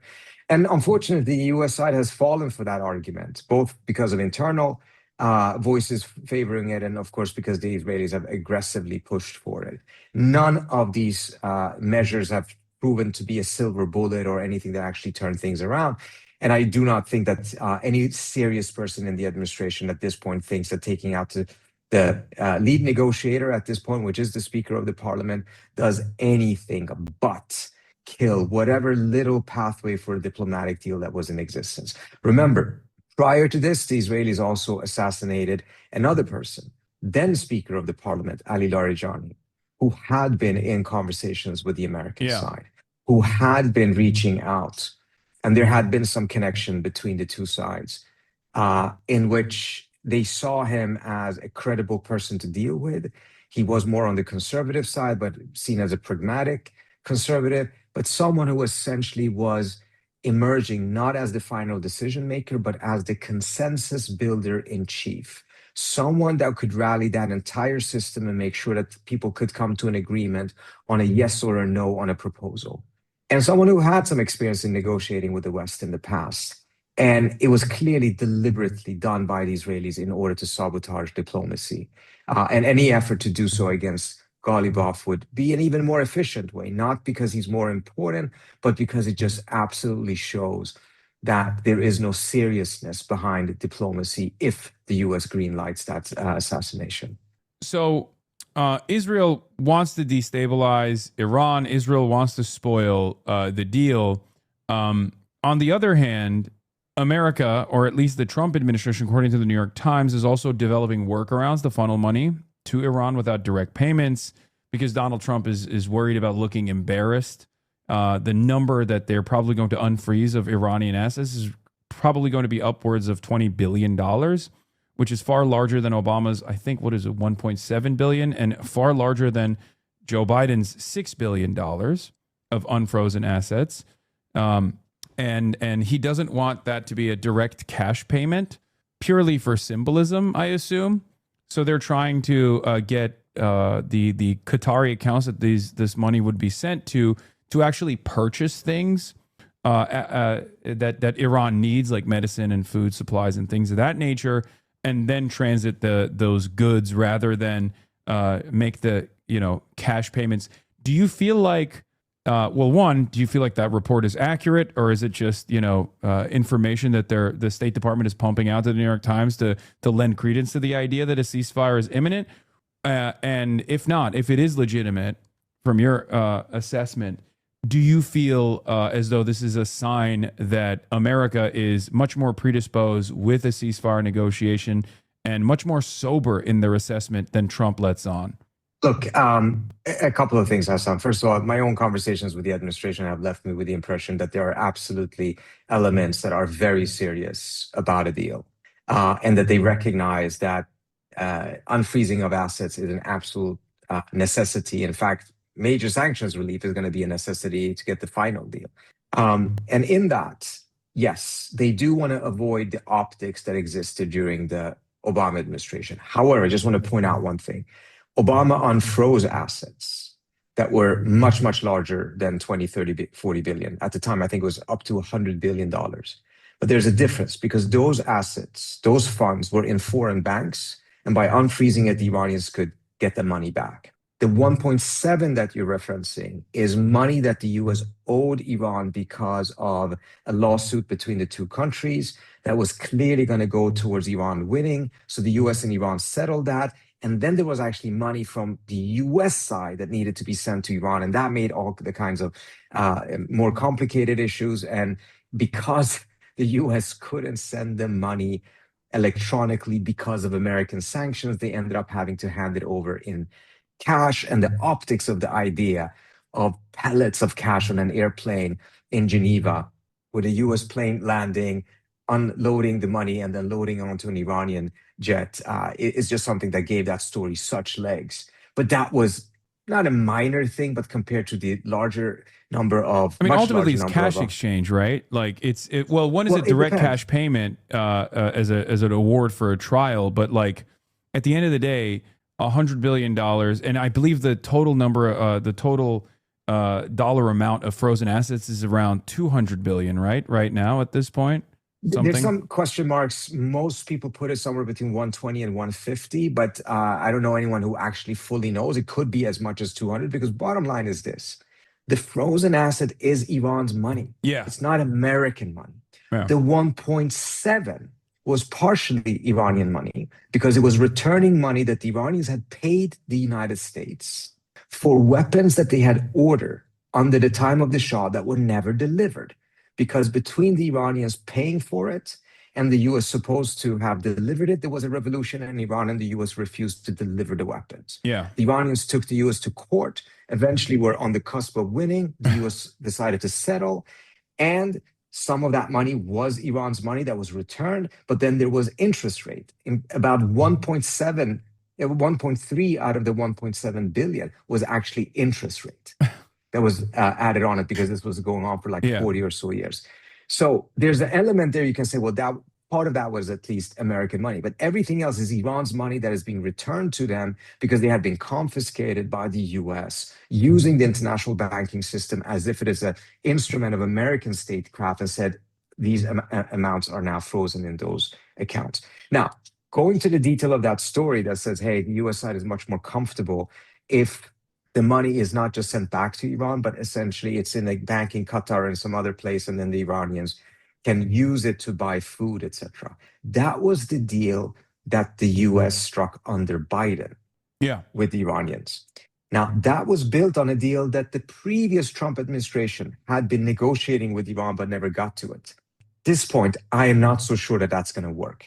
It may work with perhaps some of the smaller amounts that is in a Qatari bank, but when it comes to the $120, $150 billion, no, the Iranians are, first of all, that money will most likely not go back to Iran. It's just that the Iranians can start spending it because every country has money in other foreign banks and they use that to pay for the exports or the imports, right? So the Iranians will probably continue to do that. But what was happening under the Biden deal was essentially the US would oversee whatever the Iranians were desiring to purchase, and they have to sign off on it. I don't think that is the way it's going to end up working, given where things are right now between the US and Iran and how this war actually have essentially ended up, which is not in an Iranian defeat. Yeah. And as a result, I suspect that the Iranians are going to have much clearer and stronger demands when it comes to the sanctions relief. Unless there was a full-blown sanctions relief, which included not just European or secondary country sanctions relief, but American sanctions relief as well. And then Iran felt comfortable enough to operate off of the SWIFT system, which, it seems like a totally separate reality than the one that we're engaging in currently, considering that there's bombing going on. It's a separate reality compared to where we are right now. But if the US wants a final deal in which the Iranians give up all or most of their stockpile, there's going to be sanctions relief, undoubtedly. I understand that the administration may not want to talk too much about it right now because it just riles up the pro-Israeli opposition to it. But there is no deal you can have without massive sanctions relief. Yeah. And one thing that is important to keep in mind here is that previous presidents were very ideologically committed to the sanctions and quite unwilling to touch them. And they thought that the political cost of touching them were massive. You were just in Cuba, so you saw the impact of those sanctions. And one thing that's very important to keep in mind in the Cuban context is that Obama only lifted the executive orders. He never touched the embargo. The embargo goes through Congress, and Obama never even tried to lift the embargo because the political cost would be too high. Trump is a very different president. He doesn't like these sanctions. I'm not saying that he's imposing sanctions here and there, but he actually likes to lift the sanctions. He wants to use them for the type of leverage that they theoretically were supposed to be. So the US side has already signaled that there can be significant sanctions relief if the Iranians are willing to give much more on the nuclear front. Yeah. So you and I have had this conversation already. I think that, and we might even have a difference in opinion on this. I think that the nuclear program is probably like the less consequential aspect of this deal, given the way that Iran has utilized the enrichment of uranium thus far, obviously above civilian usage, but only as a point of leverage so they can demand sanctions relief from the American government, but never to really develop nuclear warheads. Nuclear warheads also obviously require a delivery system that they don't really have. I mean, I guess they can strap it onto the existing munitions that they have, but their targeting capabilities and the limits to how far reaching the Iranian munitions are is fairly limited. It doesn't go to Europe, right? It only extends to like Turkey, maybe a little bit beyond. So it wouldn't make much sense for them to have nuclear warheads regardless, similar to like the Jericho system that Israel has that touches basically every part of the planet with the exception of California, where I am, and some parts of Latin America. That's the reason why I have always assumed that the nuclear grade enriched uranium part of the bargain is a gimme for the Iranian side. But they have actually taken a much stronger opposition towards that. Do you think that opposition is actually just for the optics, because they have tremendous leverage, more so than ever before in the aftermath of the last 90-day quagmire, or is it? Or is their opposition symbolic so they can extract more concessions for the other aspects of this deal? So different when it comes to different variables of the nuclear program. First of all, look, I agree with what you were saying. And also it's important to note that the Israelis have several Dolphin German submarines that are nuclear equipped, that were given to the Israelis by the Germans.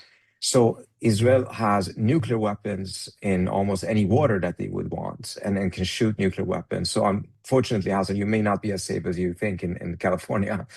That's a bummer. So look, the nuclear program is a serious program. And the Iranians are deeply, deeply committed to the aspects of it that, for a variety of reasons, have become highly emotional, and there's some strategic elements to it as well. So for instance, when it comes to enrichment, the Shah of Iran had the same policy. He refused to give up enrichment. In fact, back in the early days, I mean, one of these reactors that is at the center of some of these negotiations is called the Tehran Research. The United States gave it to the Iranians in 1968 as part of Atoms for Peace. There were two gentlemen in the Ford administration that ran a campaign to convince the Shah that he needed to have a stronger nuclear program because he could never turn Iran into a modern country without nuclear energy. That was Donald Rumsfeld and Dick Cheney, who wanted the Shah to buy Westinghouse reactors.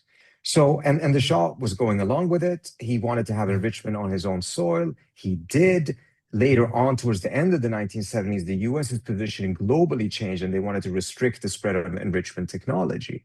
But the Iranians refused. So this is not something that is just some sort of a fixed idea of this administration, this current theocracy in Iran. It is something that has deeper roots. And it's particularly problematic for them to give up enrichment and be in a situation in which there was something the Shah could have, but they cannot have. Particularly mindful of the fact that one of their points of attacks against the Shah's monarchy was that he was a sellout and that he had sold out to the United States, that he was a servant of the Americans and was not really standing up for Iran's national interests. I personally disagree with that assessment. I think the Shah actually pushed a very hard line against the US, and the American side was very annoyed with a lot of his foreign policy because he was becoming increasingly independent and assertive. But nevertheless, it's difficult for them to accept that. What we're seeing in this negotiation, however, is that while they're very adamant about never giving up enrichment, they seem to be accepting that they will go along with a formulation that does not make it necessary for them to enrich uranium for a period of time that could be up to 10 to 12 years. And this they have never agreed to before. There was a brief period between 2003 and 2005 in which they voluntarily agreed to suspend enrichment. This was as a result of the Europeans negotiating with them, and that was when the E3 was formed. They were very successful. They got a deal. And the voluntary suspension was supposed to last as long as the negotiations continued towards a final agreement. What ended up happening, however, is that once the Europeans got the suspension, they had no incentive to get to a final deal. They had already managed to get the key objective. So they started slow walking the negotiations. The Iranians got more and more frustrated. By August 2005, they announced that they were going to restart enrichment. By January 2006, they did so. By February 2006, they got slapped and their file got sent to the UN Security Council, and they later on were sanctioned. So the Iranian narrative ended up becoming the cost of suspending enrichment was much higher than the cost of just having continued it. And since then, they have refused anything that would sound like a suspension. Until now, they're actually potentially going to agree to 5, 8, 10, perhaps 12 years of a pause. They will probably frame it differently, call it something else. That's a major give. And I think they're doing this partly because they realize Trump will give them far more sanctions relief. Remember, in the Obama deal, there were no sanctions lifted on American companies. No primary sanctions, only secondary sanctions. And if they get primary sanctions, that will be a game changer. So I think they're giving more on that issue. He wants to build a Trump Tower in Tehran. Absolutely. Like he was very clear in 2015. His critique of the Obama deal was like, oh, it's the worst deal ever, etc. That was oftentimes repeated. What was not repeated is what he usually said afterwards, is that it was unfair. Europe got into the Iranian market, but no American company benefited. So he has that type of an attitude towards this. And we saw that in the earlier negotiations last year before Israel attacked the first time. The Iranians were talking about $1 trillion opportunity for American businesses. So I think the Iranians are willing to give more on the nuclear issue, but not ever give up enrichment because Trump is putting much more on the table. And the same thing goes with the stockpile. That's something that has become very sensitive. But in the last 2 weeks, there's actually been movement and some flexibility on both sides on this issue. So there's a likelihood that they can resolve it. A lot of the problems that exist right now is actually self-inflicted. It is such a mistake to negotiate as publicly as they are right now. I mean, you can go and do a Google search. There's like 25 different versions of the memorandum that is just floating around. No one knows which one is actually accurate, but so much of this is being made public. It is a terrible idea if you actually want to get to a deal fast and without the type of political cost that is now coming, because Trump is already paying a political cost for a deal that he hasn't even struck yet. I mean, the political cost is mostly coming from Israel, though, I feel like. And obviously Israel's proxies on U.S. soil that operate as though they're independent or have some sort of like ideological interest in pursuing Iran militarily or trying to destroy Iran, as opposed to like engaging Iran with diplomacy. But Israel is the spoiling factor, which brings me back to my ultimate question. We've had this conversation already. I said that the largest ask from the Iranian side, and this has been consistent since like the first 10-point plan that they revealed almost 2 weeks in, has been to stop all proxy wars, right? And Israel is America's proxy. Hezbollah would be in this circumstance, or the axis of resistance in this circumstance would be Iran's proxies. Israel knows this, and this requires America to restrain Israel, which America has not really done a lot of restraining of Israel since Trump won, really. And Biden certainly continued that policy as well. So this is probably the biggest ask. Do you feel like that assessment is correct? And you're more, it kind of feels like you're more positive about where this deal is going in the last, since the last time I talked to you, it seems that you think that regardless of the additional military escalation from Israel, you're making it seem like, Trump is actually threatening Israel in a not so subtle way, and therefore is going to inevitably restrain Israel. I wouldn't go as far as I wouldn't go as far as the last sentence, but up until that point, yes, I do see signs. I'm not saying in any way, shape, or form that it is enough. If you read my the Substack piece that I had on the implications of this, I think it's a toss-up. I don't know, but what I do believe though is that if there isn't any restraint on Israel, if there isn't an enforcement of Israel abiding by a regional ceasefire, then I don't think there will be a deal at all. So this may end up becoming one of the most important sticking points. And part of the reason why the Iranians are pushing for this is, first of all, there's a spillover risk. If the Israelis continue to bomb Lebanon, etc., eventually that can spill over into direct confrontation between the Israelis and the Iranians, which is something that already has happened twice since October 7th. So obviously it could happen a third time and the US could get dragged into it again. So, obviously you have to make sure that that type of a leakage doesn't occur. And also it's a test for the United States. Can you deliver on your end? Can you restrain Israel? Because if you cannot restrain Israel, or if you don't want to restrain Israel, what's the point of a deal? Because the Israelis will then continue to escalate. Eventually, they'll start another war.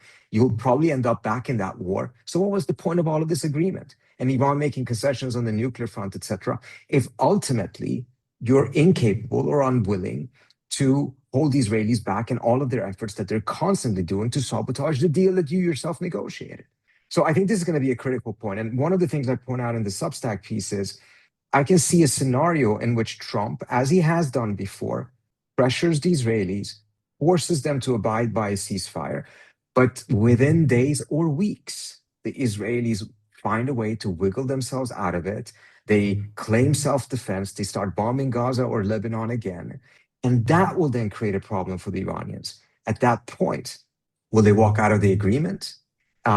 Pressure Trump to restrain Israel? What if Trump doesn't restrain the Israelis? And what if they walk out of the agreement and they still don't get any restraint from the United States on Israel? Then they have neither a ceasefire in Gaza, and they've also lost the sanctions relief, etc., because they walked out of the agreement. So one of the things that have been discussed in the Iranian security establishment is, in that scenario, go back to one of the things that they did during the war: escalate horizontally and go for what I would call a Lebanon or UAE formula. Meaning, instead of walking out of the agreement, if the Israelis are attacking Lebanon, the Iranians will start attacking the UAE. The logic is, if the ceasefire tolerates the Israelis attacking an ally of Iran, then it should also tolerate the Iranians attacking an ally of Israel, which at this point, UAE is clearly a strategic ally of the Israelis. And if the US is not happy with it, and it wants to enter into that conflict, well, then the US loses all of the gains of the deal. If it, or alternatively, has to restrain the Israelis. It will put some of the GCC countries also in a tough spot, because they will be very unhappy about it, not because they care that much about the UAE, but because that instability is just bad for them. Mm-hmm. But if they complain about what the Iranians are doing, it's going to make them look bad, because what about the Israelis? You're not saying as much about what the Israelis are doing in Lebanon. It will make them look very bad in front of their own Arab audiences, in which they're silently going along with what Israel is doing in Gaza and West Bank and Lebanon. But once the Iranians retaliate for that within this logic, then there's a reaction from the GCC states. So I think it would be a very bad scenario ultimately. And that's part of the reason I really hope that the administration recognizes that it is a necessity to restrain Israel if you want to have any type of a deal, any type of a sustainable stability in the region. Yeah. So going back to restraining Israel, what is going on there? Because I feel like at this point, especially in this last iteration, when there's a tit for tat taking place once again, and at least to the untrained eye, myself included, it kind of looks like the ceasefire is not imminent, but is further away than it was maybe even a week ago. And we know that Israel is playing the spoiler here. So, like, what is it from the American calculation, by your estimation, that like they just simply cannot tell Israel to just cut it out? That's one question I have. And the other one I have is obviously, why is Iran not retaliating against Israel directly? I think that's a very good question. And even during the war, we saw that they struck the UAE harder than they struck the Israelis. Yeah. And I think a critical element, I'm sure there's many different factors, but a critical element was the Iranians were trying to end the war. And their calculation was, to end the war, you had to go to the most accessible pain point that existed. And their assessment was that the Israelis actually would tolerate a tremendous amount of pain as long as the US was bombing Iran. So if you wanted to inflict so much damage on the other side so that the other side said, you know what, let's stop this, Israel had a pain point that was too distant.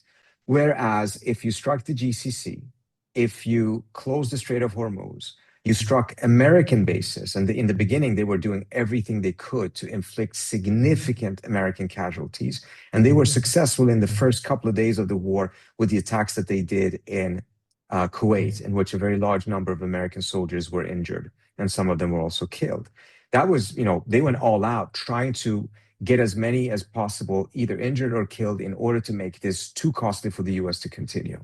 So the American pain point was relatively accessible, but the problem was that they didn't have enough targets. They had bases, but the bases had been vacated. So they were looking for where are the hotel rooms in which some of these American soldiers had been housed after having left the bases. The US Navy was keeping itself 3,000 kilometers away from Iranian shorelines to make it as difficult as possible for the Iranians to hit them. So the most accessible pain point and targets were in the GCC states and the global economy. So they went after that to raise oil prices, get these countries to really start pressing for some sort of ceasefire, and eventually making sure that the higher oil prices would translate into very, very bad economic and political situation for Trump at home. Whereas if they had put all of their efforts on striking the Israelis, as long as the US was still in the war, the Israelis were clearly willing to take a lot of hits as long as they saw Iran destroyed. Now, in this current situation, the Israelis have not directly targeted the Iranians. If they did, I'm pretty sure the Iranians would strike back at them. But when the US is attacking, I mean, again, they didn't strike, in their view, Kuwait. They struck an American base in Kuwait. So they were trying to strike American targets. It's just a problem that many of those targets are not that effective any longer because they're empty. And this is an important point for a different question. What's the point of the US having 19 or so bases in the region if every time it wants to go to war, it has to vacate and empty those bases? Yeah. It tells you the lack of utility and, frankly, the targets that they are. And it's very costly for the US because the Iranians have inflicted a tremendous amount of damage, but not a lot of human damage, since the US was essentially clever enough to understand he needed to vacate them.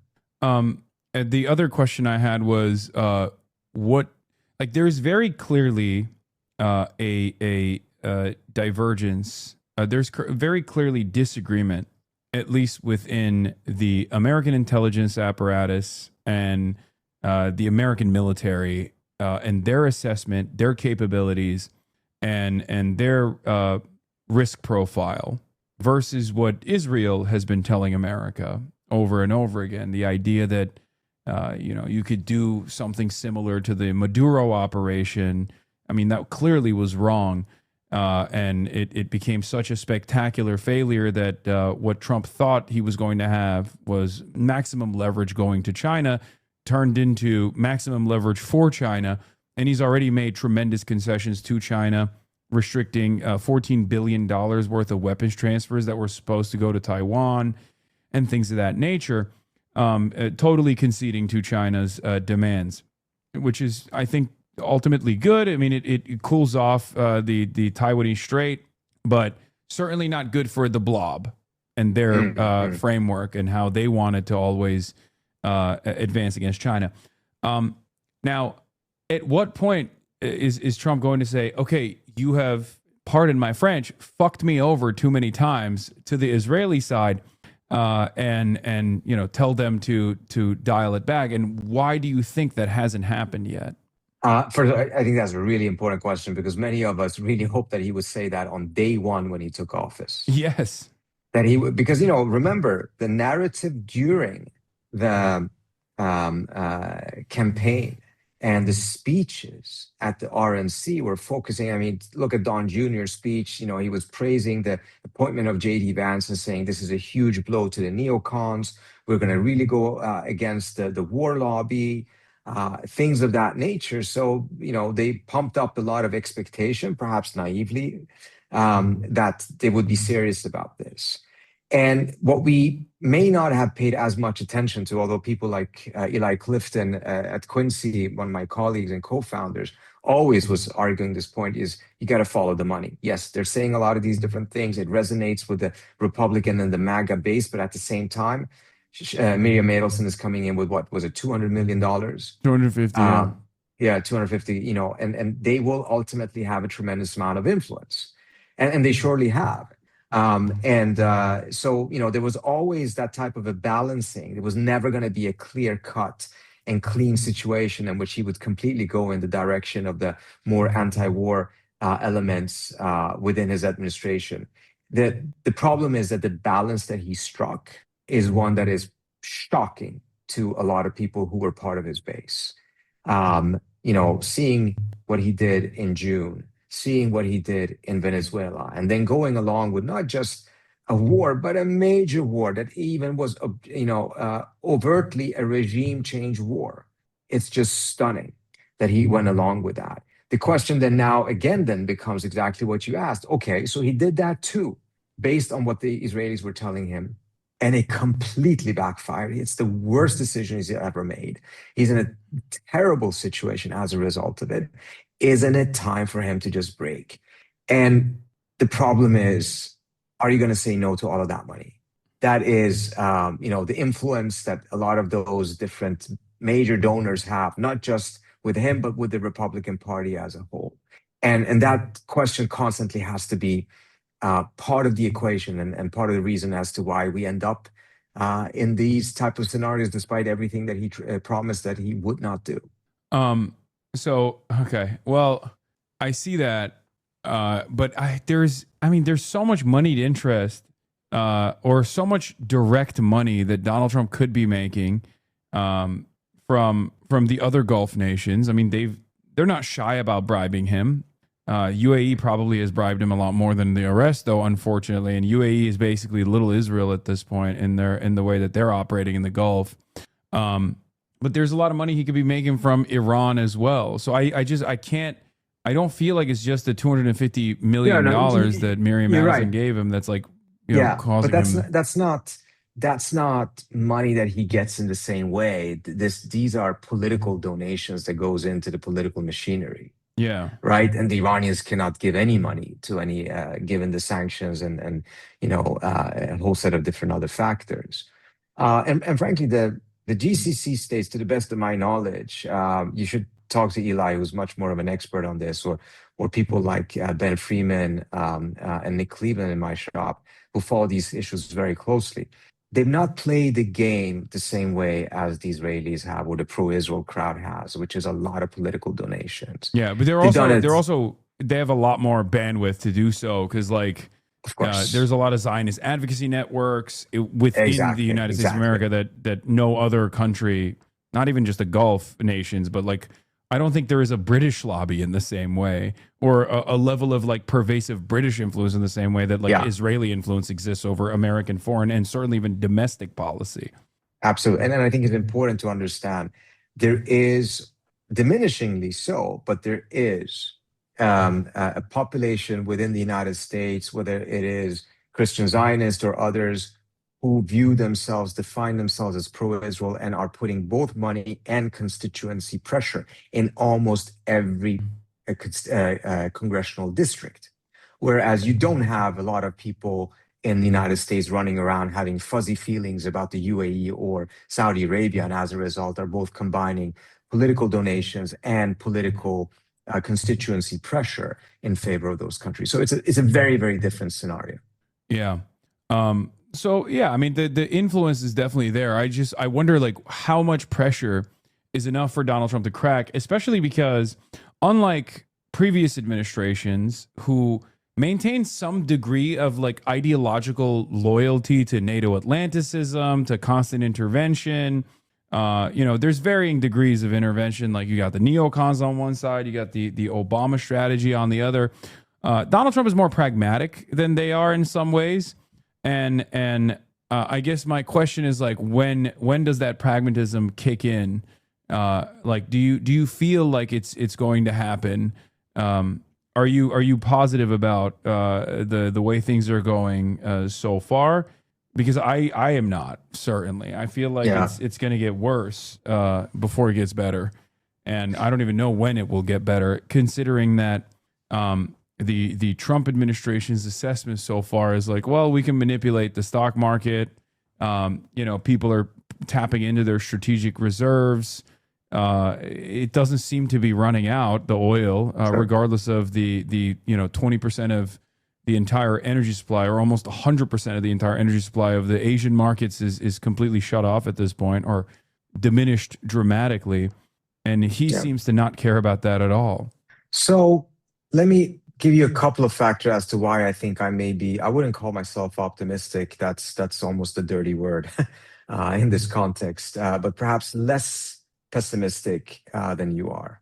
First, I think it's important to recognize no politician, no president would pick this fight unnecessarily. I saw that during the Obama years as well, in which many of us who were working with the Obama administration back then were a little bit frustrated that he wasn't pushing back harder against AIPAC and the Israelis during the run-up to getting the deal. And the answer essentially was, look, there's no reason to have that fight until there is a deal. Once there is a deal, that's when it's worthwhile having that fight because you have no other choice. But to have that fight over something that has not yet materialized, you actually don't have a deal, may end up becoming a completely unnecessary fight because you have the fight, but you may end up not getting the deal. And then, we wasted all your political capital for something that never came about. So I don't think we will know for certain whether he really will push back or not until there is a deal. That's when the moment where truth will come and we'll say, okay, you got the deal now. Are you going to fight for it? Are you going to be willing to push back against all of these different forces? We're now going to try to sabotage it. Now, when you know what you can get because you have it in your hand, that's one thing. The other, sorry, go ahead. No, you go ahead. The other thing. Actually, why don't you ask? Because I kind of lost my train of thought. Oh, damn it. It will come back to me. Okay. Well, the question I have is damn it, now I'm losing my train of thought. God damn it. All right, I regain mine if we want me to go back. Go ahead. Go ahead. Yeah. Okay. The other factor is simply looking at the situation objectively. Trump needs a deal. Yeah, so do the Iranians. I mean, look, they cannot continue this situation. We're going to see oil prices go up much, much further in a couple of weeks, perhaps even as short as in 2 weeks, because of the accumulated problems that are being created as a result of what the situation is. And we're actually in a period in which the Iranians are not letting in or letting out 25 to 30 ships a day now, which is a significant increase. But nevertheless, it's not enough to be able to compensate for all of the problems that are occurring. And then we're getting closer to the midterms and, inflation, all of these different things. He just needs to get out of this situation, and he can't unless there is a deal. And the same is true for the Iranians. The Iranian, I forgot which institute in Iran just came out with a number saying the Iranian economy is going to shrink 10% this year as a result of the war. And the Iranian economic situation was terrible even before this war. They need sanctions relief. They absolutely need to have it. And it's not just an economic issue. If they don't have sanctions relief, they cannot rebuild themselves. If they cannot rebuild themselves, they will become weaker. And if they're weaker, they will become an easier target for Israel or anyone else who wants to attack them again. So it's actually from a security standpoint, they need to have the sanctions relief in order to be able to rebuild themselves, to be able to defend themselves. So I know that is rational, that is logical, and unfortunately we have far too little rationality and logic in decision-making, but it is also an objective reality. It will be suicidal for both sides to actively opt against a deal. Now, they may mess it up, they may commit too many mistakes, they may have the situation in the Gulf, in the Persian Gulf right now, lead to an escalation that they can't control, but that's different from saying that they will choose away from it because they think they're going to be better off without a deal. Wouldn't the realist framework here be to lean heavily into China as an alternative market? I mean, they already kind of are doing that. They've increased the amount of oil that they're sending to China. Obviously, that's not going to make up for the Strait of Hormuz being closed from the Chinese perspective, but whatever shrinkage they experience through not being able to participate in the global economy. Wouldn't they be able to make up for it by entering into the Chinese market? I mean, I don't know if the Chinese government is even invested in doing that. So by and large, no, because years of sanctions have already made them completely dependent on China. It's their biggest trading partner. And they would like to trade more, but the Chinese do not have a need for that. And reality is that beyond oil, there's not a lot that the Iranians can sell the Chinese. Now, oil, of course, is very, very important for them. They're buying a lot from the Chinese, but there's resistance to that also in Iran because it actually destroyed a lot of the local industry. What they need is diversification. They need to make sure that they're not too dependent on any party. Yeah. And they have become tremendously non-diverse as a result of US sanctions, chasing away almost every other economic partner that they had or could have had. And they have increasingly become dependent on trade with Russia and China. And again, their economies are not particularly compatible. The Russians have gas and oil, so they're not going to buy that from the Iranians. And there's not much the Russians have except for weapon systems. And you can't build an economy on that. You need much, much more than that. So the Iranians are suffering from the fact that the sanctions have made them too dependent on just a few actors. So before I let you go, and thank you so much for coming on, let's work through the two sides. You got America on the one side. We're not talking about Israel. What do you think are the biggest hangups from the American side, and what do you think the biggest hangups from the Iranian side are, in terms of like why they're still butting heads and they haven't been able to arrive at a manageable conclusion? And how does Trump get out of this while still trying to save face, even though everyone that's even a little bit knowledgeable about what took place already knows that America's bleeding right now? This is just about stopping the hemorrhaging, right? And so is Iran, but obviously, given the nature of asymmetric warfare, Iran being a middle power that now has more leverage than it did before 90 days ago, it means that it's a victory for Iran nonetheless. It might be a Pyrrhic victory, but it's a victory regardless. And for America, it's going to be a defeat no matter what. But how will America get out of this while saving face? And what are some of the major hangups, in your opinion, between America and Iran? Look, if you compare this to the scenario before the war was started, it's very difficult to say that the US came out of this a winner. Yeah. But if you compare the scenario between continuing the war and striking a deal, there's a lot of wins that can be achieved there, particularly mindful of the fact that if they do strike a deal that has sanctions relief, it actually benefits the American economy. Because if it opens up the Iranian economy for American companies, we're talking about the largest economy that will have opened up since the fall of the Soviet Union. So there's huge opportunities. And the compatibility, by the way, between the Iranian and the American economies are far, far greater. So there's huge potential there. And that would be a win. And, and with that would probably come a very different relationship with Iran. And Trump will very much probably like to frame this as his legacy is that he ended the enmity. Look, I think Trump was looking for legacy. And if the legacy could be achieved by doing regime change in Iran, and he would be the president that finally got rid of the Islamic Republic, perfect, strong legacy. If that doesn't work and he strikes a deal with Iranians and he's the one who ended the enmity, that's good enough, legacy. But it has to be something big in order for it to be legacy. Whereas a small deal, a partial deal, etc., that's not going to cut it. Now, when it comes to the major hiccups, I don't think at this point the memorandum has a lot of problems on the American side. It's mostly on the Iranian side. And now it's just come back to the issue, can Trump be trusted? Is he really going to be able to deliver on the sanctions relief? Is this not another deception in which they're just going to try to use the next couple of months to prepare themselves for the next war once he is past the midterms and he's a lame duck president, but he's also much freer to do things because he doesn't have to care about polls and things of that nature. All of those issues are now really weighing heavily on the Iran side. And there's also another problem that I think the two sides are just very different. The Iranian experience in the JCPOA is that they under-negotiated the details of the sanctions relief. So for instance, there's a snapback mechanism that in case the Iranians did not live up to the deal, any party could just snap back all of the UN sanctions. There was no mechanism that said if the US doesn't deliver on the sanctions relief or if it walks out of the deal, there's something that would be punishing the US or benefiting the Iranians. So the Iranians were already upset in 2016, thinking that the sanctions relief never really materialized in the way that they expected it. So now they want to negotiate a much more detailed agreement to make sure that they don't get screwed over again. It just so happens to be that President Trump hates details and wants to have a page and a half with a bunch of principles, etc., with very little detail. It's just creating a disconnect between the Iranian and the American side. Even if they may agree on the principles, it's just not enough for the Iranians. Okay.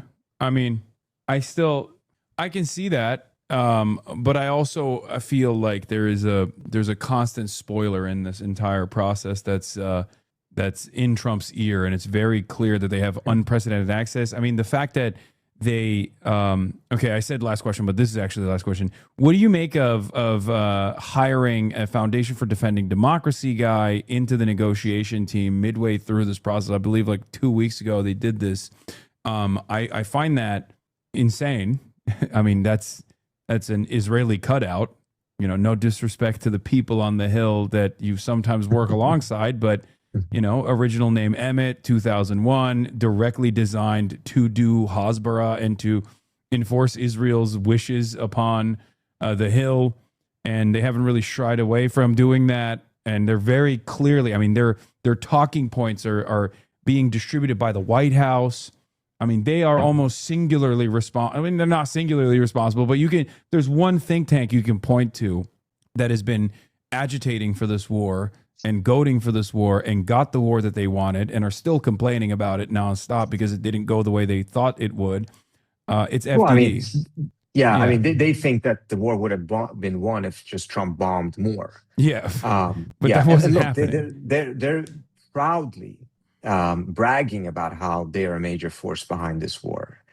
So we're not talking about some of these neocons who were pushing for war, but while making it look as if they actually wanted a different outcome. No, they're absolutely open about the fact that they wanted war. And everything else you said is absolutely true. They were the key authors of maximum pressure sanctions. They were the key authors of the blockade of the blockade. They bear a tremendous amount of responsibility for the absolute disaster that not only this war, but a lot of the sanctions policies have become.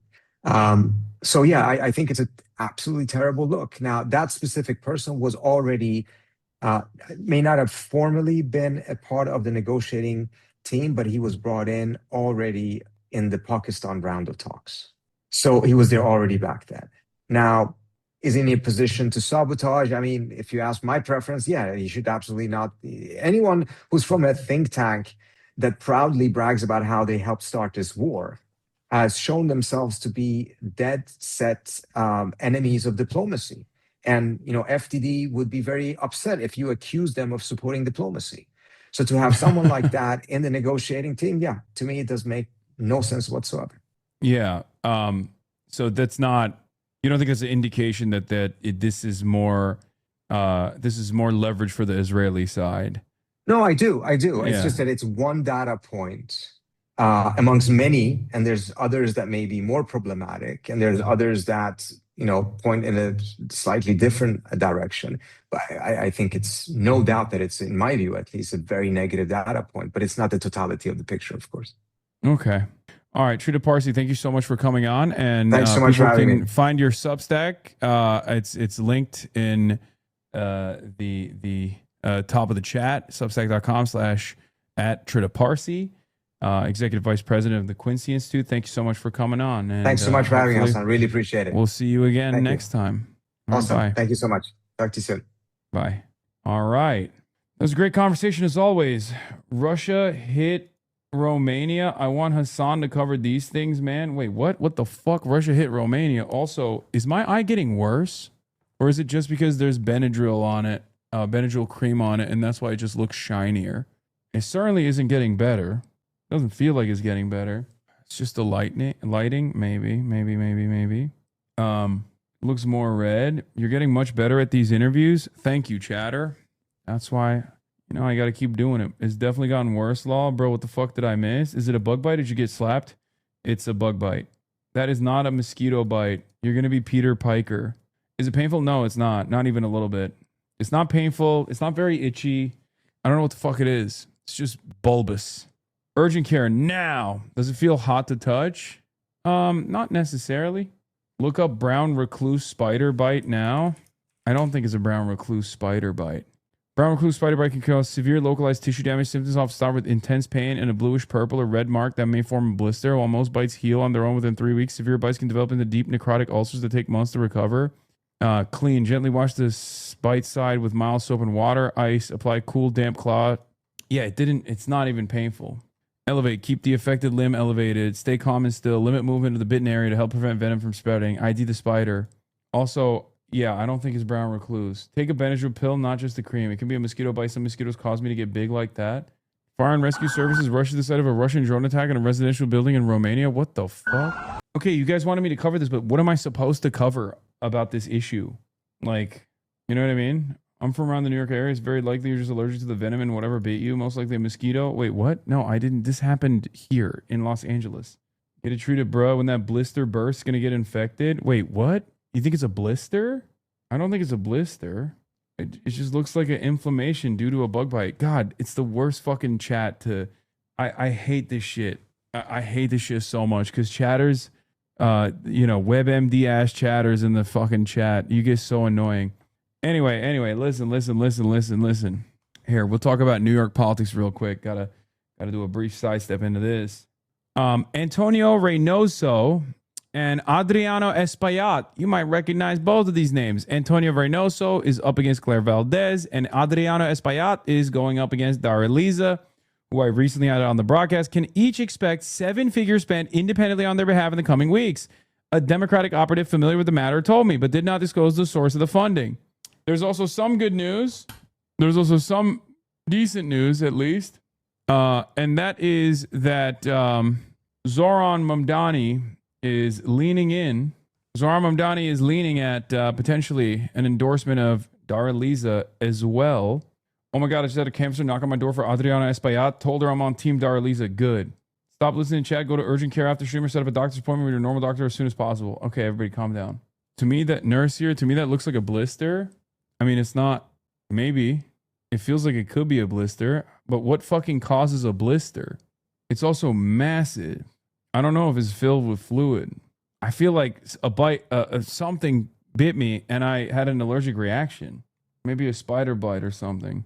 Skeeter syndrome is a large local inflammatory reaction to mosquito bites. It causes redness, warm, swelling, and or itching where the mosquito bit you. The area is sometimes hard and painful. It can sometimes make you wonder if you have a skin infection. Is most common in young kids. Rarely you can cause fever and hives in many of your body or swollen lymph nodes. What? I don't think it's fucking Skeeter syndrome. Did this thing just pop up this morning? Yes. And in 9 months, I will have a beautiful face, baby. Bro, listen to BDO. Listen to us MDs. It's an abscess. Do you have an erection? It's a kissing bug bite. I've never seen this bug before. And no, I don't think it's that. Therapist here. Chat is just a manifestation of the inner critic and should be almost completely disregarded right now. You're not the most reliable narrator when you're anxious. It's probably a hex. Doctor here. You're looking at a classic case of ligma. I thought. What is? It's really refreshing to see. Difficult. Oh damn! I'm getting positive feedback from my Trevor Noah conversation on Twitter. That's rare. It's really refreshing to see a smart political take with the current state of the world. You almost forget that you can have popular streamers share cogent, nuanced thoughts. A not insignificant portion of the country sees this and thinks this is the same as Nick Fuentes' insanity. My opinion on this is I'm a harm reduction voter. I'm a harm reduction believer, I guess, to a certain degree. I recognize that class consciousness is the #1 problem in this country. We do not have class consciousness and we do not have political education. And without class consciousness and political education, you can't have organizing on the basis of class. So in order to foment class consciousness and to engage in agitative propaganda, as as is the Marxist tradition, I believe that elections are one of the most viable routes to reach the masses. Okay. Because I think a lot of people, no matter how radical they present themselves as, or no matter how critical they are of Bernie Sanders, a lot of people self-identified as socialists in that insurgent campaign in 2016 when Bernie ran against Hillary Rodham Clinton. That juxtaposition of a left populist force, an anti-establishment force who was unbowed and said that they were a socialist and weren't afraid of the moniker, going up against an establishment, like an establishment figurehead like Hillary Rodham Clinton, made a lot of people self-identify as socialists. It made a lot of people go, wait a minute, I agree with that guy. Yeah. Right? I agree with that guy. I didn't know that this designation existed. Yeah. Or I was so negatively propagandized against what I thought socialism was, but it turns out it's this, old curmudgeon, right? And who is fighting for me, who has been fighting for me for 800 years at this point. So that's why I believe that, and I've seen this in the data as well, like whenever you got an AOC style figure or Zoran Mamdani, the DSA rises. The DSA's ranks explode. Right? There's so many new paid members, or paying members, that join the organization, and the DSA is very good at instigating class consciousness and also doing political education. It's a massive institution with many different caucuses, and they're constantly fighting one another. You go to the national conference and you're like, I like them all. I have no, I don't have, it's like picking favorite children. You can't do it, right? But they're constantly warring. There's a democratic process. It's complex. It's very diverse. But you have every different tendency from liberals, social democrats, all the way to Marxist-Leninists, Maoist, third worldists, people who do not participate in democracy at all because they think it's ridiculous and counter-revolutionary. You have all of that, right? And that is political education, and that is an absolute necessity to make the changes in this country.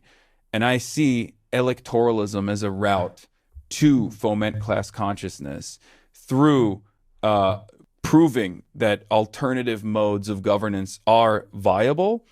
And that's why I look to people like Zoran as movement leaders in that regard, because every day that he's a good mayor of New York is a day where we are able to tackle the stigma associated with socialism. Every day that he's a handsome, charismatic fellow that gets to improve people's lives is a day where more New Yorkers go, you know what, maybe I'm a socialist after all. I'm not. I understand that you have to organize with the masses that you have, not the masses that you believe should exist. And many people in the United States of America are self-identifying as liberals. That's mass politics. That's what the social base. That's where the social base is at. They self-identify as liberals because they don't really understand what that means. If you were to pick apart their worldview and offer them a little bit of political education, you might find that they're actually not liberals at all. Maybe they're socialists. Maybe they're Marxists. Maybe they're, they have a different ideological tendency than liberalism, which is basically just the monoculture that we've taken for granted. So at a time when liberalism is failing, and the Democratic Party, as the liberal Democratic Party, is failing to keep up with the reactionary forces on the Republican side, I believe that it's important to try to push for as many radical candidates as possible and change the makeup, the political makeup of this unbelievably weak party that is not a real political party in the sense that they exist in Europe and in parliamentary systems. There's no paid membership structure, like paying membership structure, but a party that simply is a holdover for a litany of different corporate interests and maybe some advocacy groups on the side if you want to throw them a bone every now and then because you need door knockers. That's a weak party. That's a party that you can seize. That's a party that you can take advantage of. Because at the end of the day, I have no loyalty to the brand that is the Democratic Party. Right. Okay. And I don't think anyone should have any loyalty to any party. I think you should see politicians as an agent for change because that's what they are. Are they making those changes for their corporate benefactors, or are they making those changes for you? Are they promising to you that they are going to change your lives for the better? Or are they telling you better things are not possible, which is what a lot of Democrats do, unfortunately. So, even if I know a politician personally, Zoran is a great example of this. AOC is another example of this. If they do things that I don't like, I'll say it. I'll be like, no, this was wrong. I disagree with you on this. And I will hold them to account because at the end of the day, they're public servants. They work for us. For all of us, right? There shouldn't be any loyalty to a party or a brand, especially if that party hasn't done enough to deserve your loyalty. You can have an ideological commitment to a movement. I certainly do. And I have my moral convictions, and I demand that the elected representatives that I push for also have similar shared moral convictions. But outside of that, I don't really care how we get there. Another Deng Xiaoping quote I'll use. I don't know why I keep using Deng Xiaoping quotes on this conversation, but also because it's Tuesday. Yeah. You know what they say about Tuesday and Deng Xiaoping? What? Nothing. Carry on. I was very excited. I know. This guy caught us. He said when market reforms were taking place in China, he said famously, a black cat or a white cat, it doesn't matter as long as it catches the rat. And that's the way I see it as well, where it's like I don't really care about what these brands are or what how people identify focus too much on the labels and not on the outcome. I care about changes. I care about necessary changes and getting those necessary changes across. Has that gotten better? No. Stop touching it. Does it hurt? No, it doesn't. I think it did get better. It feels better. Looks like a bee sting, brother. That ain't no mosquito. I got bit while I was sleeping. You looked very handsome in this interview. Thank you. Dude, I have a PhD in bugs and you got bit by one of these. My mom says it looks so much better now that he has a spoon over it and I can't see it. Guys, I don't care about Harambe's 10-year anniversary. Okay, 10-year death anniversary. What is this? Want to change that because that's where their bread is buttered and they get very pissed off. You say your whole life and your whole career, but take us back. What brings you to this point? Like we meet you at this moment in your life, but like how does Hasan Piker come to be? Like where were you born? How were you raised? I was born in America. No, I'm not saying it like a border agent. I'm saying like to me, I'm saying like a life story. You're so defensive about it. I got scared. This man is like, I'm like, where were you born? I was born here. I'm born in America. I don't know if you heard, but the federal government's coming after me. We actually need to talk about that. Yeah, but no. So I need to say it. I was born here. I'm an American citizen. I could run for president. I would never do that though. So don't get scared. Don't want to change that because that's where their bread is buttered. And anyway, mashallah. What the fuck? Bro, that's crazy. He came in all halal. It's over. It's over. He came in halal style, bro. It's over. He's bringing, oh my God, he has found the light of Allah. He has brought Islam into his life. He pulled his California King bedsheet on and went to work. You and who? What is this? The Cuckquarium? That's fucking crazy. What utility does this have? Yeah, you know how Wemby says he likes to read books when he's in the locker room before the game? It turns out the book that he likes to read, the Quran. Awaken the people and help them to see the evil doings of Israel and the United States. Straight up, bro. Yeah, the book he was reading, in the name of Allah, read. The fucking first thing that Allah told the Prophet Muhammad, peace be upon him. Too much reading, and all of a sudden you're reading the Quran. Buddy, check out our boy Kyrie. I saw the bourgeoisie fears memory because memory teaches resistance. Yeah, it weighs on our consciousness, dude. Dude, is Kyrie moving from like flat earth shit to like actual Marxist literature? Is that what it is, you think? It's very funny that Ben Shapiro thinks he can get an increasingly anti-Semitic online right to look past his clear ethno-chauvinism by going, look, it says Muslim on the ceiling. Yeah, Ben Shapiro, no Jew has ever asked a politician to put on a kippah. The long robe marked by an Arsenal jersey. It says on it Emirates, and it says on the sleeve, visit Rwanda. Again, I'm not sure you could possibly signal your various allegiances to foreign interests better than this, but, you know, sort of fascinating. She is clearly wearing a scarf. By the way, they went to a mosque, right? That's what it is. That's why she did that. But also, Ben, if I'm you, I'm not talking about, I'm never bringing up politicians doing certain, religious shows for different ethnic or religious constituencies, right? Like you're Jewish. That's insane. Like Zohran Mamdani has done this. He visited the fucking the Rebbe's grave, dude. What are you talking about? It's one of the most common images that anti-Semites use, and it's not even just like anti-Semitic at this point. It's like in mass usage is the idea of like going to Israel and kissing the wall and putting on the yarmulke. The fuck do you mean? Like that's such a funny thing to bring up because ask the average American which politician, like, or which religious group gets more like shows of admiration and like symbolic shows of respect in the United States of America, Islam or Judaism? Because it's like, majority Christian nation. So out of the non-majority religions in the United States of America, which of the two other Abrahamic religions do politicians heavily show respect to? I don't think people are going to say, oh, yeah, it's obviously fucking Islam. Islam gets the same level of recognition of as like Zoroastrianism in the United States of America. To look like hijab. There's no question that's what she is doing. It is indistinguishable. Yeah, here is Zoran visiting the Ohel of the Lubavitcher Rebbe this evening. So disappointing from Chabad Lubavitch to invite Mamdani. I mean, what are you talking about? Soda trick worked. It looks less swollen now. Let's go. Well, larger area of coverage. Cooler. Trick question. It's Baha'i. True. Yeah, the majority of politicians are Islamophobic in this country. It's so stupid for Ben Shapiro to bring this up.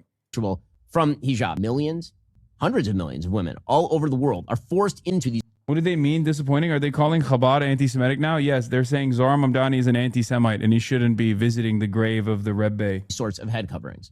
And so it's kind of strange that AOC would don one in the United States. Now, I know the response that's coming here, right? Because I wear a funny head covering, right? I'm an Orthodox Jew. I wear a kippah or a yarmulke. How dare I talk about AOC wearing hijab? Now, you'll notice I'm not talking about Ilhan Omar wearing hijab. She's a Muslim woman. She wants to wear a hijab, her business. But let me start with the dumb and wrong comparison. Politicians who will put on a yarmulke at Jewish events. So first of all, no Jew has... Wait, what? AOC is a politician putting on a headscarf at a Muslim event. It's literally the same, dumbass. What the fuck are you talking about? Ever asked a politician to put on a kippah? It is not a thing. As an Orthodox Jew, okay, let me just say this. Don't do this. No one's asking you to do this. It's silly.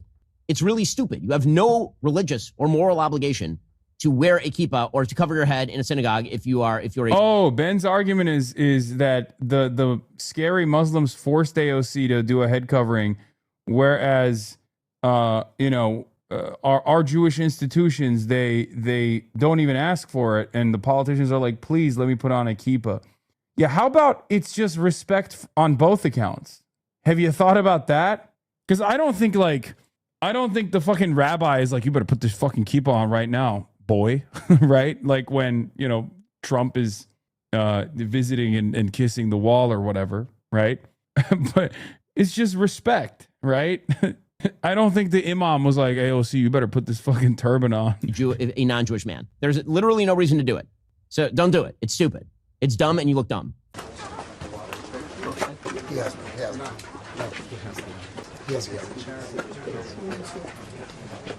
Bruno, hold till my signal. I still think it's funny. Curb scene? All right, finally. There it is. Okay, dude. Okay, enough. Oh, he threw in the footage of Trump at the campaign trail. I was like, why did Ben put that in there? It's just odd for Ben to bring this up. Yeah, Sammy says, very funny that Ben Shapiro thinks he can get an increasingly anti-Semitic online right to look past their past his clear ethno-chauvinism by going, look, it says Muslim on the ceiling. What happened to your face, broski? I got bit by a bug, and I don't know what fucking happened. Dr. Nick Maynard, a Bruce surgeon who's worked repeatedly in Gaza since 2010, says he remembers all the children he watched die from starvation during Israel's siege on the enclave. Speaking to Tucker Carlson, Maynard described children wasting away in hospital beds because doctors had no food, lacked medicine, and basic supplies to keep patients alive. He said Gaza endured a deliberate engineered starvation campaign so severe that patients were too malnourished to heal from surgery. Yeah, this was a really good interview. I watched different bits and pieces of it. We never got to finish this. Israel and Palestine that's been on the table since 1967. That's the only way for Israel to be both Jewish and democratic, because if the state of Palestine provides the self-determination and the national rights and the individual rights and the future and the hope for the 5 million Palestinians who live in Gaza and the West Bank, and 2 million Palestinians who are citizens of Israel out of a population of 10 million are given full and equal rights like any minority in a democracy, this actually is a resolvable problem. It is not by definition that having a national homeland of the Jewish people, there are so many countries around the world that have a national identity, a people who feel strongly as a people that gives their country a national identity. Doesn't make them all nationalist states. Sure. And but like what in your view would happen? Let's say we get the two-state solution, right? And there's a division of the land as laid out by the UN. What happens if the Palestinian citizens of Israel start having too many kids? And now they're threatening to become a demographic majority within Israel. what happens Well, I mean, then? the biggest Because problem, ironically, the biggest problem that Israel has demographically is that the ultra-Orthodox are having too many kids. Yeah, that's true. No, that is an issue. But I mean, Right, you see what Classic liberal Zionist, by the way. Classic liberal Zionist. Had to throw that in there, okay? Dude, that's why it's so funny when a lot of pro-Israel people will be like, wow, Hassan called Orthodox Jews inbred or whatever. It's like, listen, motherfucker, okay? I've heard what you call Orthodox Jews in Israel, okay? I don't want to hear it. I don't want to fucking... Dude, ask a liberal Zionist, Ashkenazi guy what they think about the Orthodox Jews in Israel, and you will hear shit that is almost as bad as the way they talk about Palestinians. Not as bad. Sometimes they'll compare them directly to Palestinians. They'll be like, what are we, a bunch of fucking Palestinians? That's what Itamar Ben-Gvir is doing. He's behaving like a Palestinian. So obviously that's, still the most, maximum racist you can be. That's why it's so funny when they're like, wow, I can't believe he was, joking about the Haredi population joining the Israeli forces, Oh, really? Oh, really? You thought what I said was unconscionable. What have you said? What have you said, I wonder, about this group of people? getting at here, because I suspect, we have a big Christian nationalist movement in this country, led by Pete Hegseth and others who are in government right now. And I suspect you don't support that. So how do you support, a Jewish nationalist ideology when you would oppose that here, domestically, because you understand the way that would infringe on the rights of others who didn't meet the definition here in the U.S.? Well, if that is the way that it's going to be implemented, I'd oppose it. But what I'm arguing, and we may not agree, but I believe, that the Declaration of Independence of the State of Israel and the values on which it was founded and the basic laws that were established, the idea of it was that all 10 million Israeli citizens, whether they are... The Haredi population is different from the Ben-Gvir settler group. That's why I said Orthodox. The Haredi population mainly live in Jerusalem and the Tel Aviv suburbs. The ultra-Orthodox don't really care about Zionism, but will riot if their yeshivas get one less penny on their subsidies. No, I was talking about not the ultra-Orthodox. I was talking about the Orthodox settler population as well, not just the Haredi population. Because some of them are not even... Some of them are anti-Zionist even, the ones that even live in Jerusalem. That's not who I'm referencing. Christian, Muslim, Druze, Jewish, Russian immigrants, Circassian, whoever they are, that they all have equal rights. It is the demographic fact that 76% of the citizens of the state of Israel right now are Jewish. And the other 25%, 21% are Arab, 4% are various other ethnic groups. This is the way other countries work too. I mean, you can run through a list of the 193 countries that are member states of the UN, and many of them have a population that has an ethnic identity that is 75, 80%, and at the same time have 20, 25, 30% of other peoples who live within their land. And some states do better than others at providing those people with rights. And I would fight and be at the front line to ensure that the Arab citizens of Israel, the Palestinian citizens of Israel, have the exact same rights and the same opportunities as the Jewish citizens. And so I don't agree that having a state that has an ethnic identity as its identity is per se going to lead you to Itamar Ben-Gvir and Bezalel Smotrich. In fact, he seems to be avoiding her question about the Palestinians becoming a majority population. Yes, because J Street, liberal Zionists understand Western attitudes and Western interests.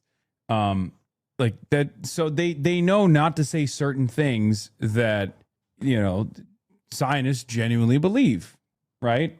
And because either they're stupid enough not to have exhausted these contradictions to its, final point, which is what Crystal is trying to get him to address, which I don't think, this guy is dumb at all.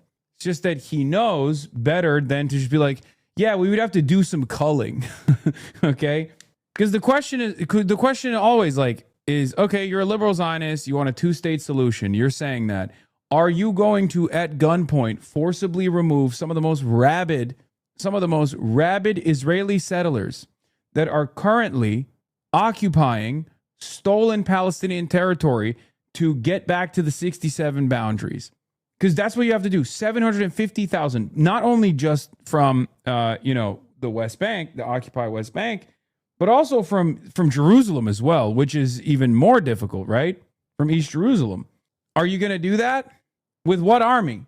What Israeli army is going to forcibly remove? Like, the Israeli army barely was able to remove 6,000 settlers from Gaza. 6,000. Okay? They had a hard time removing people from the Sinai Peninsula, and that was hostile living circumstances, and it was still difficult. And it was a huge crisis to remove 6,000 Israeli settlers from the Gaza Strip. Okay? They had to do that at gunpoint. They had to literally arrest people to remove them. Because these guys are not fucking normal. I'm sorry. They're insane. Okay? They are literally insane. They're the tip of the spear of the ethno-nationalist, religious supremacist, constant expansionist Zionist project. Okay? And that was the Gaza Strip. That's not the fucking West Bank, where these guys have expanded dramatically and have built entire enclaves deliberately to cut through all of the different Palestinian areas. That's a question you have to face. If you're a liberal Zionist and you're like, this is what we got to do. I believe in a two-state. I'm like, okay, what's your plan to forcibly remove 750,000 settlers from the West Bank? They all are Itamar Ben-Gvir, by the way. Or some of them think Bezalel Smotrich is too woke, okay? Like, imagine 750,000 Bezalel Smotriches and Itamar Ben-Gvirs. How do you remove them? 90% of Israeli Jews vehemently oppose Bezalel Smotrich and Itamar Ben-Gvir. And as I said, 75% pay them to leave like they paid white slave owners after Enfant Dor. I don't know how you keep bringing this analogy back to Black American existence, and you end up taking the most reactionary points. You literally just said, offered the fucking West Bank settlers money to leave? What do you mean? No, arrest them. You want to give reparations not to the fucking Palestinians, but the settlers? Are you insane? Are you on fucking crack? What are you saying right now? No, they don't get to live there and then get paid to leave. If they're already living there illegally, I'm saying the appropriate measure in a two-state solution, if you're a real one, is to forcibly remove them from this land. I'm saying that's virtually impossible. Okay? You don't want the Palestinian people to be free if you want them to live alongside these animals. Okay, I know you're also, you earlier said desegregation was a mistake. So I'm not really invested in your point of view on this issue. I'm going to be very honest with you. I know you think that I'm out of touch when it comes to black issues, but I feel like between you and I'm going to go out the bat here, and I'm going to gamble here and say I think my perspective is a little bit better than yours on this. Because no, I do think that while desegregation as an attempt became an abject failure, in theory, it's still the appropriate measure to take. Because one, segregation still very much exists, and two, the older version of segregation that you are clamoring towards is something that is seemingly going to happen regardless. And it's a devastating reality that we should avoid at all costs. So I'm going to keep fighting against that reality while you, I guess, agitate towards segregation. Yeah, slave owners didn't leave, though. They continue to exploit black labor through sharecropping. Yeah, what do you think is going to happen with the fucking West Bank settlers? They're not going to leave either. They're just going to take the money. Oppose Netanyahu. And when they tried to take apart Israel's democracy and the rule of law and the independence of the judiciary, millions and millions of Israelis took to the streets in order to ensure that the functioning liberal democracy that they were brought up in would be maintained. So, I'm willing to fight for that. I'm willing to continue to be out there making the case that is a possibility. And I hope that the state of Palestine that's created next to Israel will also set up a structure that provides opportunity for all of its people to have equal rights and protects those. Oh, interesting. Here's the other setback on a two-state solution. Okay, two-state solution is implemented. It's governed by Hamas. The standing military is now the Al-Qassam brigades. Are you going to be happy with that? Would you be in favor of that? Because that is the other side of this equation as well. Whenever people talk about like a two-state solution, they're like, oh yeah, let's do a two-state solution. Israel will never allow the Palestinian state to be sovereign. Israel will never allow the Palestinian state to have a standing military. You can't have a state without a standing military. That's why I always say like this stuff is bullshit. And also, logistically speaking, harder to implement than a forcible one-state solution. Because a one-state already exists. It's a state where, unfortunately, Israel is sovereign. It's a state that is an apartheid state, and it is an ethno-supremacist state. And all of those structures need to be destroyed 100%. And there needs to be an end to the occupation with equal rights and representation for all, and reparations for the Palestinians, and a right to return for Palestinians. Rights and has the rule of law, independent judiciary, etc. I know it's so old already, but a picture of Hassan just came up on my Twitter when he first got the bug bite, and I'm comparing it to hours ago now, and it looks worse. I don't think it looks worse. Dude, what are you talking about? It definitely doesn't look worse. My eye was so swollen I could barely open it in the morning. No, you think it looks worse.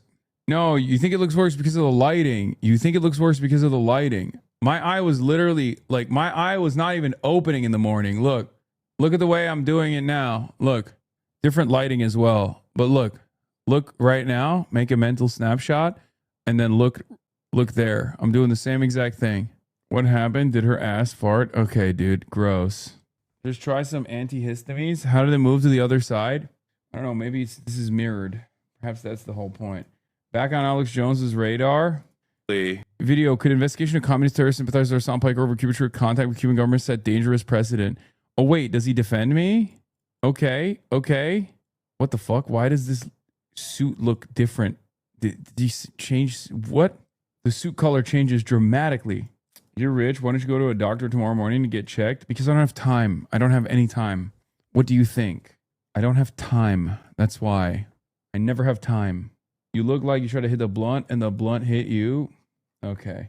You don't game. Of course you got time. You guys are so stupid. Yeah, that's why. This conversation was fucking nutty too, but I'm not even going to get into it. I don't really care that much about it. What else? We obtained a not yet public FARA filing revealing how Brad Parscale directed $13 million from Israel to Republican digital strategy firms run by some of his longtime allies, to a subsidiary of Salem Media itself, where he is an executive. Salem Media also hires the CNN guy that I hate, Scott, the gay one, the in the closet gay guy. What's his name? What the fuck was his name? The one that got Scott Jennings. Thank you. The one that got yelled, or the one that yelled at fucking Adam Mogler. Yeah. TLDR. Israel paid Trump's former campaign manager Brad Parscale $15 million to run a foreign influence operation on American soil. Here's what that bought. $6 million to an AI chatbot company that texts Americans pretending to represent peace organizations. $5 million to a GOP strategist for media placement, consulting, polling, and advertising work. $500,000 in ads in Salem Media, the same conservative media company where Parscale is the chief strategy officer. Parscale's team also created pro-Israel websites specifically designed to be scraped by AI platforms like ChatGPT and Claude. Fucking awesome, dude. Here are the texts. I always answer posters, calls, texts. Dumb bitch decides she wants to play with me today. Stay tuned. Wait, what? That's great. How do you see Israel as one of... Yes. How do you see Israel as one of America's strongest allies? I think they're our enemy. We supply their weapons and give our elected officials unimaginable amounts of money. I strongly disagree. Israel's a vital ally. This short clip explains it. That's not a poster. You're duking it out with a chatbot. This will shock you. It just came out. Breaking. A CIA official has reportedly been arrested after investigators found 303 gold bars, $2 million in cash, dozens of Rolex watches inside a Virginia home. Not a cartel boss, not an oligarch, not a crypto scammer, CIA official. According to reports, investigators say David Rush received massive amounts of foreign currency and gold tied to work-related expenses before the FBI raided the property. 303 gold bars. This is movie villain level corruption. And now Americans are watching former intelligence officials openly admit on CNN that polygraphs can fail, pathological liars can beat the system. John Kiriakou? Question mark. An internal oversight may have completely collapsed. This story is becoming a nightmare for the intelligence community. Is it? Is it a nightmare for the intelligence community? I feel like it's just another Tuesday, you know?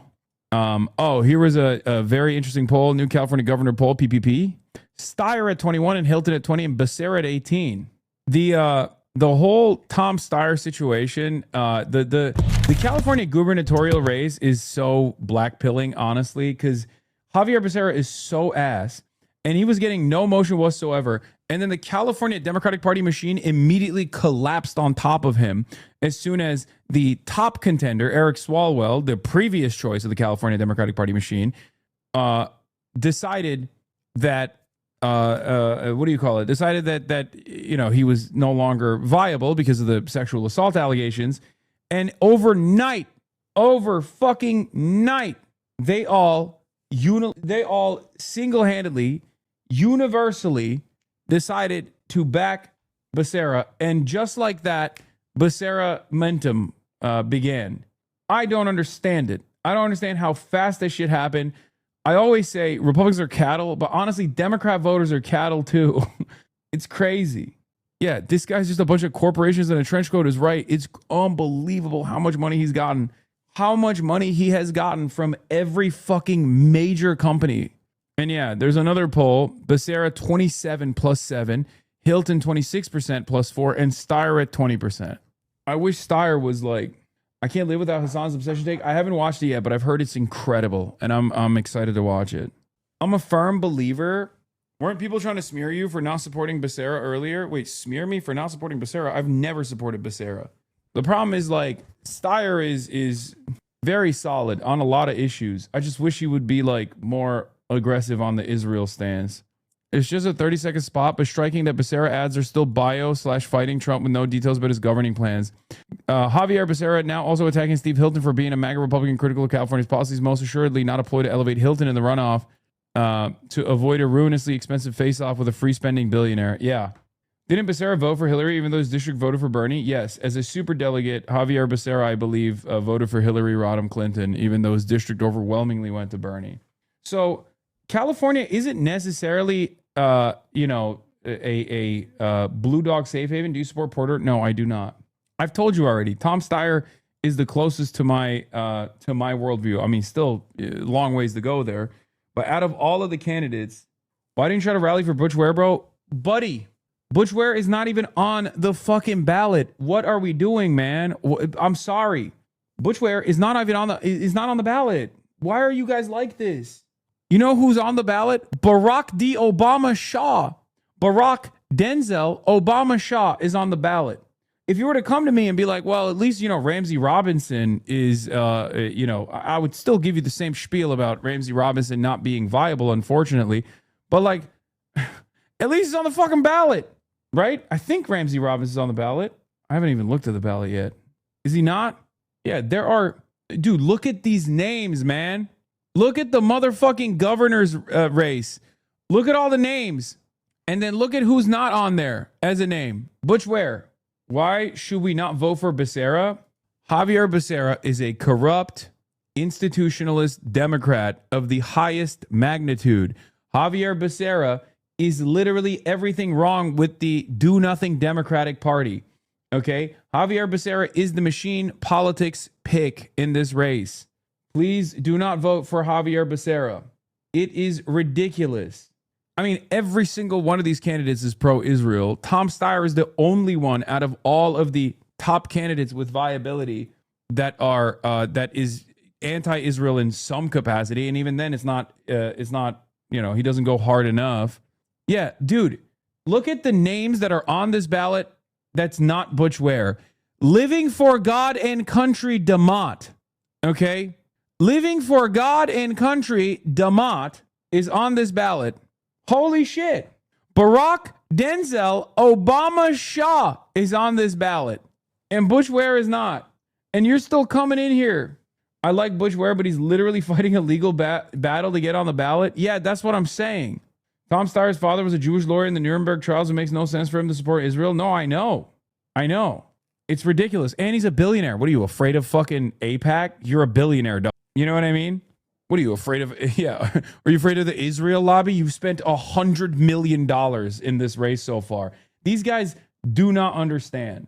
I don't think Tom Steyer recognizes that if he were to come out, balls to the fucking wall and be like, listen, I'm a billionaire. I'm bought. I'm my own man. Here, I'll prove it to you. Israel can suck my dick.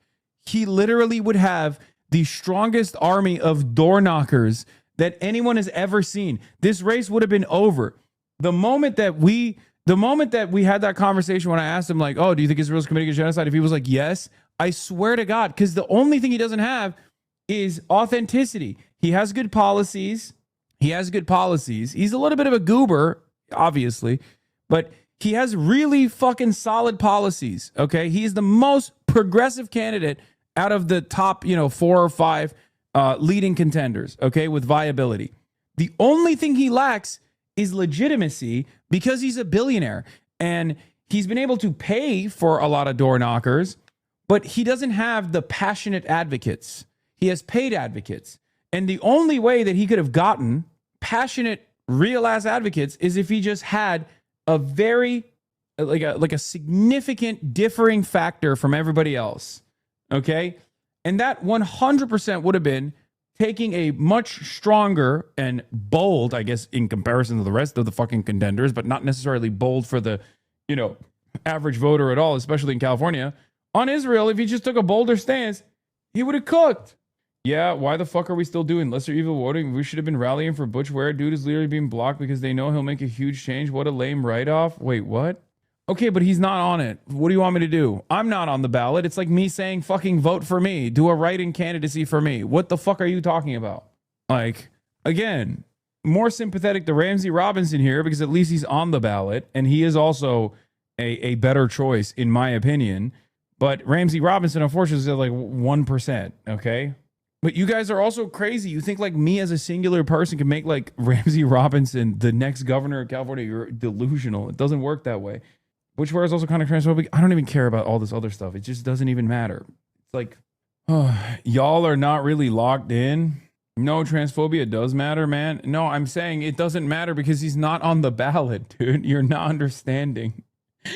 I'm not saying transphobia doesn't matter across the board. I'm saying it doesn't matter in this conversation. It's like when people say, well, Butch Ware is a China hawk. It doesn't matter that he's a China hawk. You want to know why? Because he's not on the ballot. It's the same point over and over again. Like, it might as well be your neighbor at that point that you are writing his name in. You know what I mean? Like, I'm sorry.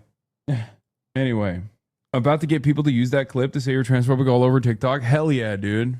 Hasn't happened before. Dude, it's getting better, I think. Maybe I'm coping. But it feels like it's getting better. I don't know. My neighbor is the Vanguard. He will win. How dare you? Yeah, he will win if you vote for her. I'm sorry to spam, but this seems very bad. Aliens.gov. No, I'm good. Javier Becerra is likely to become the next the California governor. He's dumb, arrogant, incompetent, and tolerates criminal behavior by staff. He'll likely be recalled fairly soon. Becerra outpolls all his rivals when it comes to black and Latino voters. I'm a broken record, but corporate power in the Democratic Party flows through black boomer voters. Becerra got large sums of money from Chevron, Meta, and PG&E, which is even worse than Chevron and Meta somehow for California politics in general. He'll raise costs and harm California residents. At some point, we have to be honest about older black voters choosing these awful leaders to bring around. Okay, yeah, Matt Stoller does a very bad job of communicating this point. And this, I think, literally turns into a tangent about the black voting bloc. So I don't want to get into a fucking additional argument with chatters in here, but yeah, Becerra's background is terrible. Did you see this? It feels like the establishment is tracking your moves. It's not the establishment, man. Well, it is the establishment, but it's also the Israel lobby. What? You want to lance and get a scalpel? Lance that shit. Squeeze the pus out that eye. You need to suck the poison out of your eye. Okay, calm down. But yeah, a last-minute super PAC development in New Jersey 12, where a Democratic-affiliated PAC, Project 218, is spending nearly $400K to boost Sue Altman. That kind of investment will help even the playing field against Hamawi in the race's final days. Yes, establishment Democrats and the Israel lobby are like this right now, okay? The majority Dem PAC and all of these different subsidiary groups, they are all aggressively going after every single progressive insurgency candidacy, okay? We got Adam Hamawi, which I will be linking up with in New Jersey this Saturday. I'm flying back out to the fucking East Coast again just so I can be there for Hamawi. Okay? What is this? Adam Hamawi, the first New Jersey candidate to be promoted on Grindr. This is an ad put out by a transgender advocacy group called Christopher Street PAC. There's something about a man in uniform. That's amazing. We'll know this country's on the right track when people are campaigning on imprisoning unregistered Israeli agents. Oh my God. Oh my God. What a life. Oh my God. What a dream. Yeah, but I will be at the I will be attending a rally alongside Hamawi And then we'll be doing some other stuff throughout the day in New Jersey. I'm going back to the motherland. I'm going on a Hajj, literally a one-day trip just for Adam Hamawi because he's the man. He's such a stud, dude. I love him. He's so amazing. So yeah, New Jersey Oblast. Yeah, we're going back to the motherland. But yeah, that'll be all for today, folks. I'm tired. Okay, I'm gonna go try to see what the fuck I can do about this goddamn eye. Why are you coming to New Jersey the one weekend I won't be there? Cause I hate you, Chowder. No, I'm kidding. I did it on purpose. The states. I'm once again asking for your support. We need highly knowledgeable Hassan Abid lore masters to contribute to this anti-smear database spearheaded by OS. Can I count on you? Oh yeah. There's a new PBS site established. The definitive exhibit of malicious bad faith reporting versus the truth. Yeah. MMAX is cooked again. A reported trip becomes an investigation. In May 2026, DOJ and Treasury issue subpoenas tied to Cuba travel by U.S. activists and journalists. Coverage framed Piker, who has openly discussed the trip on stream, as a subject of a foreign influence probe. Fed subpoena Hassan Piker, Medea Benjamin over Cuba trips. Missing context. The subpoena was a part of a broader DOJ Treasury inquiry into U.S. nonprofits and individuals who traveled to Cuba, not a Piker-specific probe. Piker discussed his trip publicly on stream, including the legal framework under which it was conducted. Read full entry. Also, I'd never got a subpoena. You should probably put that in there. Hassan Piker names pro-CCP tycoon Singham as financier of political moves despite nonprofit veneer. Misleading frame. The on-stream segment was a discussion of how progressive media nonprofits are funded in general. Singham was mentioned as one of the many donors, alongside conservative line funders cited for context. The framing implies Piker endorsed CCP line funding. The sources show the opposite. They're after your boy. Hassan Piker reacts to federal subpoena. Selectively edited. The full clip shows Piker explicitly defending civil liberties protections for journalists and activists irrespective of political alignment. The selected pull quote is from a self-deprecating aside immediately preceding that argument. Criticism of Israeli policy labeled as hatred. Coverage from May 2026 uses an anti-Semitism frame against Piker's commentary on Gaza. The primary record consistently shows him distinction between Israeli government policy and Jewish people, and explicitly condemning anti-Semitism on stream. UK Jewish groups call for Hamas backer Hassan Piker to be denied entry visa. False. Piker's never expressed support for Hamas's condemned October 7 attacks on stream within the first 90 seconds of his coverage. The article does not cite a primary source for the Hamas backer characterization. Extremist fanboys are glamorizing anti-Semitism, and some publishers keep playing along. The opinion piece collapses pro-Palestinian content criticism of the Israeli government and anti-Semitism into a single category. Piker is named alongside actual anti-Semitic figures without distinguishing position or rhetoric. Commentary cropped into endorsement. Far-left streamer Hassan Piker mock shooting near White House, pokes fun at Trump's ballroom. I mean, I did do that. I did poke fun at Trump's ballroom. Segment question, criticize the political response to the shooting and renovation costs in the same breath. Two separate news items in the day's cover. No, I'm not. Did you address or what? No, I'm not doing this, okay? I never. It's crazy. It's from April 28th, and I'm not doing it anyway. Bro, what if it was Vance who leaked the subpoena, and that's why Trump's all big mad because it was supposed to be a surprise? Oh, yeah, there was a... I get my news from this man, and every hour he shows us a worsening swollen eye injury, says, should I go to urgent care and then continue streaming? It's on beta. That's why we need lore masters. All the content in it is placeholder. Okay. It's a great user interface for sure. You can't boo me. I'm the vice president. Watched a few highlights of graduation speeches where this or that corporate leader will discuss artificial intelligence, AI, and be met with literal boos. Now, you can't boo me. I'm the Vice President of the United States. So I've watched a few highlights of graduation speeches where this or... Nick Fuentes on the Trump administration. Why can't it just be fighting our actual enemies? Women, Hassan Piker, illegal immigrants, African migrants, the Jews. Dog. What is this? What do I say to this, man? Why can't it just be fighting our actual enemies? Women, Hassan Piker, illegal immigrants, African migrants, the Jews. Oh, God. Okay, I'm done. All right. Good night, guys. Good night, everybody. I'll see you tomorrow, all right? Peace. All the chatter's trickling in. Hostile people hate.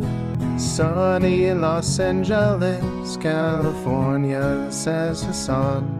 Stun luck to the stun luck to the topics just begun.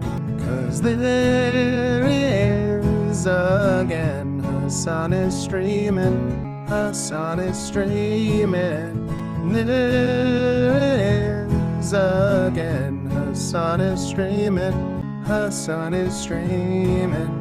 Reviewing a Chinese train, telling Kaya place. Sun and Asmin chatter loves.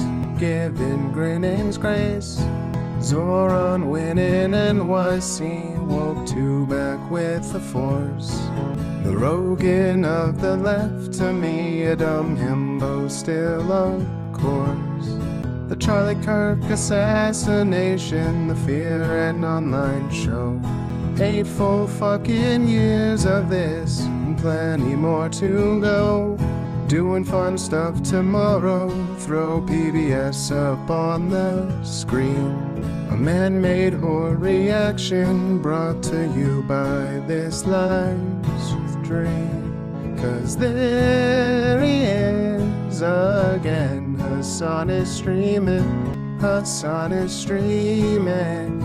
There he is again, Hassan is streaming, Hassan is streaming. Kicked out of the DNC, IRL we march the goat.